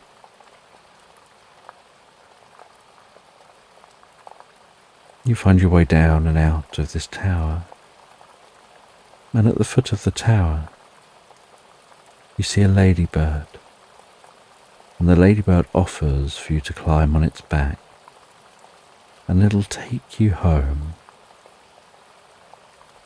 And you climb on the ladybird's back, as that ladybird flies you over the landscape and takes you all the way home. And once home, you say goodbye to the ladybird.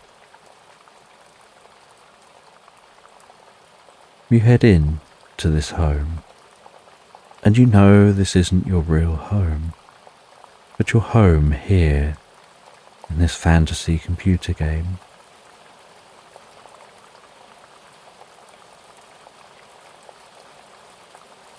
And you head up to the bedroom. You head over to the bed. And at the bed, you see the question for how long you should sleep for. You decide to sleep for 10 hours. You lie back and rest down. And as you drift and float so peacefully asleep, so the countdown timer counts down those hours from 10, 9, to 8, 7, to 6, to 5, 4, 3, 2, 1, that's it. And then you awaken in this land. You leave your home. You feel a sense of saving the game. And with saving the game, you drift into the deepest, most profound sleep from this dream. And after going through a few cycles of deep sleep and dreams, you awaken feeling so refreshed. You continue on your journey through this countryside until eventually you arrive at a small country village. You walk through that village across cobbled streets. You walk to a small bed and breakfast. You ring the doorbell for this bed and breakfast, and a friendly woman answers the door and invites you in. You head up to your room. You've been told about where breakfast will be in the morning and the routines around here, and it's so quiet and peaceful. And so you settle down in that bed, and it is the most comfortable bed to sleep in. So comfortable, in fact, that just resting in the bed almost guarantees sleep. And you let your eyes close.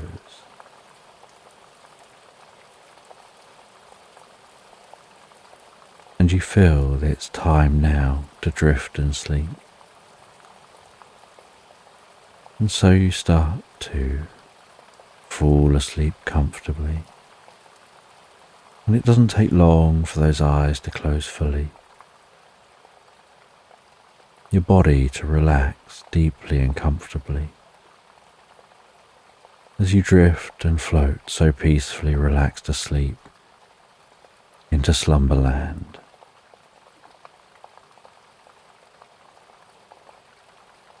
And as you comfortably fall asleep, I'm just going to tell a story where you find yourself flying on a mushroom. And you're on that mushroom, soaring through the sky, weaving around wispy clouds, diving down through bulbous, puffy clouds. You can feel the cool air buffeting your cheeks, hearing the sound of the wind as it passes across your ears,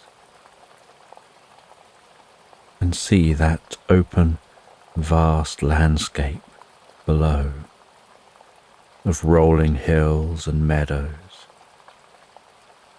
of dense woodland, deer roaming around the meadow at the edge of a woodland, sheep and cows grazing in fields, a weaving river meandering through the landscape, and in the distance a turret perched atop a tall hill, and you steer that mushroom, flying it towards that turret. And as you get closer to the turret, so you notice the colour of the stone, the texture of that stone. You arrive at the tall turret. You land that mushroom in the meadow on this hill beside this turret. And as soon as the mushroom lands on that meadow, so it branches out into the ground,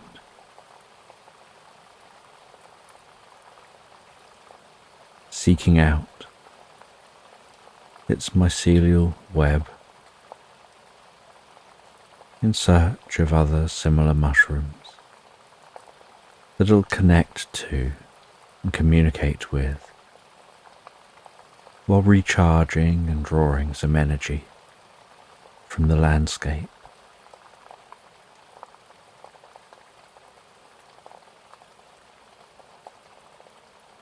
You climb down from that soft body of the mushroom. You walk through the meadow to the front of this turret.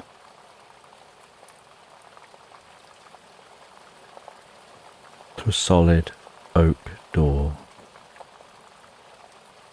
You rap 3 times on that oak door,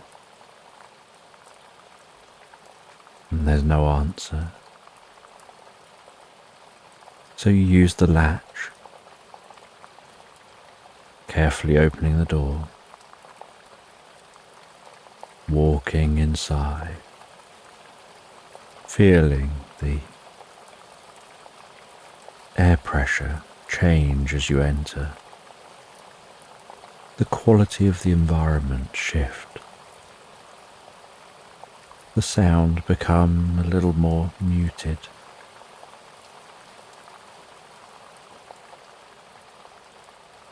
You close that door behind you, hearing the silence in here, inside this turret.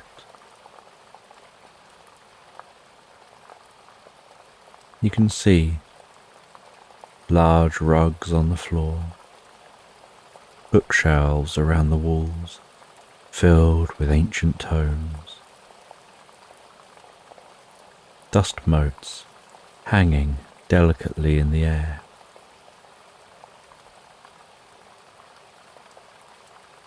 And a stone staircase wrapped around the edge of the wall. Walking to the centre of the room, standing on that soft rug, you look up multiple floors, seeing all the way up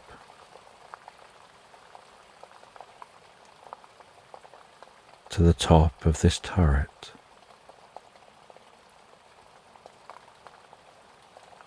You begin ascending the stone staircase,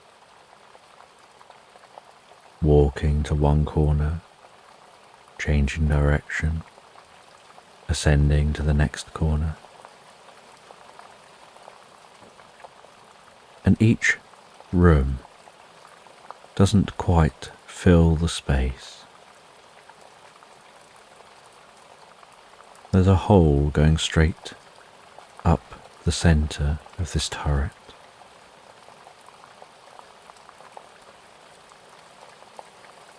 And like a fence wrapped around that hole on each floor,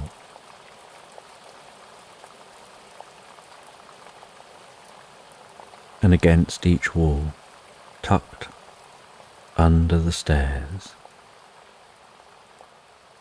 are numerous bookcases filled with the wisdom of thousands of books. You peer over the side of the fence looking down,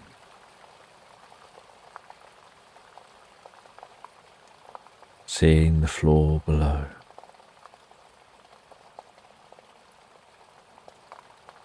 Before continuing to ascend, working your way all the way to the top floor. And on the top floor, against one wall,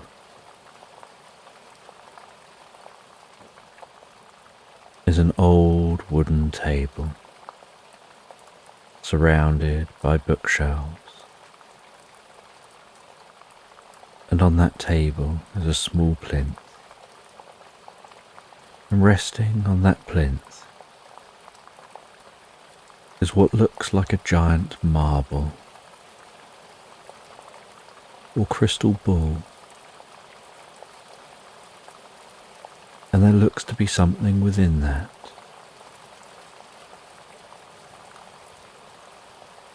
And you walk over to that giant crystal ball,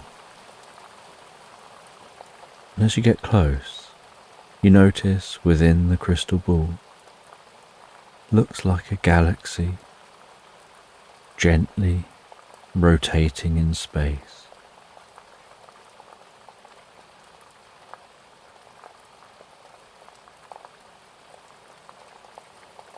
You get close to that crystal ball, your eyes really close to the side, watching the intricate detail of that galaxy, how it's turning in space within the ball.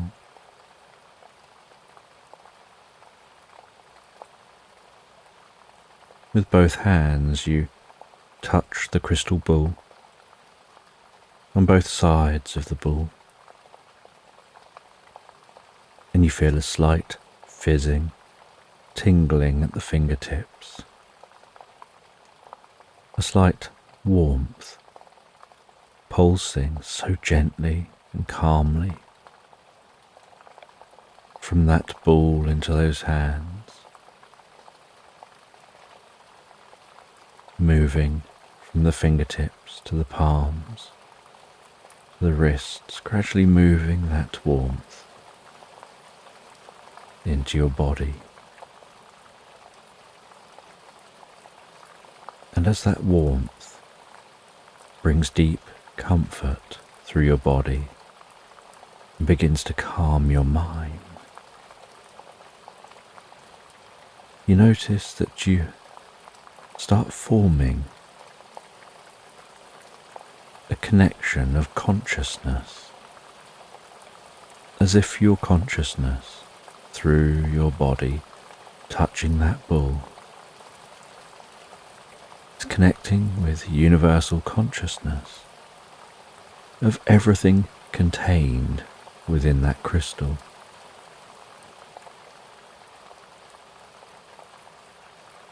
And with that, your eyes begin to close,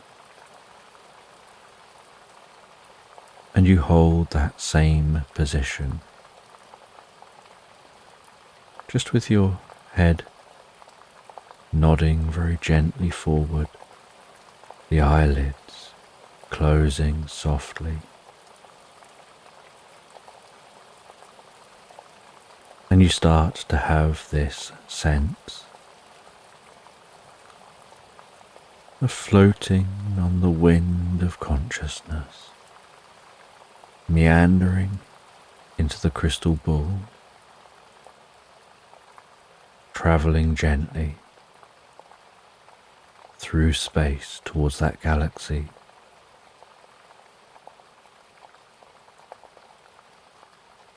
Feeling yourself travelling on consciousness at a timeless speed, like the tip of a beam of light.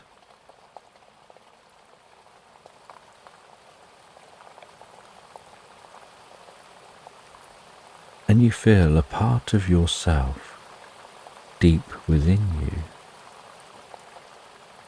almost following the different threads of consciousness here, as if one specific thread catches your attention, and you meander through those threads, weaving among the different threads, following one thread to its source.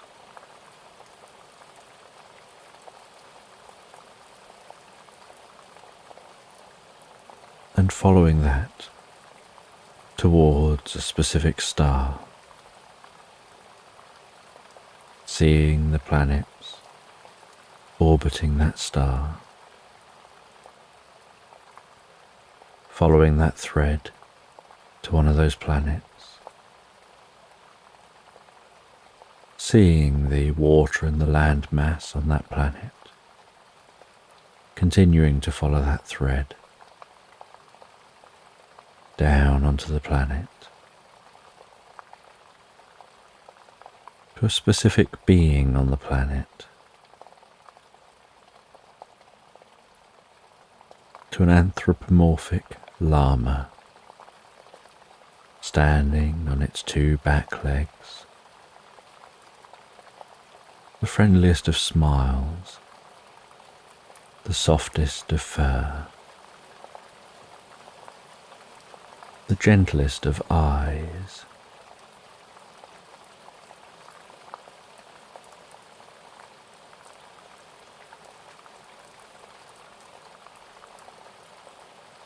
And you settle as a consciousness alongside this llama. And while you rest beside the llama, so you start to feel like you want to be able to engage with the llama. And as you wonder that and feel that, you notice your body taking on a physical form, like a projection of yourself here. And the llama's a little startled at first to see you appear from nothing. But you find that you can talk and communicate perfectly well with this llama.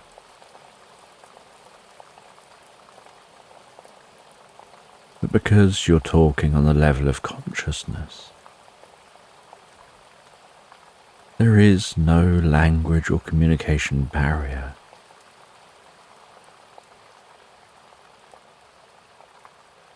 Your own consciousness interprets and understands the consciousness coming to it.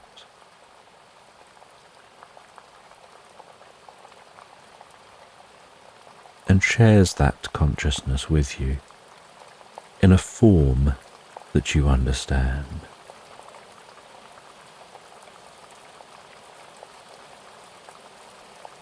In the same way that a computer on some level may just be zeros and ones. On an even deeper level, it may just be combinations of electrical impulses.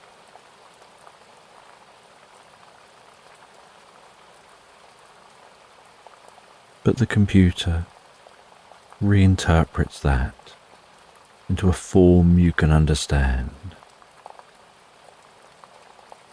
with writing on screen, pictures or diagrams, maybe speech from the computer.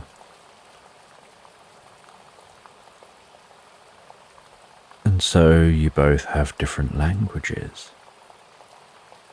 and you can type things or communicate back, and the computer understands you. And yet in reality the computer doesn't understand your language any more than you understand its. And so it is here that you understand the llama understands you, when in reality neither of you would understand the other. Your universal consciousness connection does all the translating for you.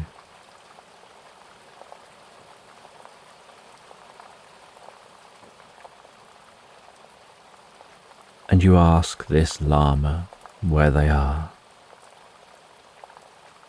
and they tell you about this planet, about the star system. They tell you about other stars, they talk about being in a galaxy. And to them they have no awareness of this galaxy being contained within a crystal, on a plinth, in a tower full of books.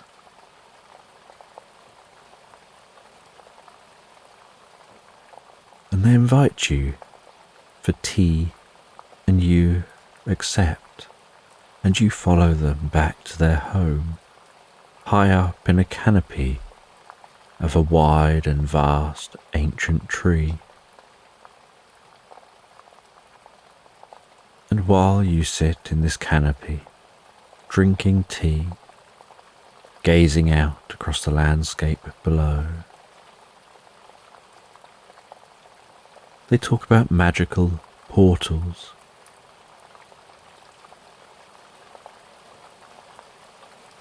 And they stand up and they head to an ancient box.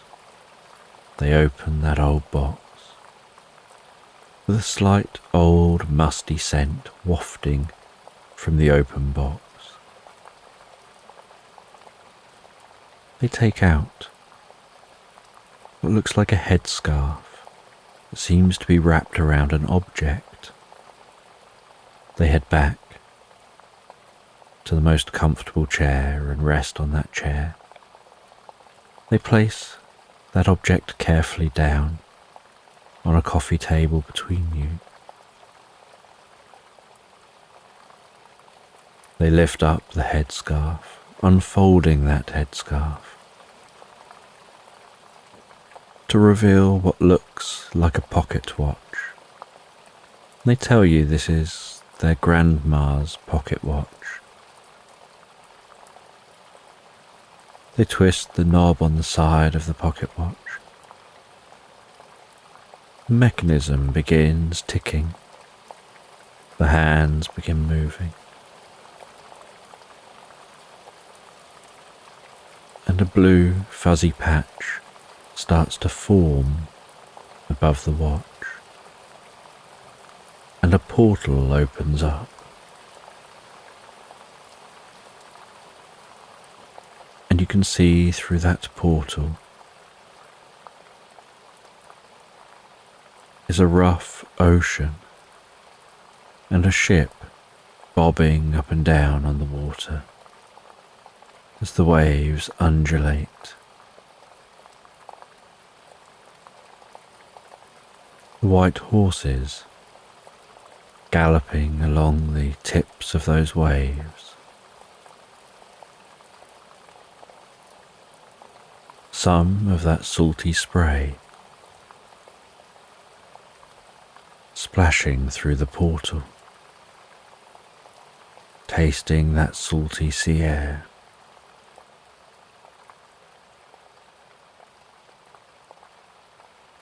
The Lama says you can visit this place through this portal. You stand up. You lean towards the portal and feel yourself half intentionally moving yourself through and half almost dragged through, feeling a deep sense of peace and calm and wonder as you totally pass through the portal and find yourself as an albatross, with your giant wings stretched out, weathering this storm, watching that ship below.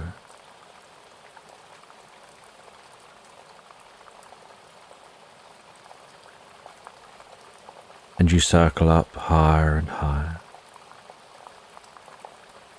heading above the storm to the clear sky and a calm atmosphere, seeing those storm clouds below,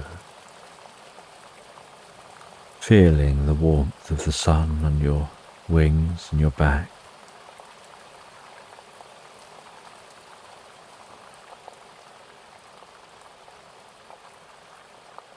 Curious where this is. The ship looked very normal, and this planet, wherever this is, seems very familiar, and yet you have this feeling from a billion points of consciousness, letting you know this is somewhere you've never been before. It's somewhere new to explore.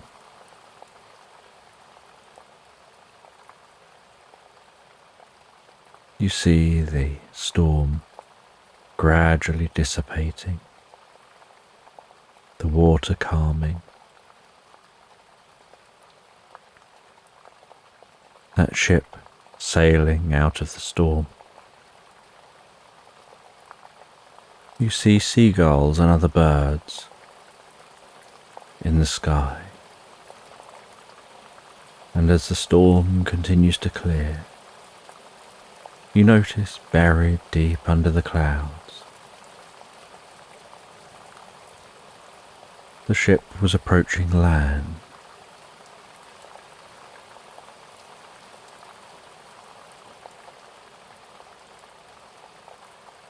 The captain of the ship and the crew direct that ship to the land, moor the ship up a little way from shore, and as you continue to fly overhead, you watch as the captain and the crew get into small boats, travel to the land. And they seem a little wobbly at first on land, as if their sea legs are still left out to sea.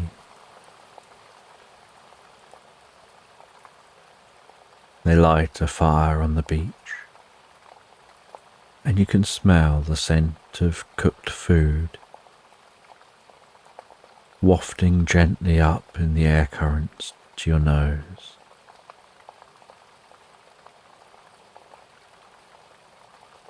You watch as they mix and mingle and drink and have a party on the shore. That storm disappearing off into the horizon. The sun setting.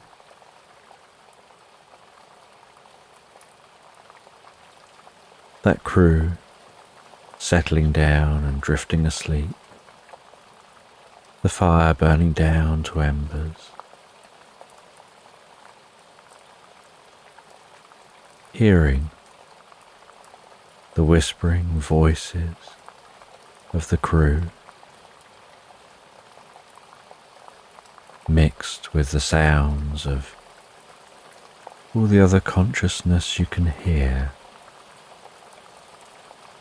from those billions of points of consciousness.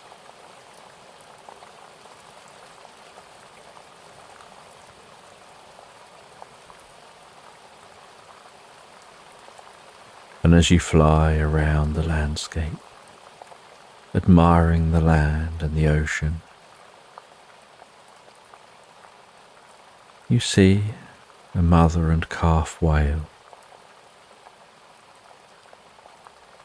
poking their heads above the water,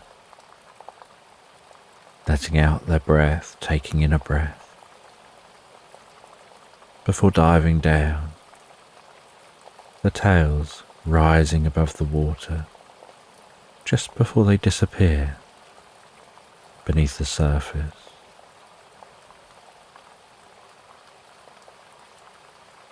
Sometime later, watching as they appear back at the surface again,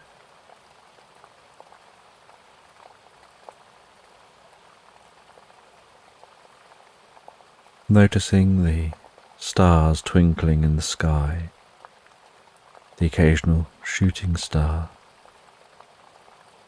fizzing across that inky blue night. The sight of the centre of this galaxy looking different to the sight of the Milky Way arched overhead.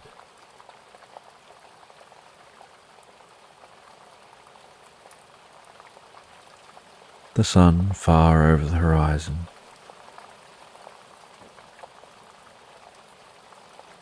and as you fly, so you feel a sense of time moving. And as morning approaches, so you see the way the sun here rises delicately over the ocean.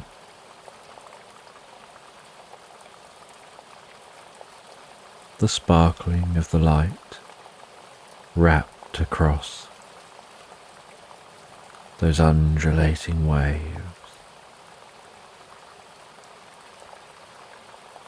Fluffy clouds drifting lazily through the sky.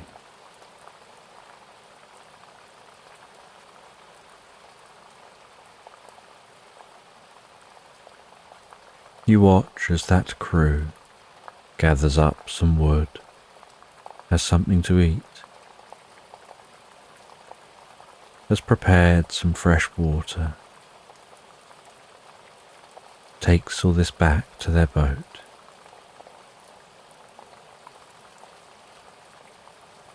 and then sets off in their ship, once more towards the horizon.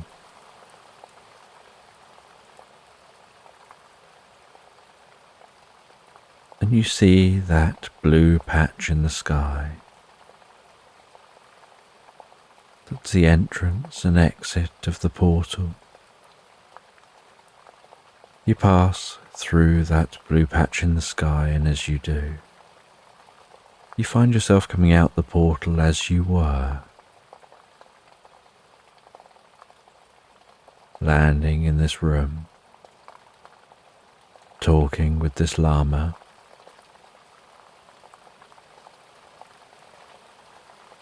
And as it's now getting late, the llama invites you to stay the night, and perhaps you can explore some more and understand deeper about the impact of connecting with universal consciousness. And they guide you to a bedroom with the most comfortable bed. Then you settle down in that bed. As you drift asleep, so you dream of sitting in a garden at twilight, hearing a sound coming from somewhere, of someone playing a harp, an ethereal sound that just seems to dance on the wind. And you don't know where the sound's coming from, just seems to be all around you, as if it's a cozy, comfortable blanket, wrapping you up in peace and harmony for the night.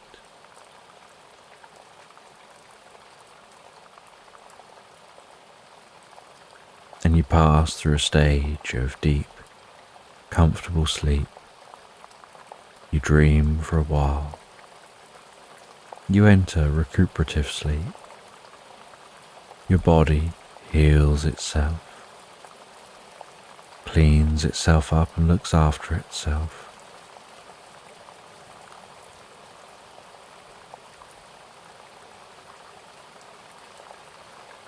Before drifting into dreamless, deep sleep, allowing the body to continue to do its work in the most profound way as you relax and sleep deeper and deeper.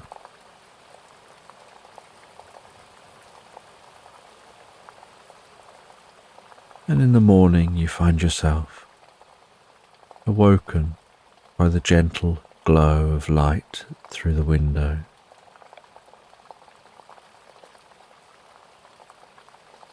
The pleasant sound of songbirds. The sound of the llama moving around in the kitchen, perhaps preparing some food. Once up, you walk through to the kitchen, to the most pleasantly smelling breakfast. They gesture for you to sit and eat some with them, and you sit and really enjoy that breakfast. You feel that during your sleep, you'd gain some insight you previously didn't have, but that insight is on a deep level. And you feel you know that insight without knowing you know it. You just know that you know it. And the llama has to go about their day, so you say your goodbyes. You continue to explore this landscape. You're curious whether there are any other portals or devices which can connect you with other places in the galaxy, like the Grandma's pocket watch.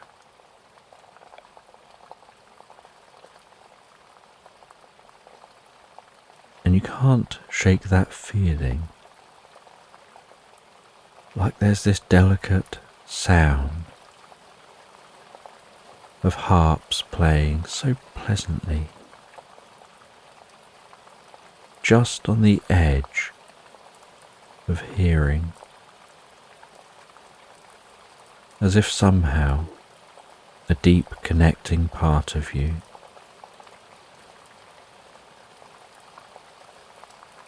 helping you feel relaxed as you explore. As if saying, we're always with you, wherever you go, and you can gain comfort in that knowledge.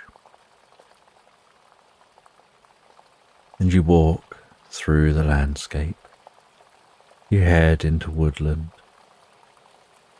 you crunch through the undergrowth, you smell the sweet woodland scent. Hear the rustling of leaves around you as the wind blows a breeze across the treetops. The air inside the woodland is so much stiller, calmer and more relaxed.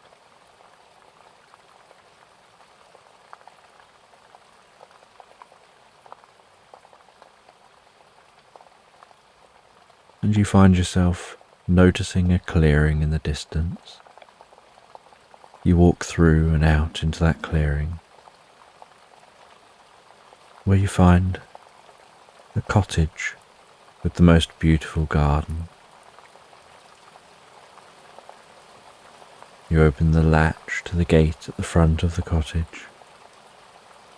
Walk through, close that behind you. Walk up the path to the front door of the cottage. You see on the front door a note saying, "I'll be back in 10 minutes. In the meantime, you sit down on a bench beside the cottage, looking out over the garden, enjoying the scent of the flowers, the sight of bees and butterflies flitting from plant to plant.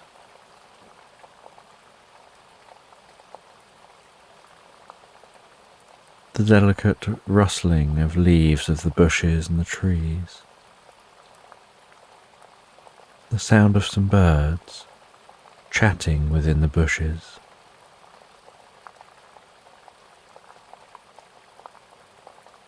Almost feeling this garden so relaxing, your eyes get heavier and want to close as you just listen to how calming this space is with your ears.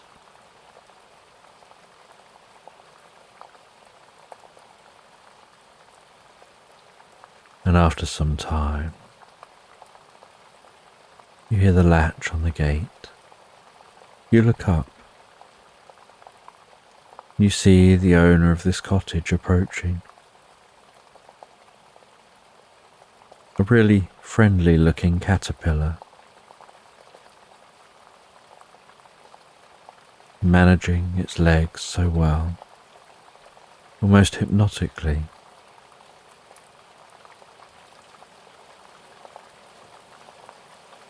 And this caterpillar has the largest smile. And with every word they say, they seem to almost be laughing,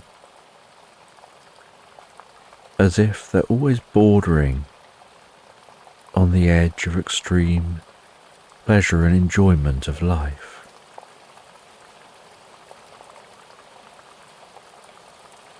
And they show you through the garden, round to the rose garden. They say everyone should sometimes wake up and smell the roses. You take a whiff of those roses and agree they really do smell nice and calming. That kind of scent that takes your mind back to somewhere pleasant in the past.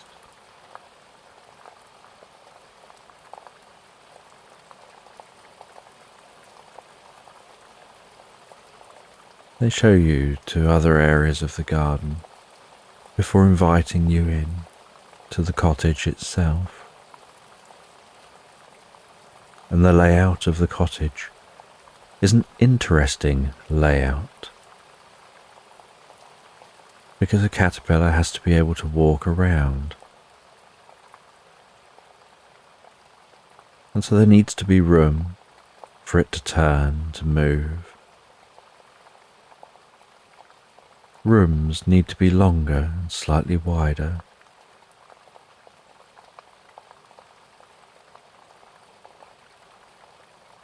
And it's really interesting, you think,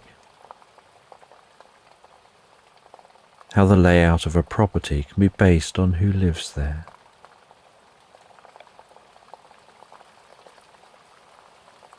And this caterpillar tells you they've got a magical potion for you. If you're comfortable exploring your consciousness.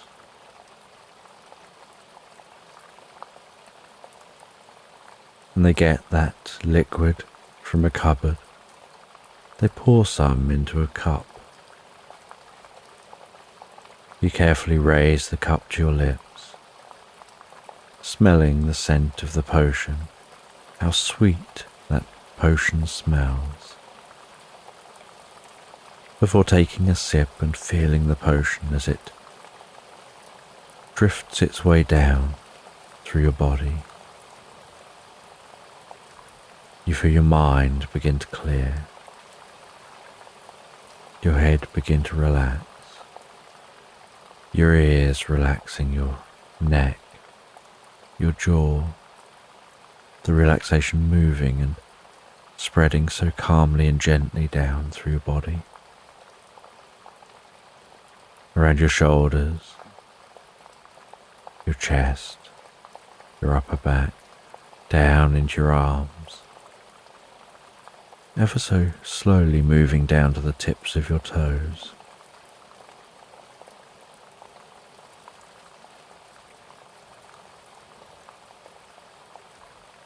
You feel your eyes getting heavier and closing, and then opening in a whole new reality.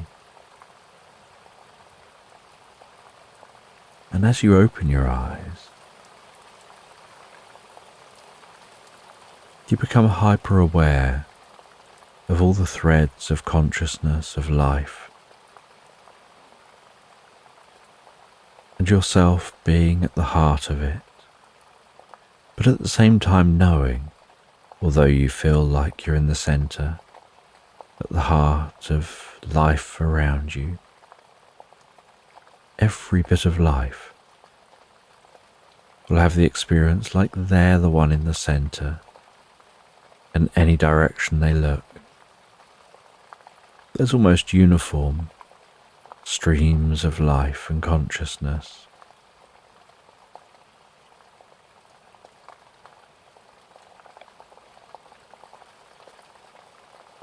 And as you look around and you feel yourself exploring this web of interconnected consciousness,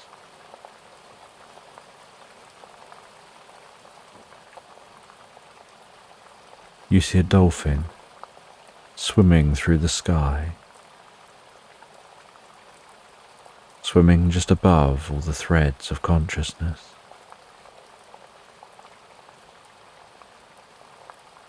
It seems to be balancing a crystal ball on its nose while it swims. As it gets near to you, it flicks the crystal ball off its nose. Very slowly and gently, that crystal ball flies through the air and lands in your lap. You hold the crystal ball, and you feel like this is a crystal ball at the heart of the galaxy, at the heart of space, at the heart of the crystal ball, on that plinth, surrounded by bookshelves, in that tower, surrounded by meadow and woodland.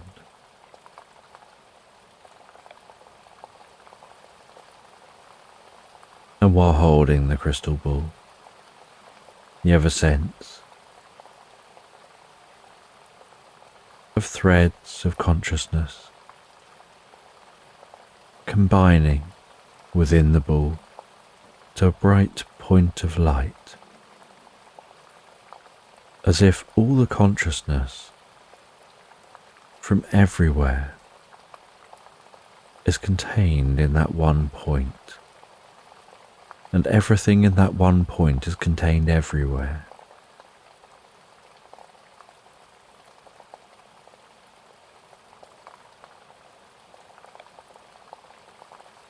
And you get a deep revelation and understanding of the world, like your own profound aha moment, that at first you perhaps don't even realize consciously.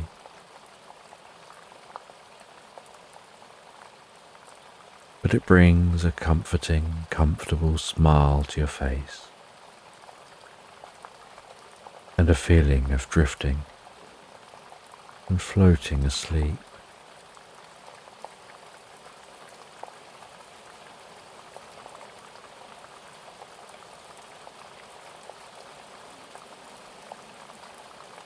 And after a while of experiencing this, you feel yourself merging into the crystal ball, becoming one with that point of universal consciousness that's one with all the macro universal consciousness.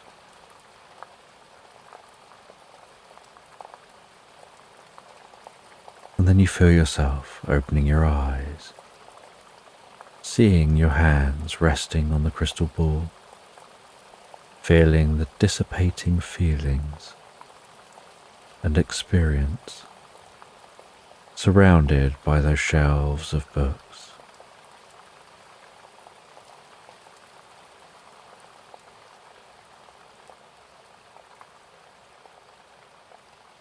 You notice as your hands almost automatically decide to remove themselves from the crystal ball, that night has begun to set in outside. You head down one level where there was a bed here. You rest back on that bed, noticing through the small windows fading light outside, sounds of birds settling down.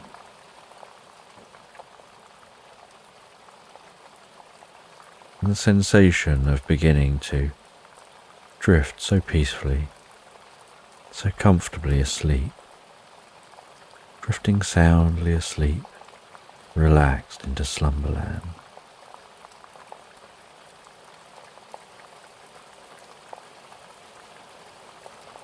So just take a moment to allow your eyes to close and allow yourself to begin to relax. And as you begin to comfortably fall asleep, I don't know whether you'll drift asleep faster to the sound of my voice, or whether it'll be to the spaces between my words. And as you comfortably drift asleep, I'm just going to tell this bedtime story in the background.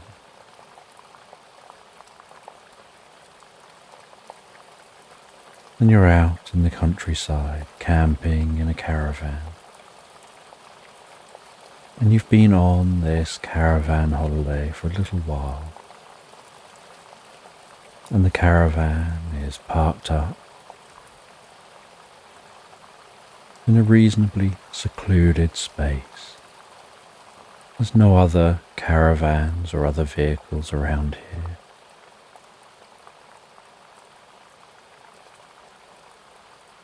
And you wake up in the caravan, and you can hear the sounds of nature beyond the caravan. The sounds of the nearby woodland, of the meadows you're parked in.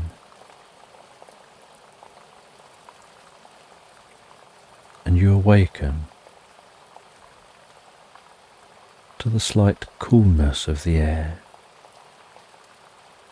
and the glow of light through thin curtains hanging over the caravan windows.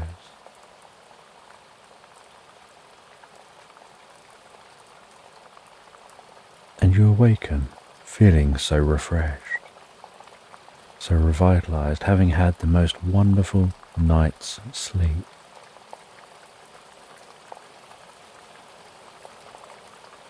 And as you walk across the caravan to the door at the side of the caravan bounces and rocks ever so slightly with each step that you take.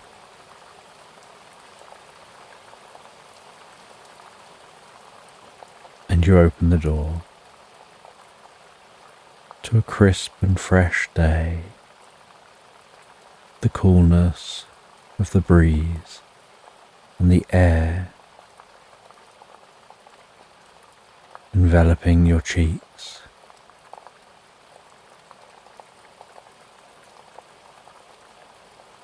warmth of the light of the sun, a strange combination with that coolness of the air.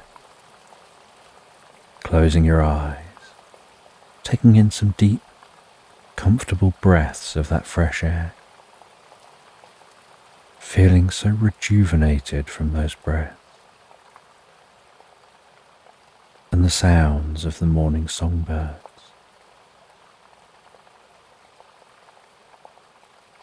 Descending a few steps to stand on the grass, and then sitting yourself down in the doorway.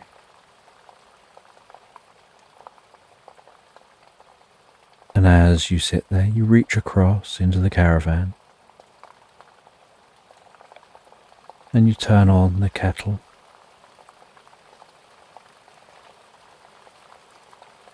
You rest there as the kettle comes to the boil. Make yourself a drink.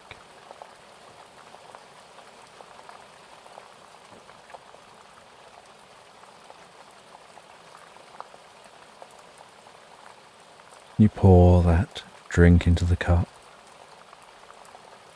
the sound of the hot water filling the cup. You stir that drink, you hold that drink in two hands, feeling the warmth of the drink between those hands,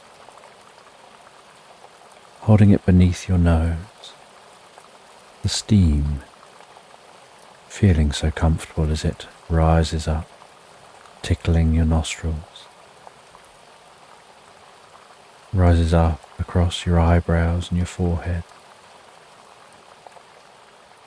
blowing gently into the top of the drink, some more steam escaping.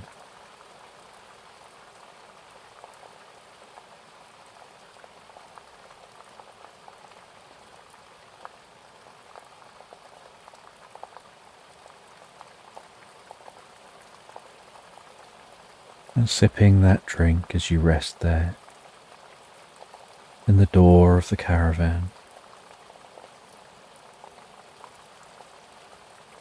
And after drinking the drink, watching the sun continue gently rising in the sky, the soft mist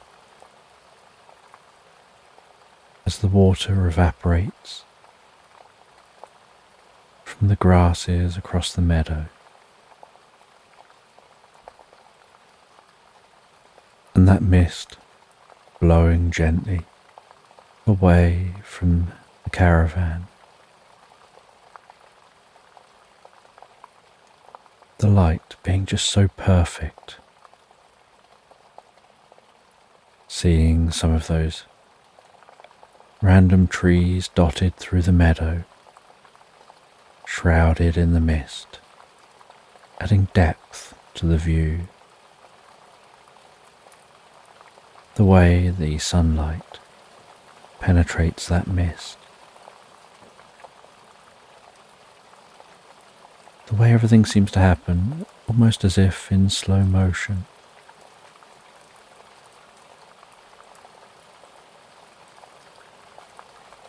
And after drinking your drink and feeling more awake, you head back into the caravan and you get dressed for the day.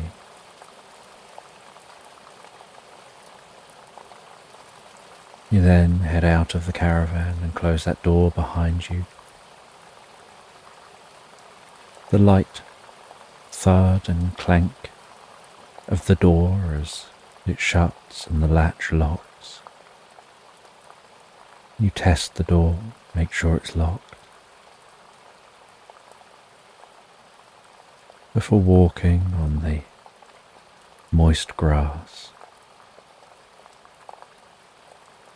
As that moisture continues to softly evaporate and the sun continues to gently rise in the sky.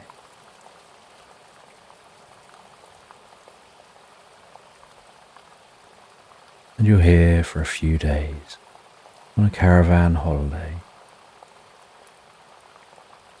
on this spot in nature, making sure you're away somewhere where you can get away from people, where you can find yourself, find some peace and harmony, where you can ground yourself with the world around you.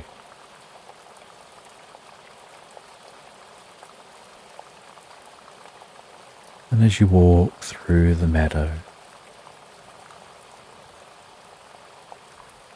exploring this landscape, seeing the dandelions and daisies and the grasses and the way they softly move with the breeze, the bees flying from plant to plant. And as the day warms up a little more, beginning to notice butterflies, some small blue butterflies,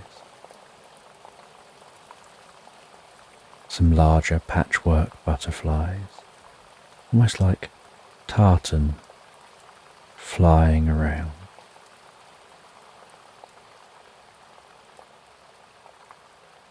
Some larger blue butterflies that seem almost iridescent. Some white butterflies with tinges of black around the tips of their wings.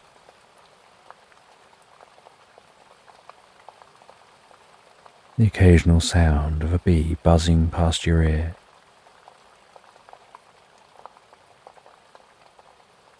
As it continues busily on its journey and on its daily chores.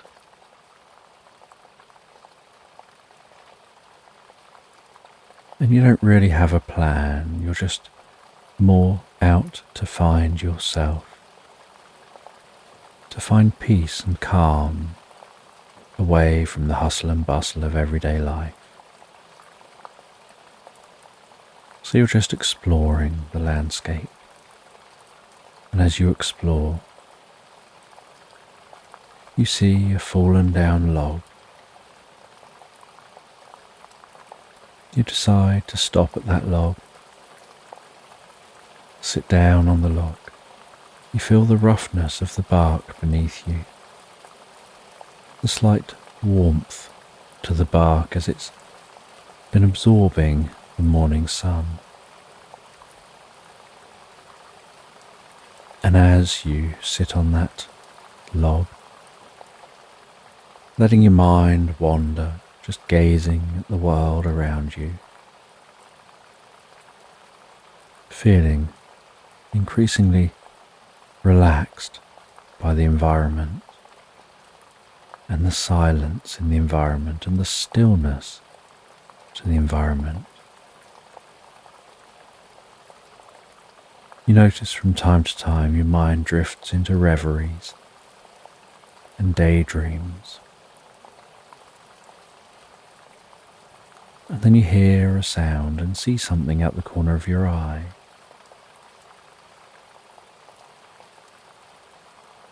And notice what looks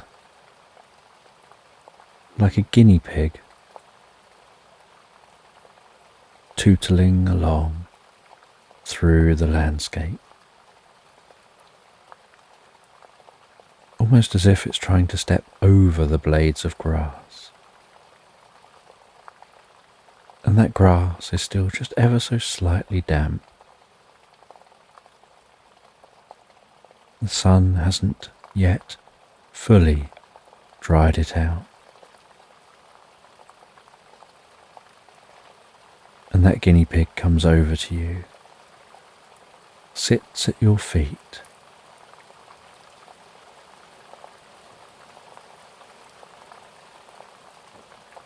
and they introduce themselves as Bob.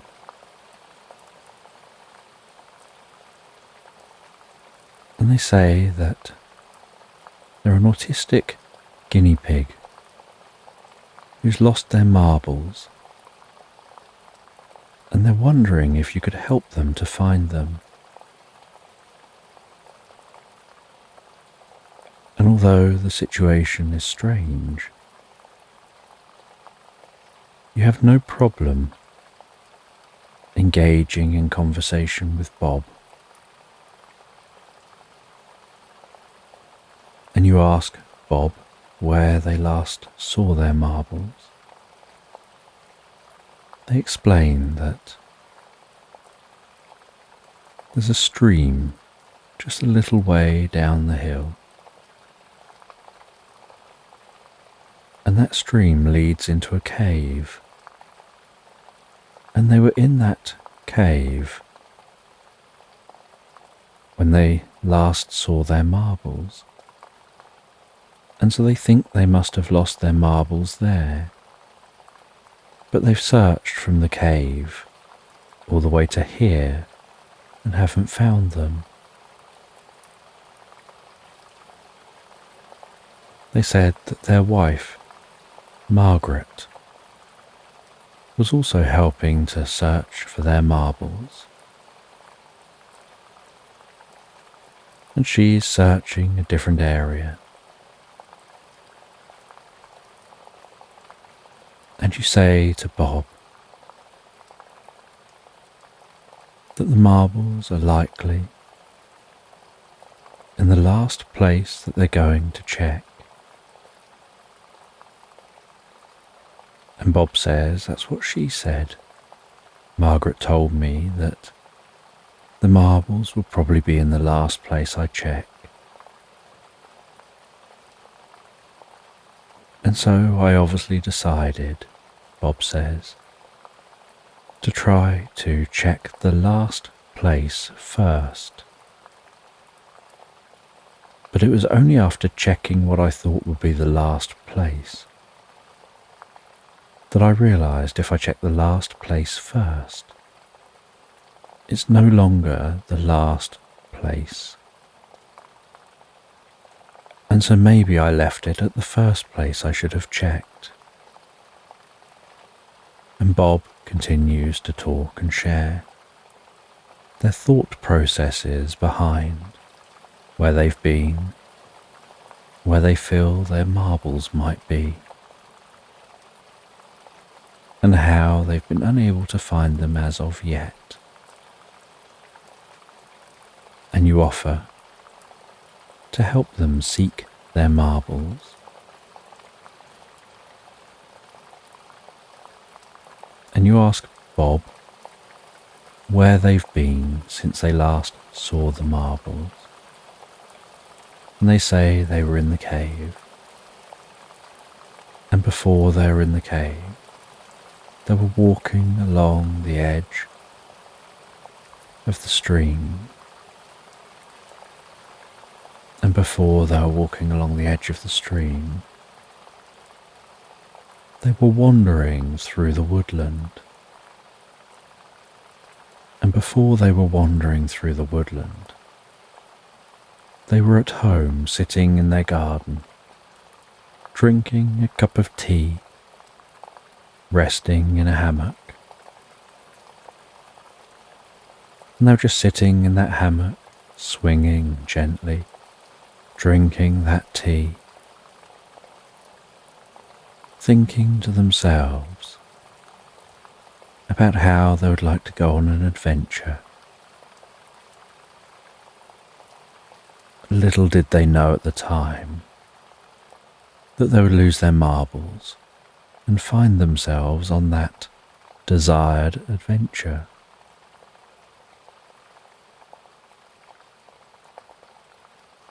And you ask Bob, so when exactly was the last time you saw the marbles? And Bob says they don't know. They thought they had the marbles on them when they arrived at the cave, but it was in the cave they noticed they didn't. And so you wander along with Bob, following Bob down to the stream, ambling along the side of the stream, listening to the way it gently flows and bubbles beside you.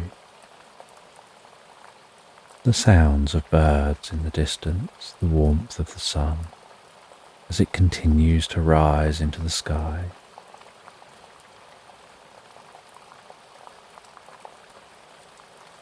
And at first you follow Bob to the cave.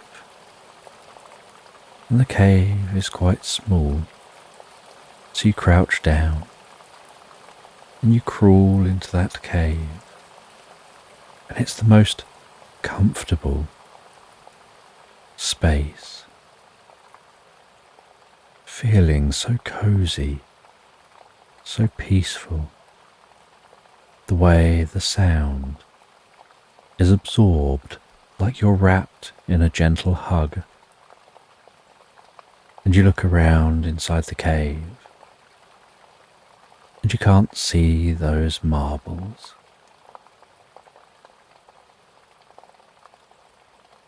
And you head out of the cave and head the other direction, retracing Bob's steps with him. And you're taller, so you can look further in all directions. You see in the distance Bob's wife searching within the edge of the woodland. Bob waves and greets his wife and explains what you're doing, that you're helping. And you walk with Bob, and Bob begins to share his life story, his hopes and dreams and interests. And a part of you's listening with intrigue, while another part of you is eyeing up the landscape, searching for those marbles.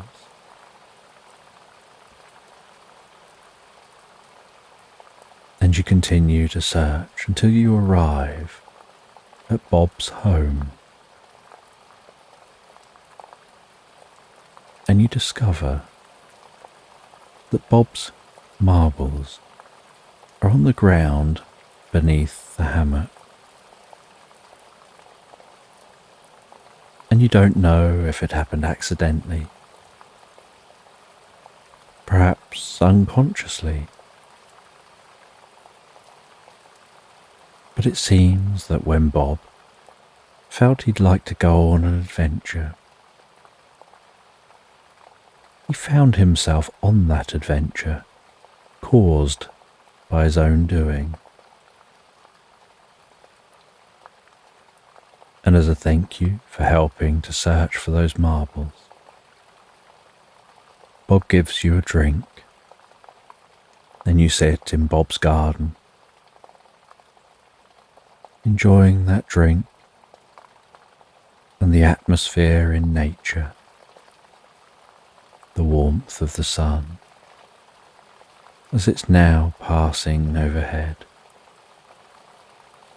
His wife arrives home and he tells her the marbles were here all along. They were in the last place you looked.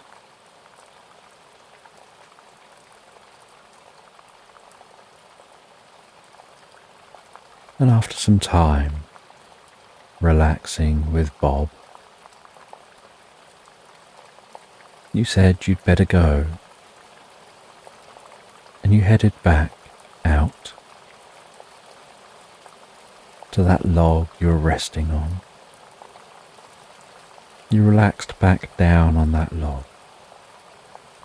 found yourself drifting into a reverie, lost in thought.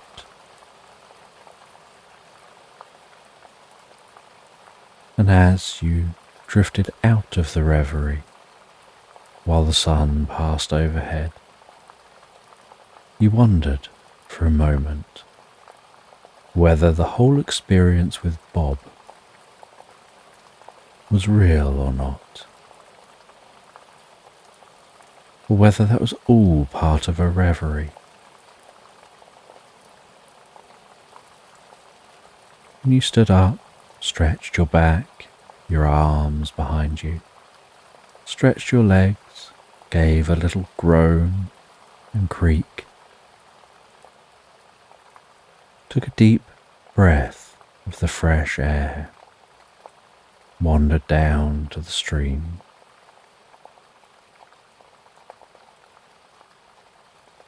Crouched down beside the stream, listening to the way it trickled past, watching the way the light played with the surface, and rings of light seemed to dance along the floor of the stream,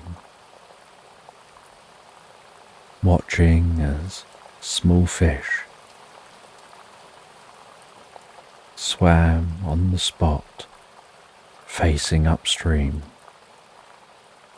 only moving whenever a shadow passed overhead.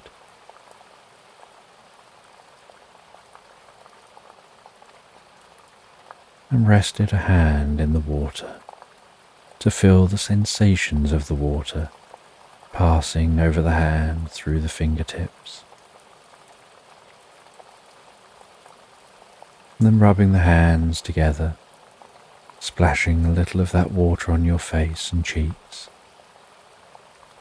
enjoying its coolness against the warmth of your cheeks. Stood up and continued to walk along the side of the stream, and you wandered to where Bob's place was, only to find there was nothing there, wondering now whether it was all in your mind and just a reverie. And you walk into the woodland,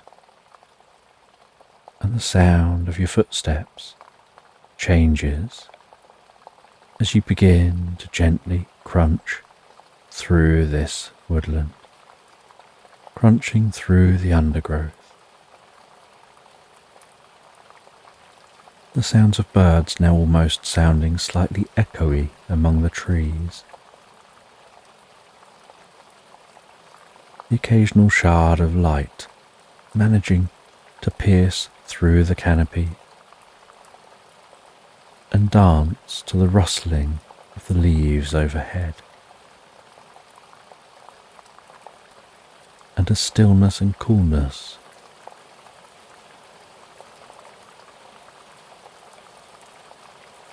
drifts through the air.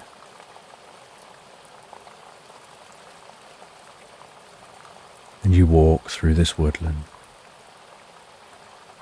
And while walking through the woodland, you start to notice among the undergrowth, looks like there's some rubble, and you're curious what was once here, perhaps before these trees.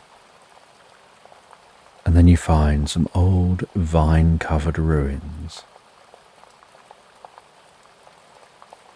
You walk around those ruins, looking at the grey stone, feeling the roughness of that stone under fingertips.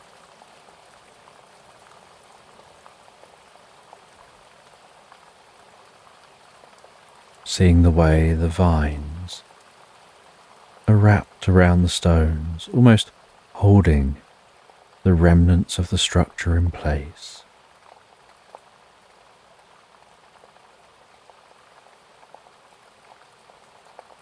And as you walk around among these ruins, you try and visualize in your mind's eye what was once here. And while visualizing in your mind's eye, you wander around what you assume was the inside of a building. You don't know what type of building, but while walking and hearing the sound of each footstep, the dull thud of the footsteps on mud through the undergrowth here in the woodland. One of your steps has a slightly more airy sound to it.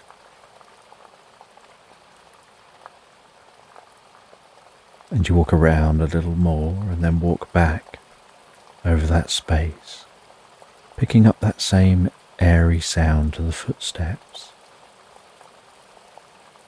And you find it curious how sensitive the ears can be to subtleties of sound, in the same way that it's possible to know the difference between hot water pouring in a cup and cold water pouring in a cup,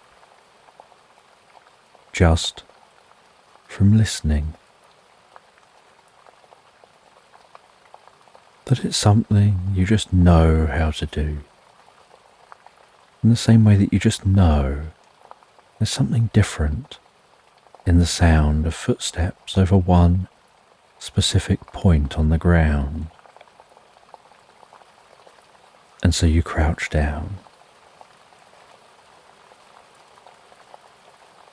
You try and brush away some of the dirt with your hands. You pull at some of those vines and break some of those vines.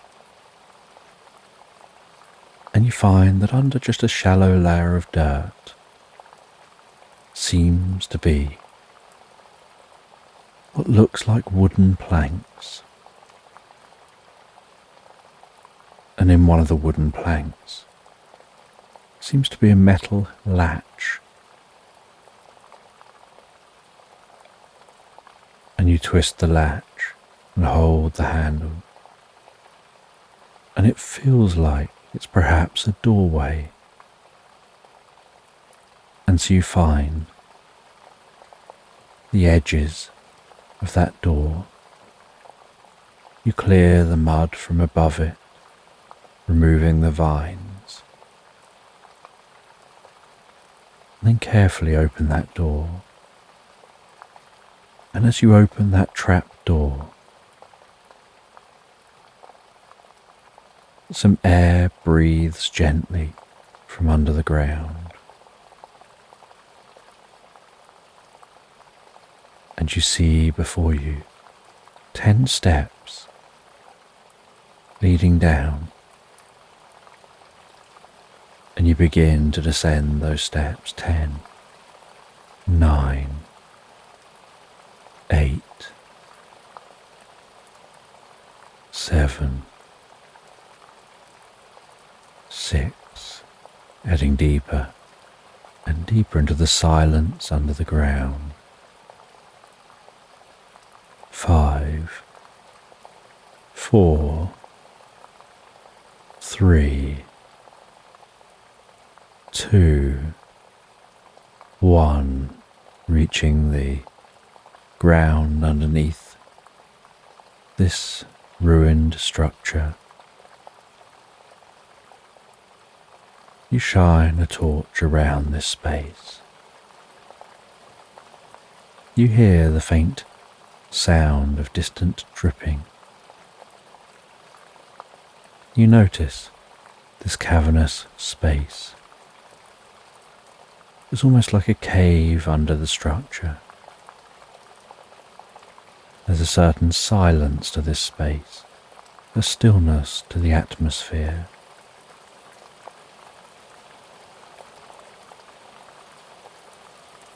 And as you explore, so you find your way out into a chamber, and within that chamber you discover a plinth, and on that plinth you find an old tablet, and on that tablet seems to be carved writing, and you don't understand the writing, but you pick up that tablet. You sit down cross-legged on the floor, using the torch to examine the tablet. You run your fingers across the writing, and you can feel the texture of the carved writing on that tablet. the coolness of the tablet under the fingertips, the weight of the tablet in the hands. And while you feel the texture of the writing on the tablet, so it's almost as if comfort begins to spread from the tablet into the fingertips. You feel the fingertips of that hand becoming more comfortable, as if they want to relax themselves. And that relaxation seems to move from the fingertips to the wrist, to the forearm, to the elbow,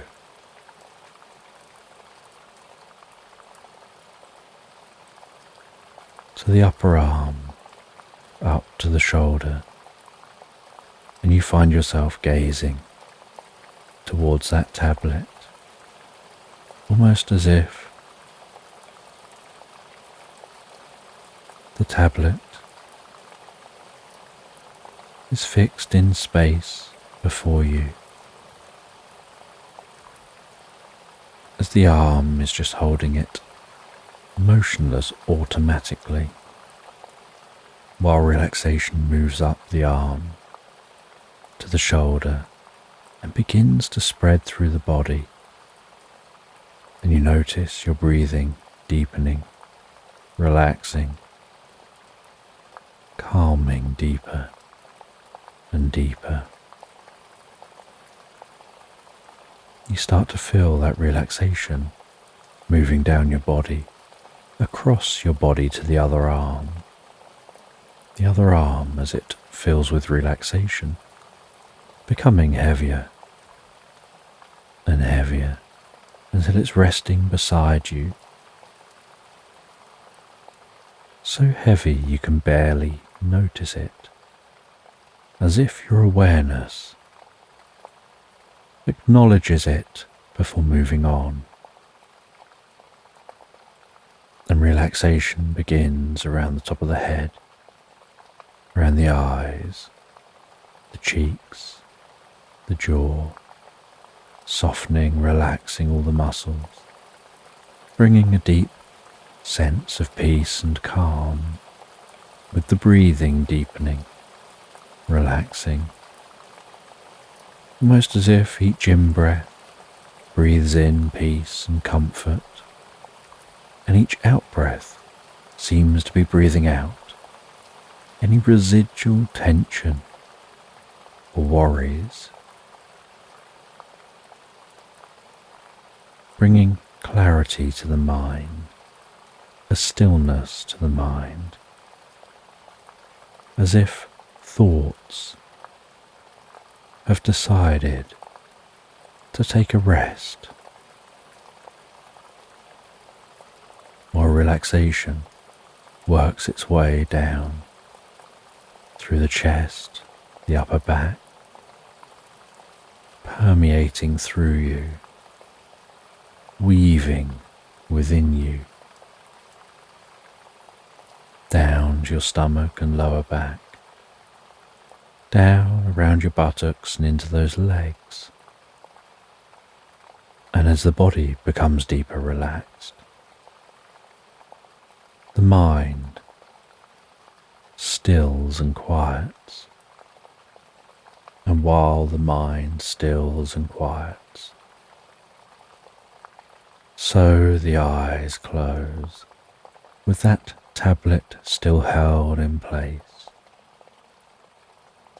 And it's as if you're embodying the text on the tablet, but you couldn't read the text. But something about the tablet meant you could feel the text, internalize the text and its meaning in ways you could never consciously understand. And it's such a comfortable, deep feeling that you automatically and instinctively just go with the flow, absorb yourself in that experience. As your mind drifts and floats to a secret place, a different time, gaining an understanding of this location, of what was once here. You see in your mind's eye, as if you're stood in that location outside of this underground space, wrapped in the building, and you head out of the building.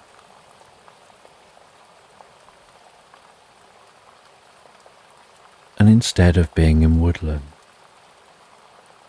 you're in the center of a civilization. You can see people milling around and talking to each other. And beyond the civilization is the woodland that will once encroach this space and make this space its own.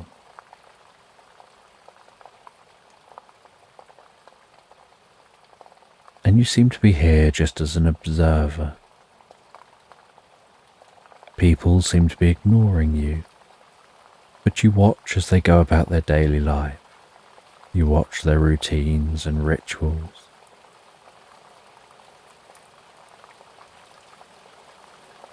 You follow a couple of the people as they carry pans back towards that stream.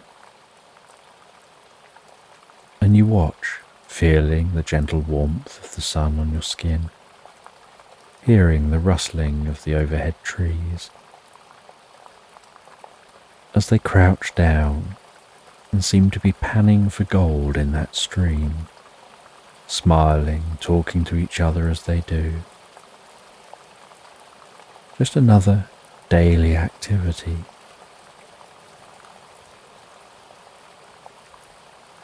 And you watch them as they find a little gold. And they head back towards the buildings. You watch as somebody else is doing laundry while engaging in conversation with other locals. You see someone selling fruit and veg, and the way they engage with people. And it's a bustling space, a thriving community, a civilization that once was, as if you're seeing a glimpse of the past. Like a snapshot of history. And you're curious at this mystery.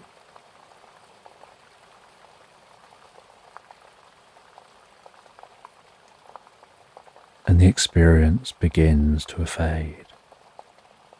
And while it starts to fade, so you head back underground. And you do this automatically and instinctively, as if something is driving you to act. But you feel so comfortable. You rest back where you were and drift back to an awareness of holding the tablet. And you don't know what happened or how. Just that somehow it's like an echo of the past was stored within the text on the tablet, and something about touching that text connected you with that echo.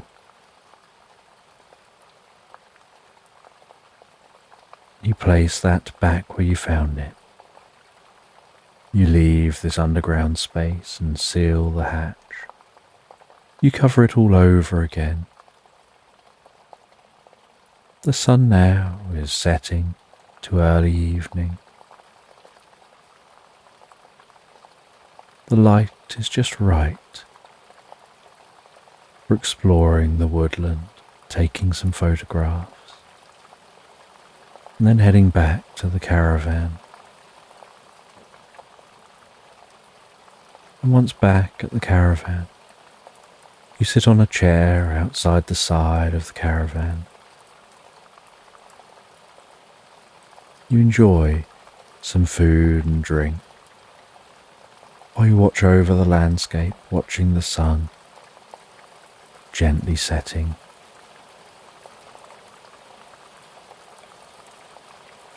Feeling the warmth of the day gradually fade away. Hearing the daytime birds and animals quieten down for the night, and the nighttime birds and animals awaken. You see the stars twinkle to life in the night sky, watching the moon-illuminated clouds as they wisp softly past those stars.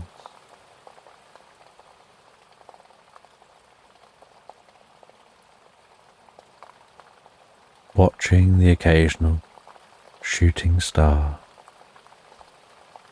almost imagining you can hear it fizzing as it passes across the night sky.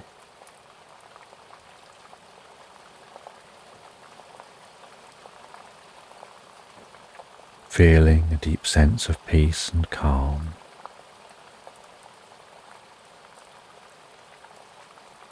And as it gets late and the moon's now setting, you head back into the caravan. You rest back in bed, and you find it no trouble at all to very quickly and easily drift and float asleep. You just count gently in your mind's eye.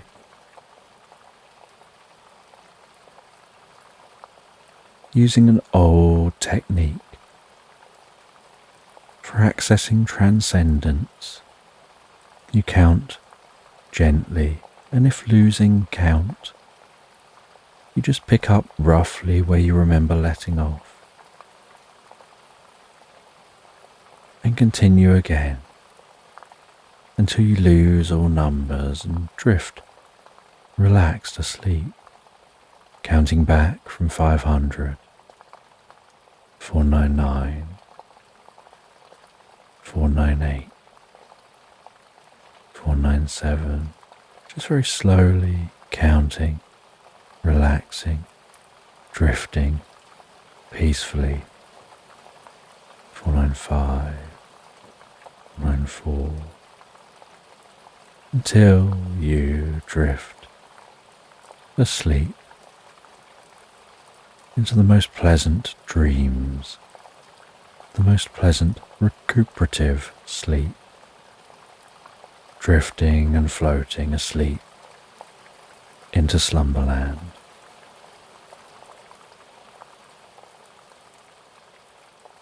So as you close your eyes, you have a sense of drifting peacefully into a dream.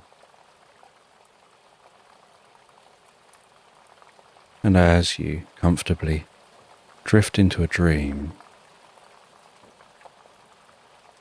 you find yourself jumping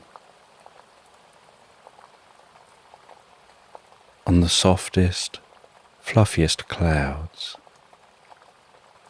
on the darkest of nights.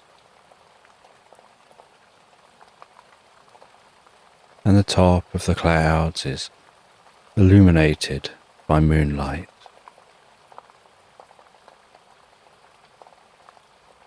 almost making the clouds seem alive with brightness, with the most comfortable, peaceful glow.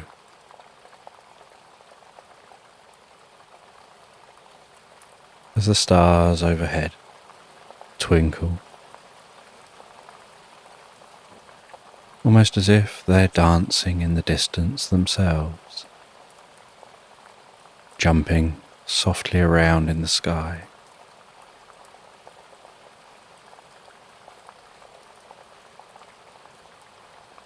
And as you jump up and down on that cloud,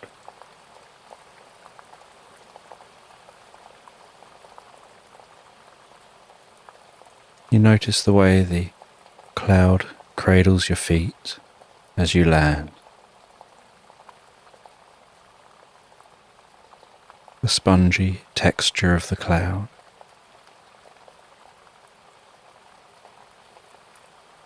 the soft feeling of the cloud against the underside of your feet.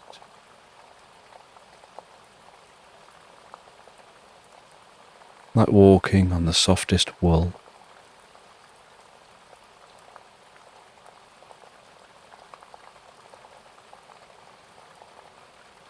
And noticing how springy the cloud is as you jump higher and higher into the sky. Sometimes managing to jump so high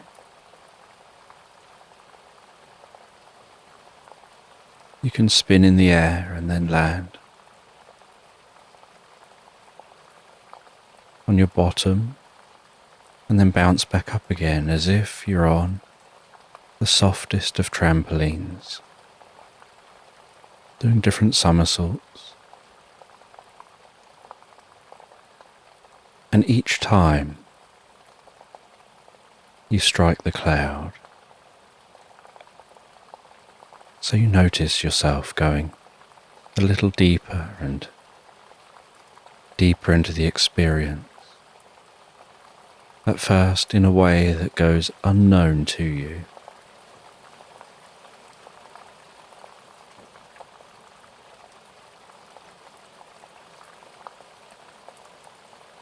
And you feel so full of energy when you start jumping on the cloud, but find that with each bounce, a little energy seeps away into the cloud. As a little sleep seeps in to your senses.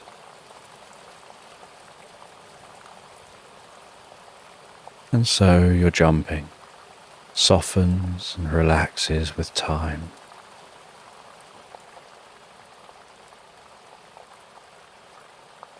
And you notice as you bounce on that cloud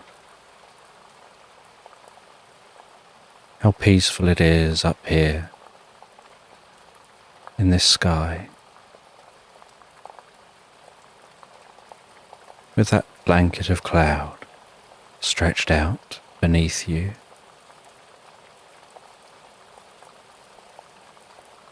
And eventually, sleep begins to settle in to the point that you feel it's time now to stop jumping, and you head to the edge of the cloud.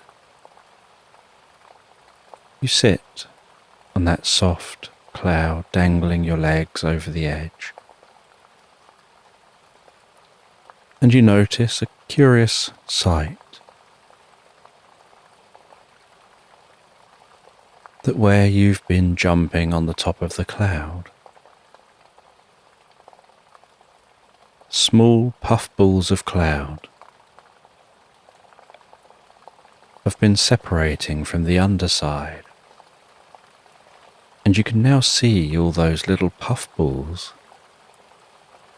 gradually, slowly drifting down to the ground below. And what you notice as you watch those puffballs drifting to the ground is that the closer they get to the ground, the more they're developing legs and a head and a short fluffy tail. And as the puffballs land on the ground one by one, you notice that they land as sheep.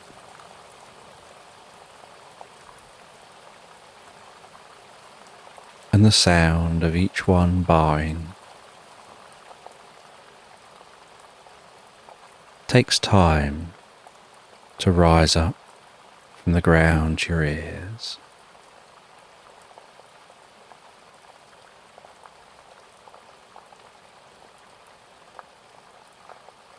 But you watch as each puffball gradually settles into a field below, and they naturally begin to huddle closer together,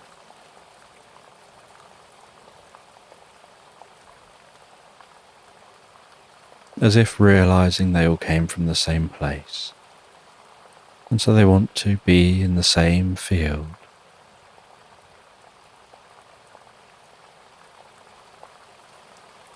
And in your mind you look down and begin counting those sheep. 1, 2, 3, 4, 5, 6, 7. Oh no, some have just moved.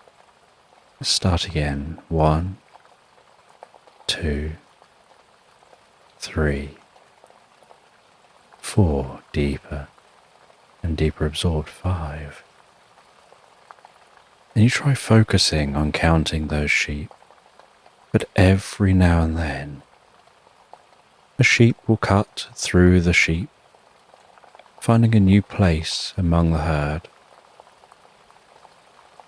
And you'll have to start counting again as you lose your place. But you're determined to focus really hard on counting those sheep, trying really hard to count all of the sheep. Because you know if you can count all of those sheep, you'll be aware of how many bounces you did on the clouds. And you're curious. 1, 2, 3, 4, 5, counting those sheep, losing count, starting again.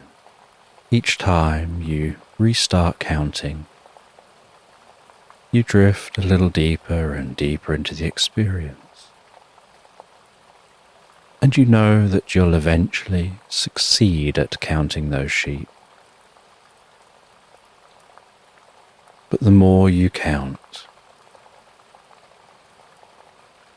the heavier your eyelids seem to get, as if the weight of each number settles in just above your eyes, sitting relaxing on those eyelids, weighing them gently down. But you persevere, counting those sheep. 7, 8, 9, no, 1, 2, 3, 4, 1, 2, deeper and deeper. 3, 4, and you keep counting those sheep until eventually, as those eyelids get heavier and heavier, you succeed in making it to that last sheep. And as you count the last sheep, so you lie back onto the cloud, feeling a deep sense of relief and satisfaction at achieving counting those sheep. And that cloud under your back is so soft, like the fluffiest, puffiest blanket you could ever lie back on, relaxing back deeply, profoundly.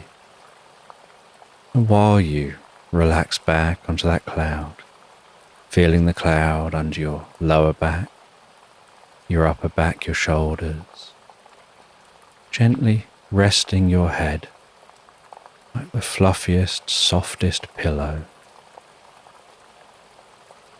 The sensation of the cloud on the arms, the hands, under those legs. You feel yourself beginning to drift and dream deeper and deeper into the experience. And you have this sense of standing up while your body lies there. And the more you stand up and move away from that body, the deeper and more profoundly asleep that body becomes. And while you walk away from your body, you can see how deeply relaxed you look. The softening of the muscles around the face, the breathing so slow and steady.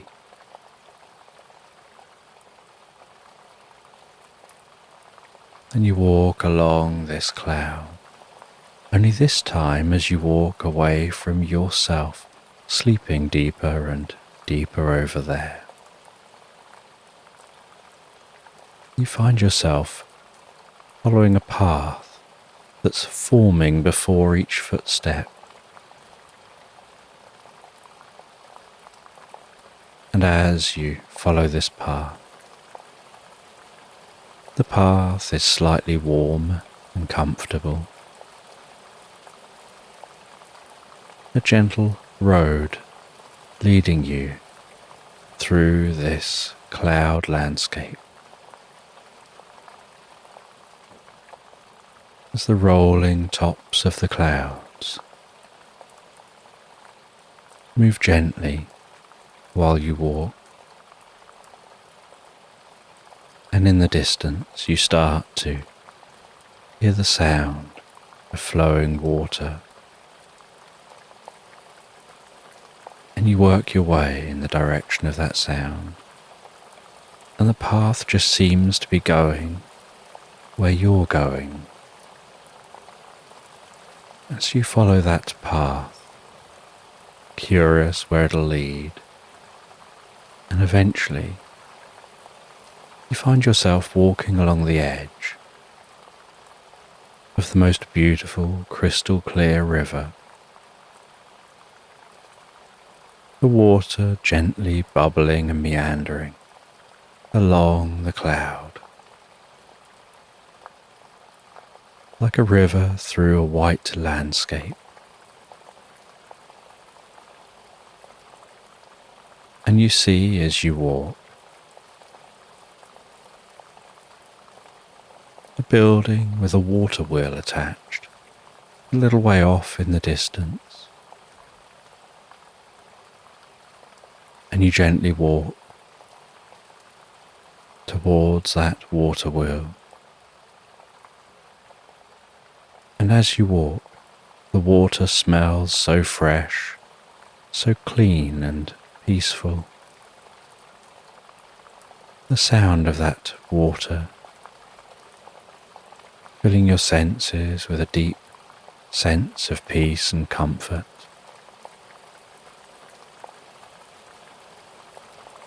And then you hear the gentle sound of the water wheel turning. And you notice that where the water wheel is, The river flows down a gentle waterfall, passing the water wheel, filling a small lake that seems very shallow. And that lake is full of tiny eddies, tens of thousands of small eddies, each gently whirling around in the water. And you notice that beneath each one is a tiny hole, and that as this cloud you're on is passing over the landscape below, so the water flows, fills this small lake, and then filters through those holes, creating rain beneath the cloud.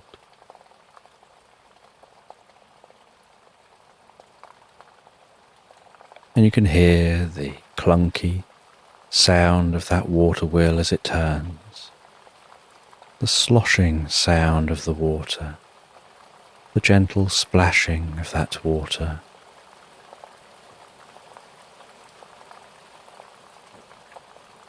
And you head into the building, and inside the building you see an alligator sitting in the most comfortable armchair, knitting a multicoloured scarf.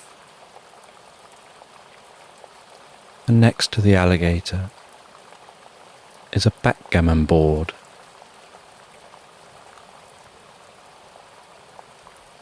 And sitting next to the backgammon board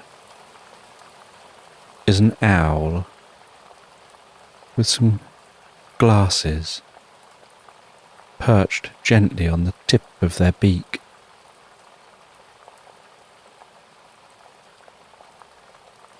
And the alligator and the owl seem to be deeply engrossed in that game of backgammon,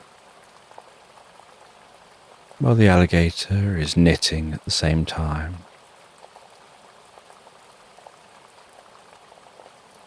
And a fire is gently crackling away in the fireplace.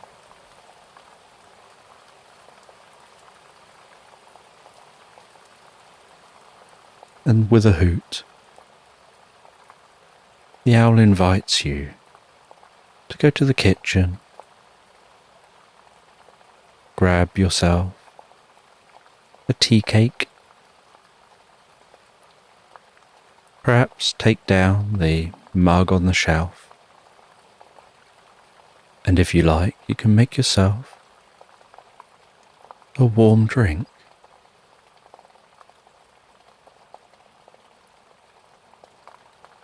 And so, while they continue playing, you head over to the kitchen area.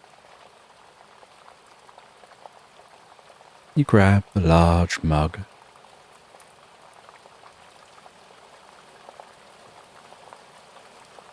you mix yourself a drink with the ingredients that are right there beside you.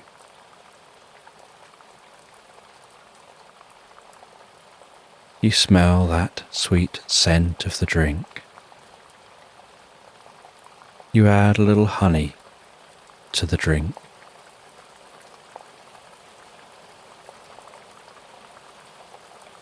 You take one of the tea cakes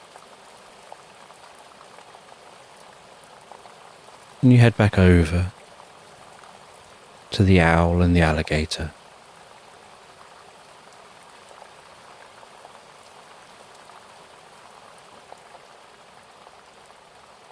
And you thank them for the drink and the tea cake. You take a bite of the tea cake. You feel the sensations of that soft, fluffy cake, a sweet taste,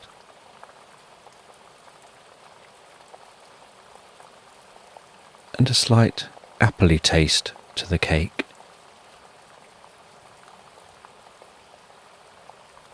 And you can smell that gentle appley smell.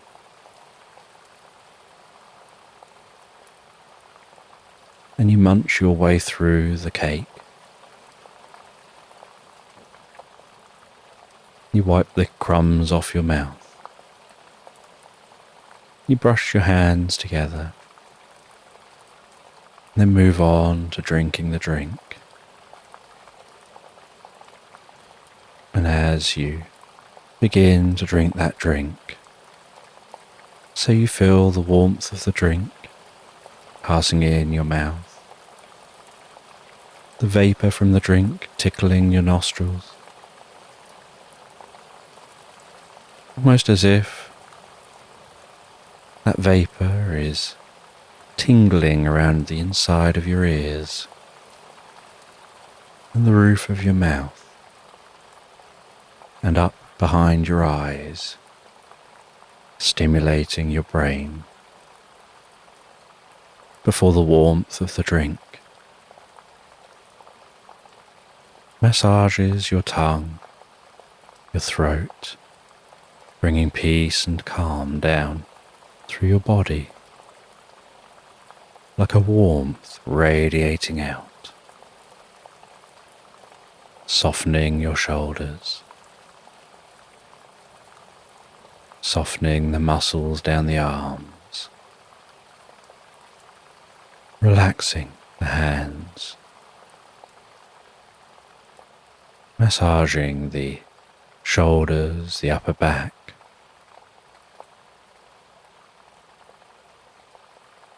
bringing peace down through your sides, your stomach, all the way down into your legs.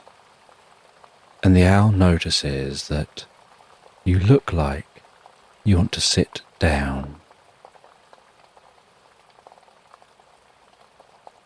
that you're becoming deeply relaxed. And so the owl invites you to sit in the chair opposite the alligator, beside the fire. And so you sit down deeply into that chair as you continue to drink.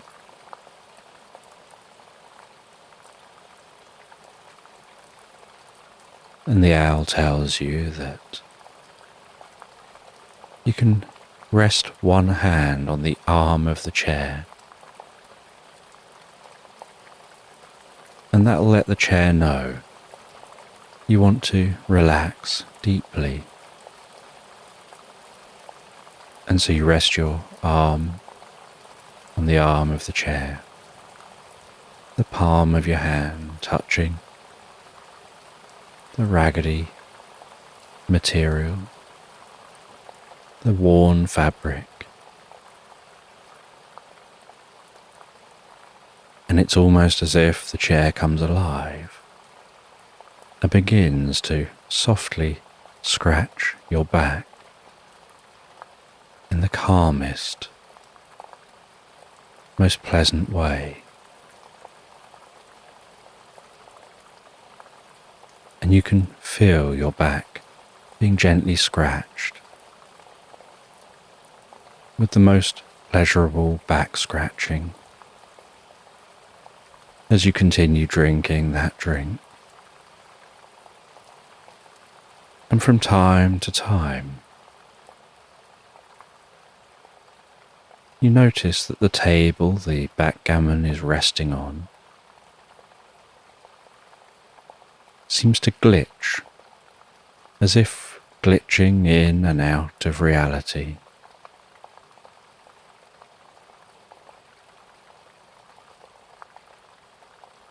And the owl notices you noticing this and explains that the table is a periodic table. Sometimes it's there, sometimes it's not. There's a rhythm to the periods of existing here and not existing here.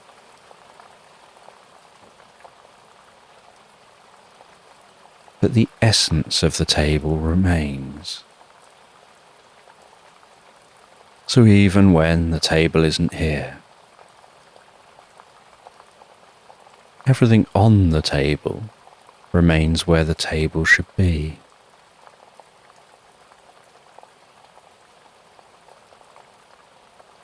And as you begin to finish that drink, you can really begin to feel your mind drifting, as if you want to close your eyes and sink into an experience. And so you decide to close your eyes a moment. And the alligator says, "That's fine. They'll be just sat there playing." You can drift asleep and relax and dream.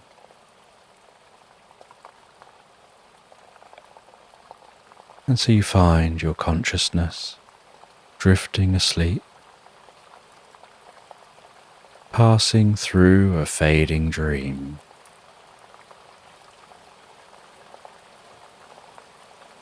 And you start to have this sense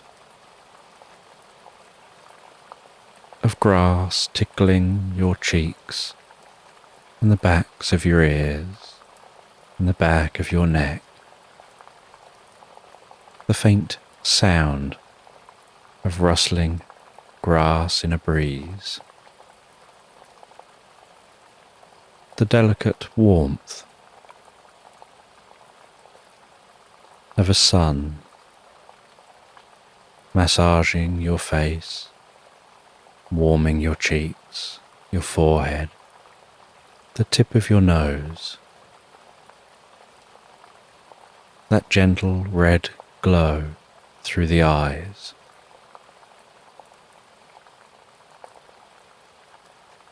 The feeling of grass under your arms and your hands. The delicate sound of songbirds. The occasional coolness and dimness of passing clouds. And as your consciousness settles in here, so you begin to open your eyes. And you sit up and look around, and you find you're lying near an oak tree in the middle of a meadow with rolling hills, songbirds flying around, bees and butterflies flitting from plant to plant.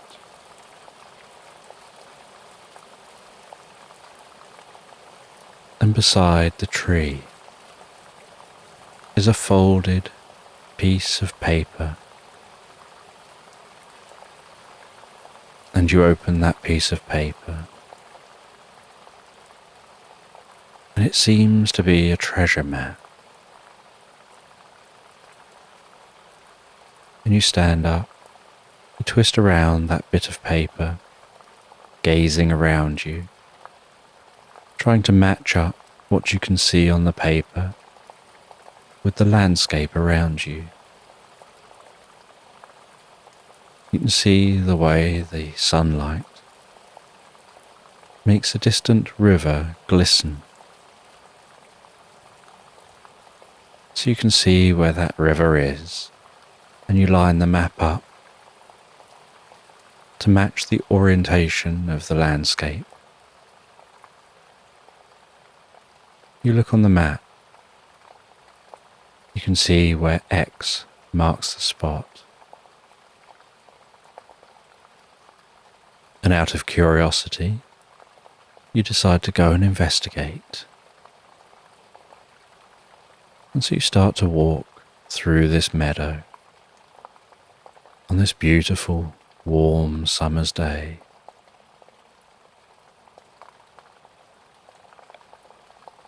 Taking your time to walk, enjoying the environment. And as you walk, you're curious, what will be at the X? From where you are, you can't see where the X is. You can't see the exact location.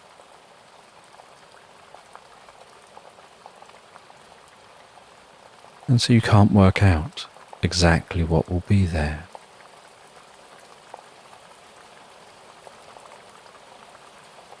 And you try and work out what you think will be the best route to get to that X, based on the rolling hills and that distant river. You feel that perhaps if you walk over the hills to the river, you can follow the river as close as it gets to the X, and then cut from the river over to the X, rather than try and push in a straight line, going up and down hills endlessly.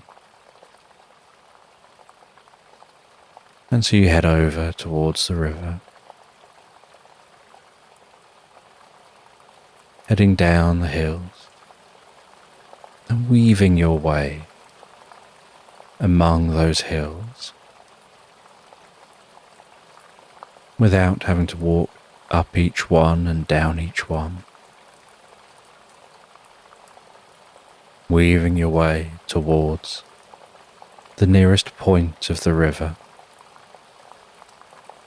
as the clouds gently drift across the sky.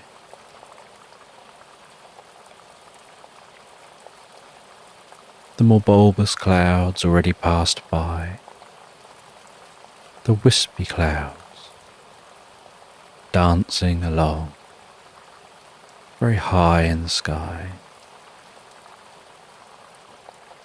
easily dispersing, barely blocking any sun.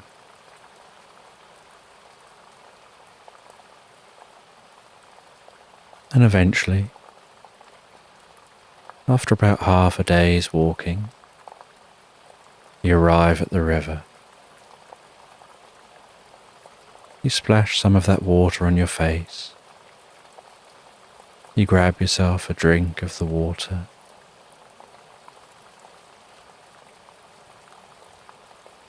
You sit down for a moment by the river to rest, just enjoying the environment.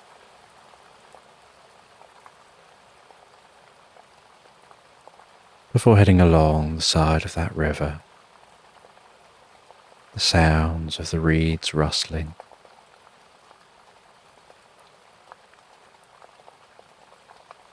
weaving through the landscape.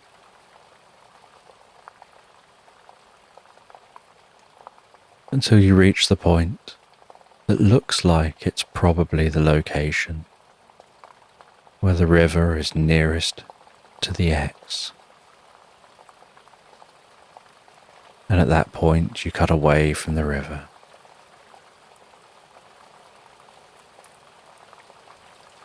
You head up the hill, walk through the meadows at the top of the hill, descend the far side, head up another hill, walk through the meadows, descend the far side as the sun begins to set over the horizon. And eventually you arrive at the edge of some magical woodland. And at the edge of this magical woodland, with the sun now fully set, You can see you've still got quite a way to go. So you decide to camp here for the night. You gather up some firewood. You light a small fire. You sit near the warmth of that fire. As it crackles gently before you, the light dancing around. Shadows leaping from point to point. The evening sound of crickets. The occasional evening bird. Just resting your back against a tree, watching the stars pass across the sky. The occasional shooting star, almost fizzing its way past you.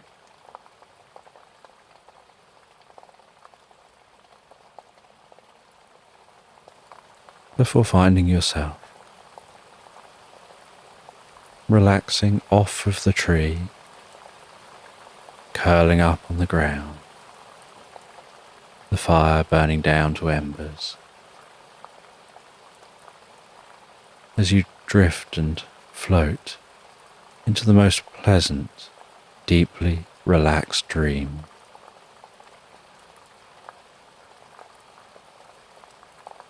And the next morning, you awaken to head into the woodland. And as you walk into this magical woodland, so you can notice the morning mist wafting around your legs,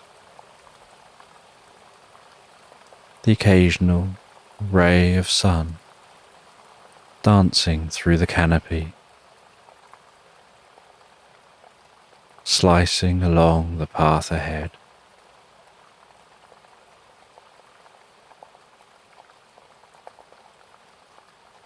The gently rustling leaves of the trees, the echoey sound of songbirds through this woodland. And with all that, you continue following that map. And deep in the heart of this woodland,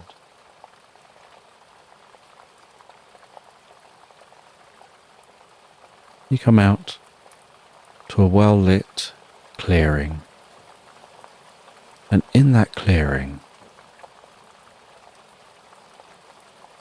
you see a pure white unicorn drinking from a pool of water.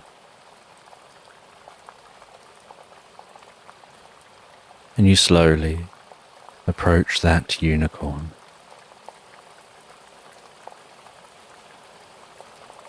You can hear the unicorn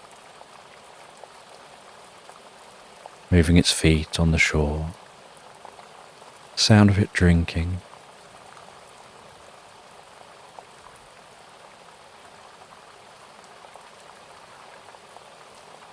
You can see the way the light seems to glisten on its back and sides, and in its mane.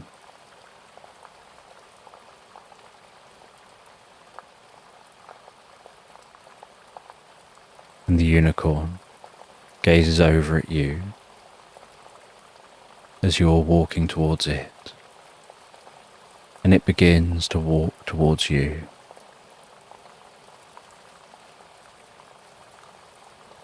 And it bows its head down, as if to signal for you to climb on its back.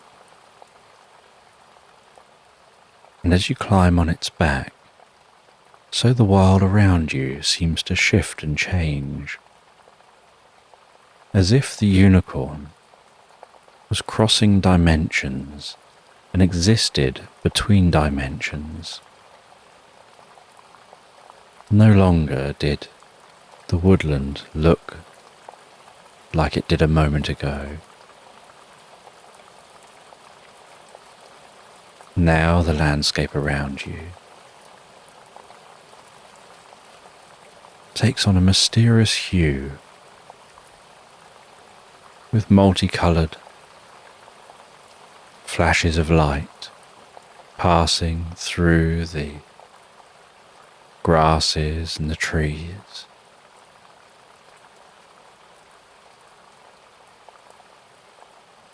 The sky, a deep pink.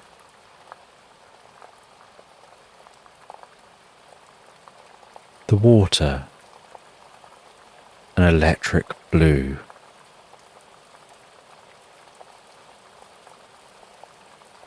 Dots of light flying among the trees. And the trees are taller, as if this is some kind of a forest.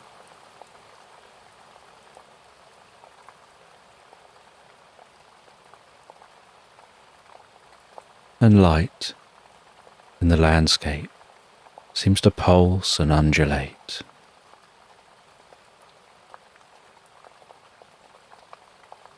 And gradually shift from one colour to another.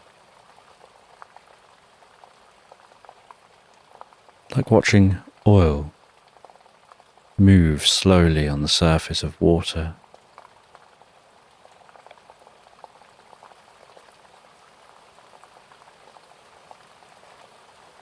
And the more you find yourself absorbed in the experience, the more there's a detachment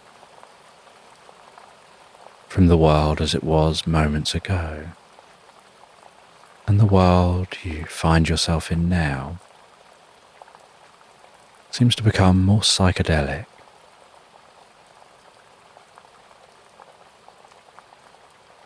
And in this psychedelic world, the unicorn continues to glow with the most pure white.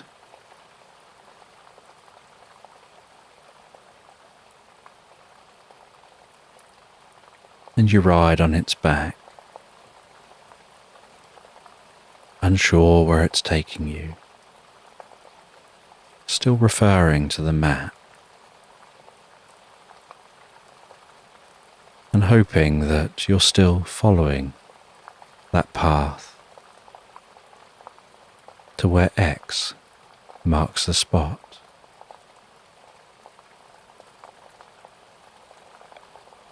And the unicorn heads into the forest, and as it does, you notice that in this forest, what at first you thought were trees are actually tree-sized mushrooms,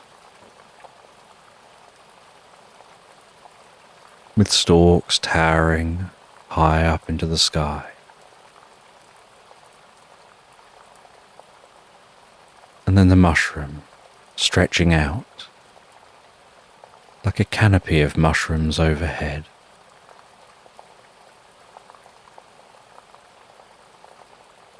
And the spores of the mushrooms gently raining down, glistening, sparkling, like glitter wafting through the wind.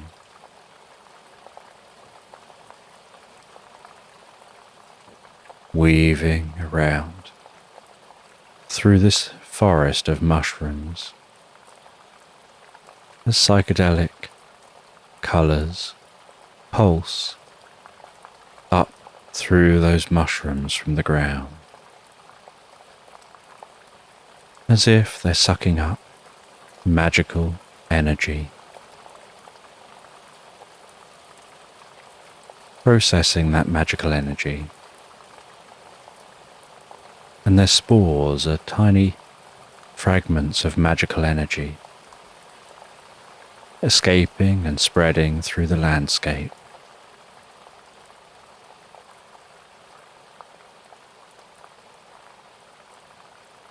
And yet you continue on, following that map.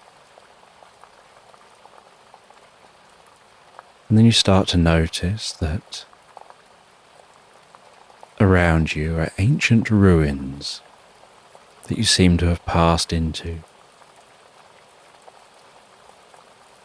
What looks like ancient ruins of temples,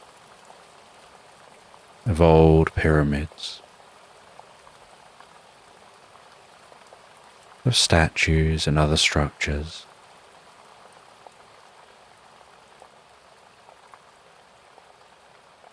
And the glittery particles from the mushrooms have settled all over your clothing and your hair, glistening and sparkling. And you're aware, as you've been breathing in those spores, that it seems to have been raising your consciousness, helping you begin to see this world for what it is, so that when you dismount from the unicorn, the world doesn't fade.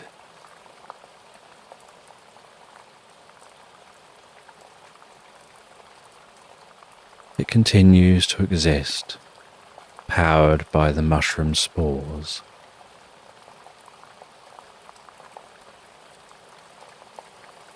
And you notice that you're getting close to the X.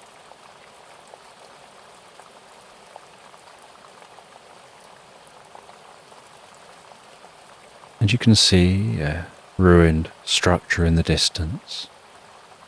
It looks like a collapsed pyramid, and it seems to be right where the X would be. And you head over towards that collapsed pyramid.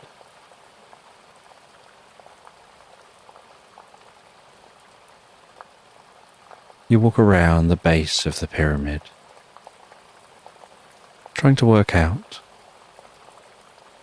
what was here and whether there's any way to explore this location. And around the far side of the pyramid, you find a small entrance with some steps seemingly leading down beneath the structure. And you wonder whether the structure above ground has collapsed, but perhaps whatever's beneath the pyramid is perfectly fine, and so you decide to investigate.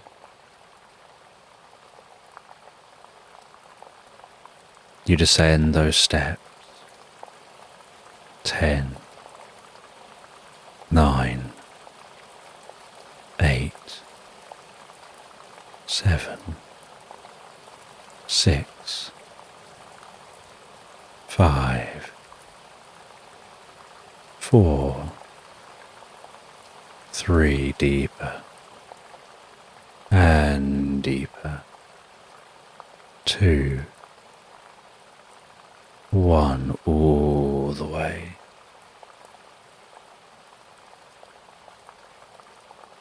And you step into a corridor under this structure. All sound more muted, no longer being really able to hear the sounds of the environment above this space. Just the very slight, dull sound of walking around down here in the dim light. Noticing the mycelial network has infused down here as the mushrooms are taking back this landscape that was once probably a thriving city.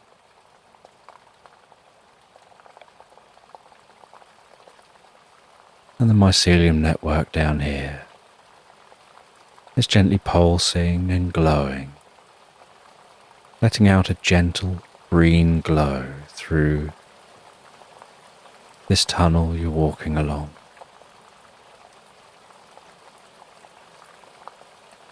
And at the end of the tunnel, you find a door. You carefully open that wooden door. And this chamber is where X marks. And you see in the center of this room what looks like a chest. You head over to that chest. You carefully open the lid of the chest, and inside that chest you find a wooden mask. You hold that mask facing you, out in front of you,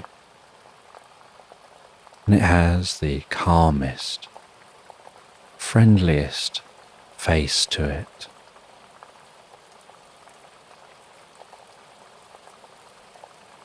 And you feel compelled to place the mask over your face. As you turn that mask around, you can feel the weight and the texture of the wood of that mask. You can notice the gentle pulsing of the psychedelic colours within that wood. You carefully begin to move the mask closer and closer to your face. And as you do, you start to hear the distant sound of drums, not coming from any place specifically, just seeming to be everywhere all at once, getting gently louder and louder as that mask gets closer and closer to your face.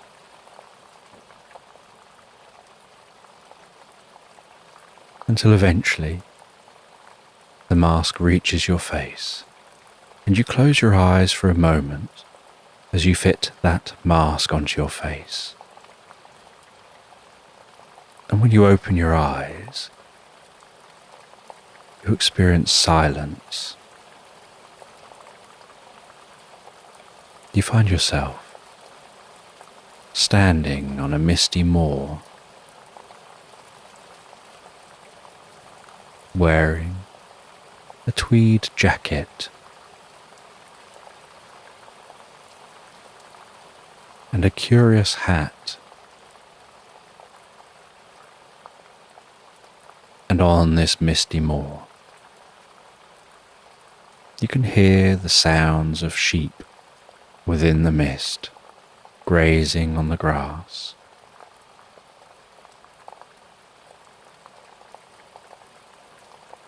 You can see grey clouds overhead.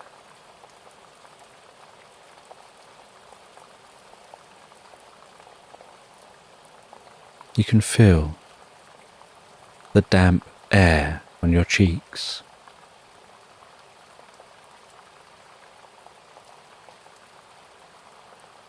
And when you look down beside you,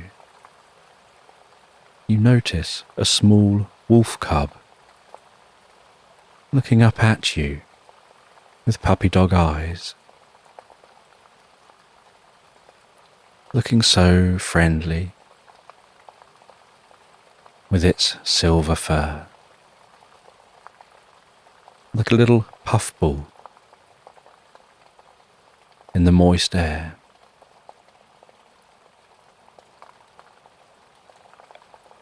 And you start to walk through this moorland,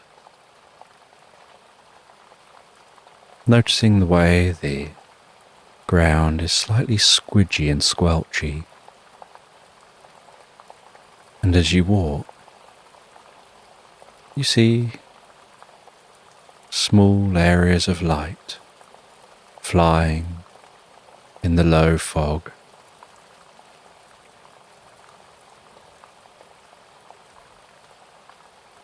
and you walk around exploring this landscape.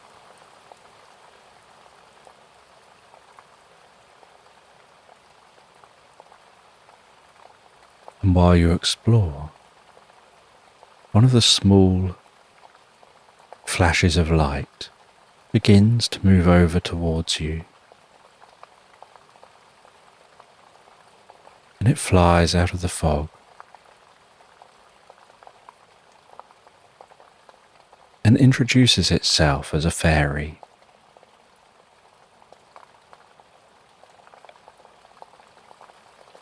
And you notice that it's a very unusual looking fairy.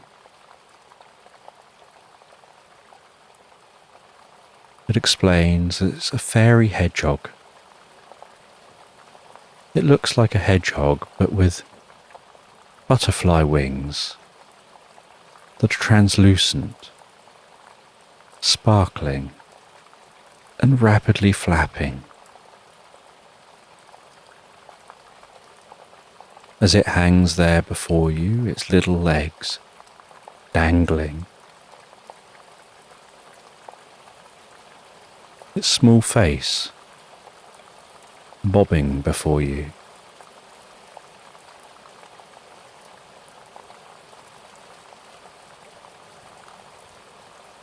And this fairy tells you that by wearing that mask, you've passed through space and time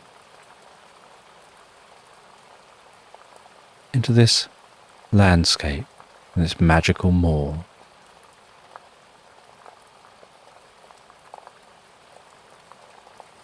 And that it's been a very long time since anyone wore the mask and came visiting here. But the landowner would probably like to meet you. And they tell you to head through the moor. They give you directions. They tell you to keep to the areas of more dense grass. And so you walk through this moorland, keeping to the more dense grass as you go. The moisture in the air running through your hair, tickling the back of your neck and your cheeks.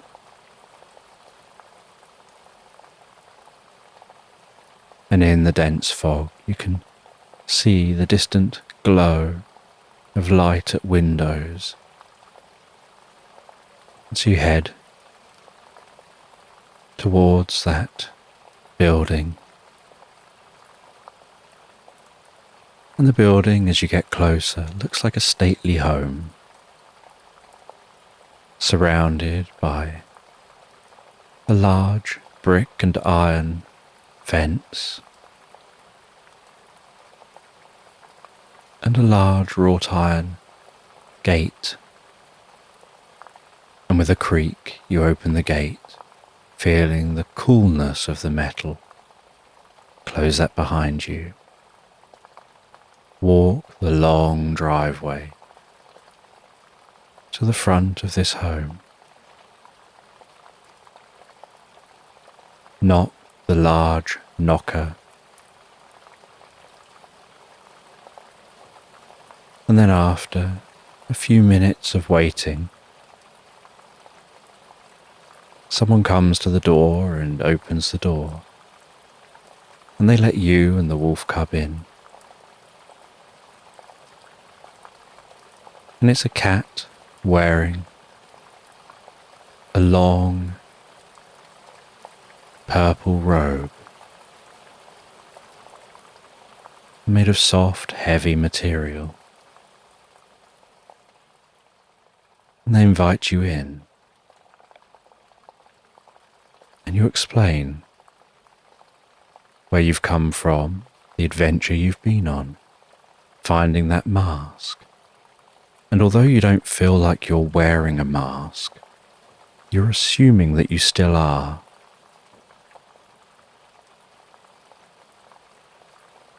and they invite you through to the coziest of drawing rooms with a large crackling fire beneath a tall stone chimney.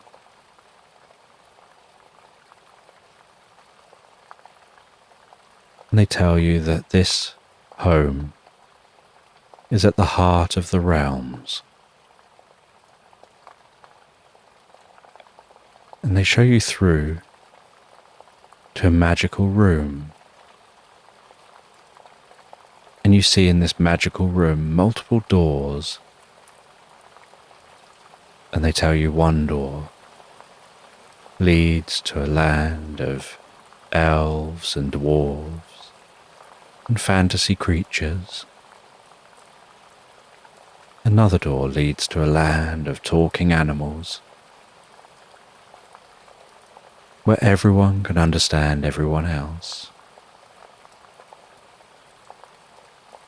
Another door leads to a land of portals and time travelling.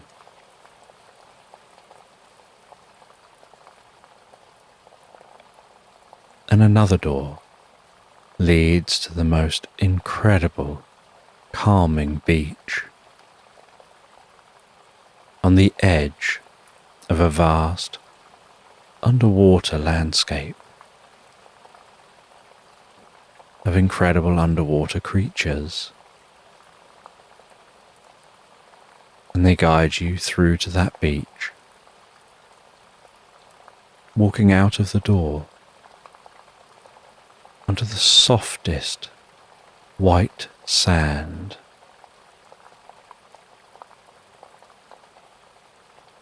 And along the beach a little way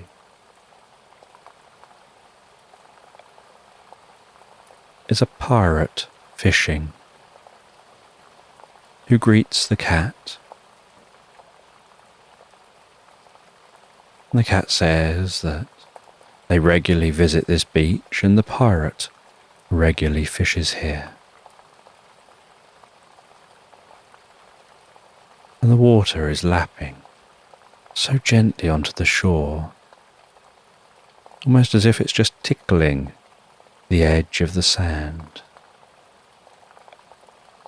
And the cat invites you to walk into the water, to feel how comfortable this water is.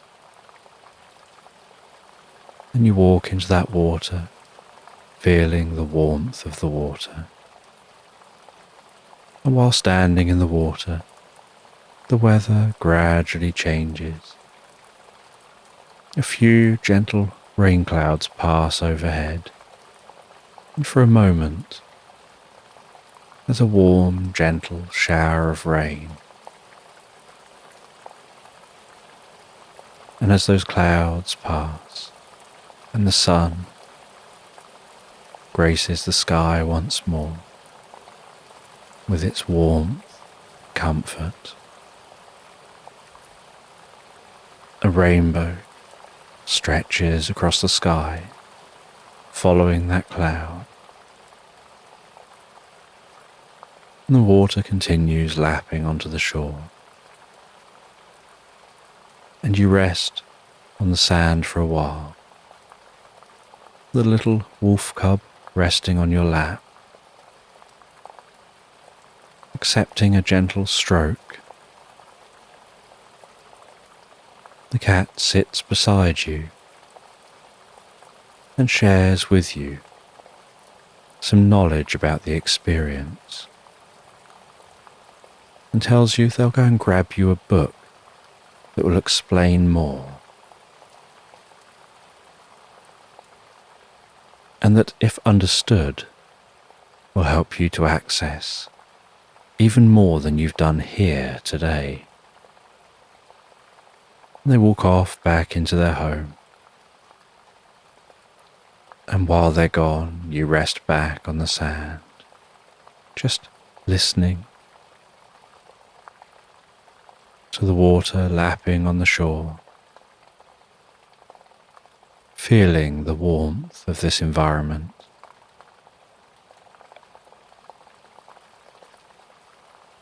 occasionally and faintly hearing the sound of that pirate fishing.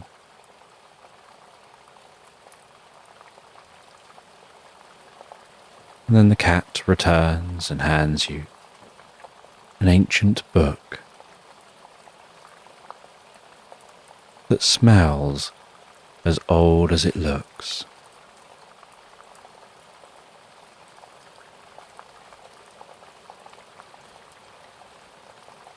And you leave this beach with the book. You head back in through the grand house. You ask the cat how you leave this place, and they tell you just have to take the mask off. And as you think about taking the mask off, so you see the way that wolf cub looks up at you, you ask what happens. Why was the wolf cub there? Are you here taking on the role of someone else? What happens when you take the mask off in relation to the wolf? And they say that you'll just disappear. And so you pick up the wolf as you take off the mask, and you find that the wolf has remained with you as you find yourself back before that chest. And you're holding the wolf, and you're holding the book, and you're holding the mask.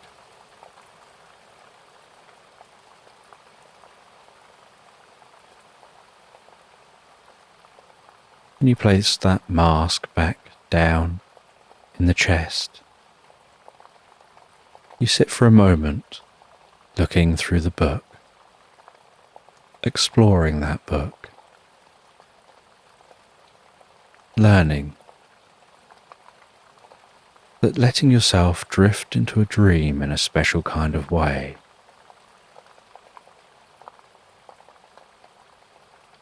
allows you to pass from one reality to another, and you learn the secrets of reality shifting dreams, and you learn how it's possible to begin to select the reality you want to go to, and to have the most pleasant night's sleep and dreams.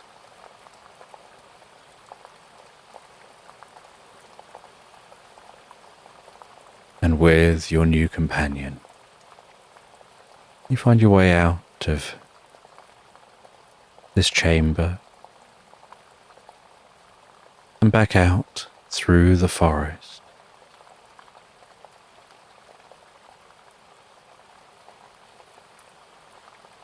And that unicorn takes you back to the lake.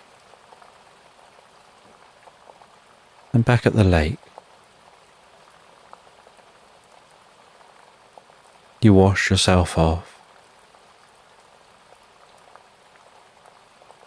And as you wash off all the particles that you've been caked in, all the spores from the mushrooms overhead,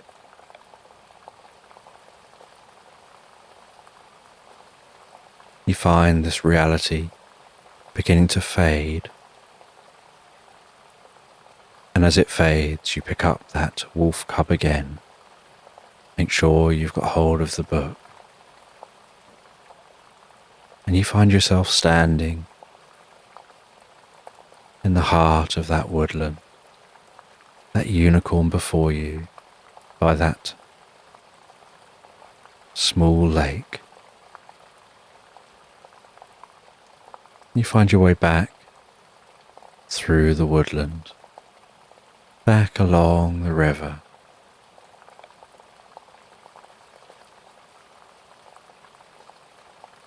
And strangely and unexpectedly,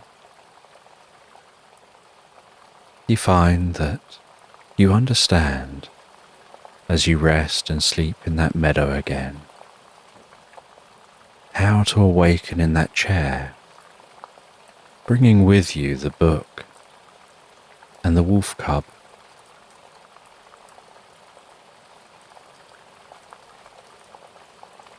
And when you appear to awaken, and that wolf cub appears with you, and you seem to have that book with you, the alligator and the owl don't seem at all fazed. They just glance up, welcome you back. They ask you if you'd like another drink. You say you think it's time now to go. And you head off back the way you came. You find your way all the way back to yourself. You see yourself there sleeping, looking so peaceful, so calm and relaxed.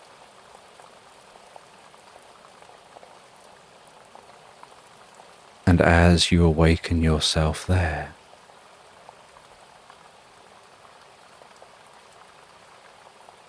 so you find yourself integrating with that you, awakening on the cloud, and then stepping off the cloud, and finding yourself at home in bed, opening your eyes momentarily,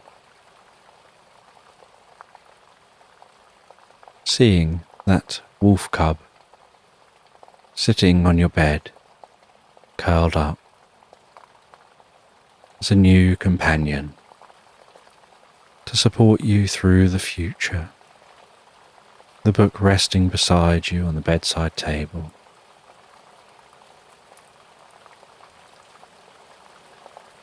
And with a deep sense of peace and comfort, you wrap yourself back up in your blankets.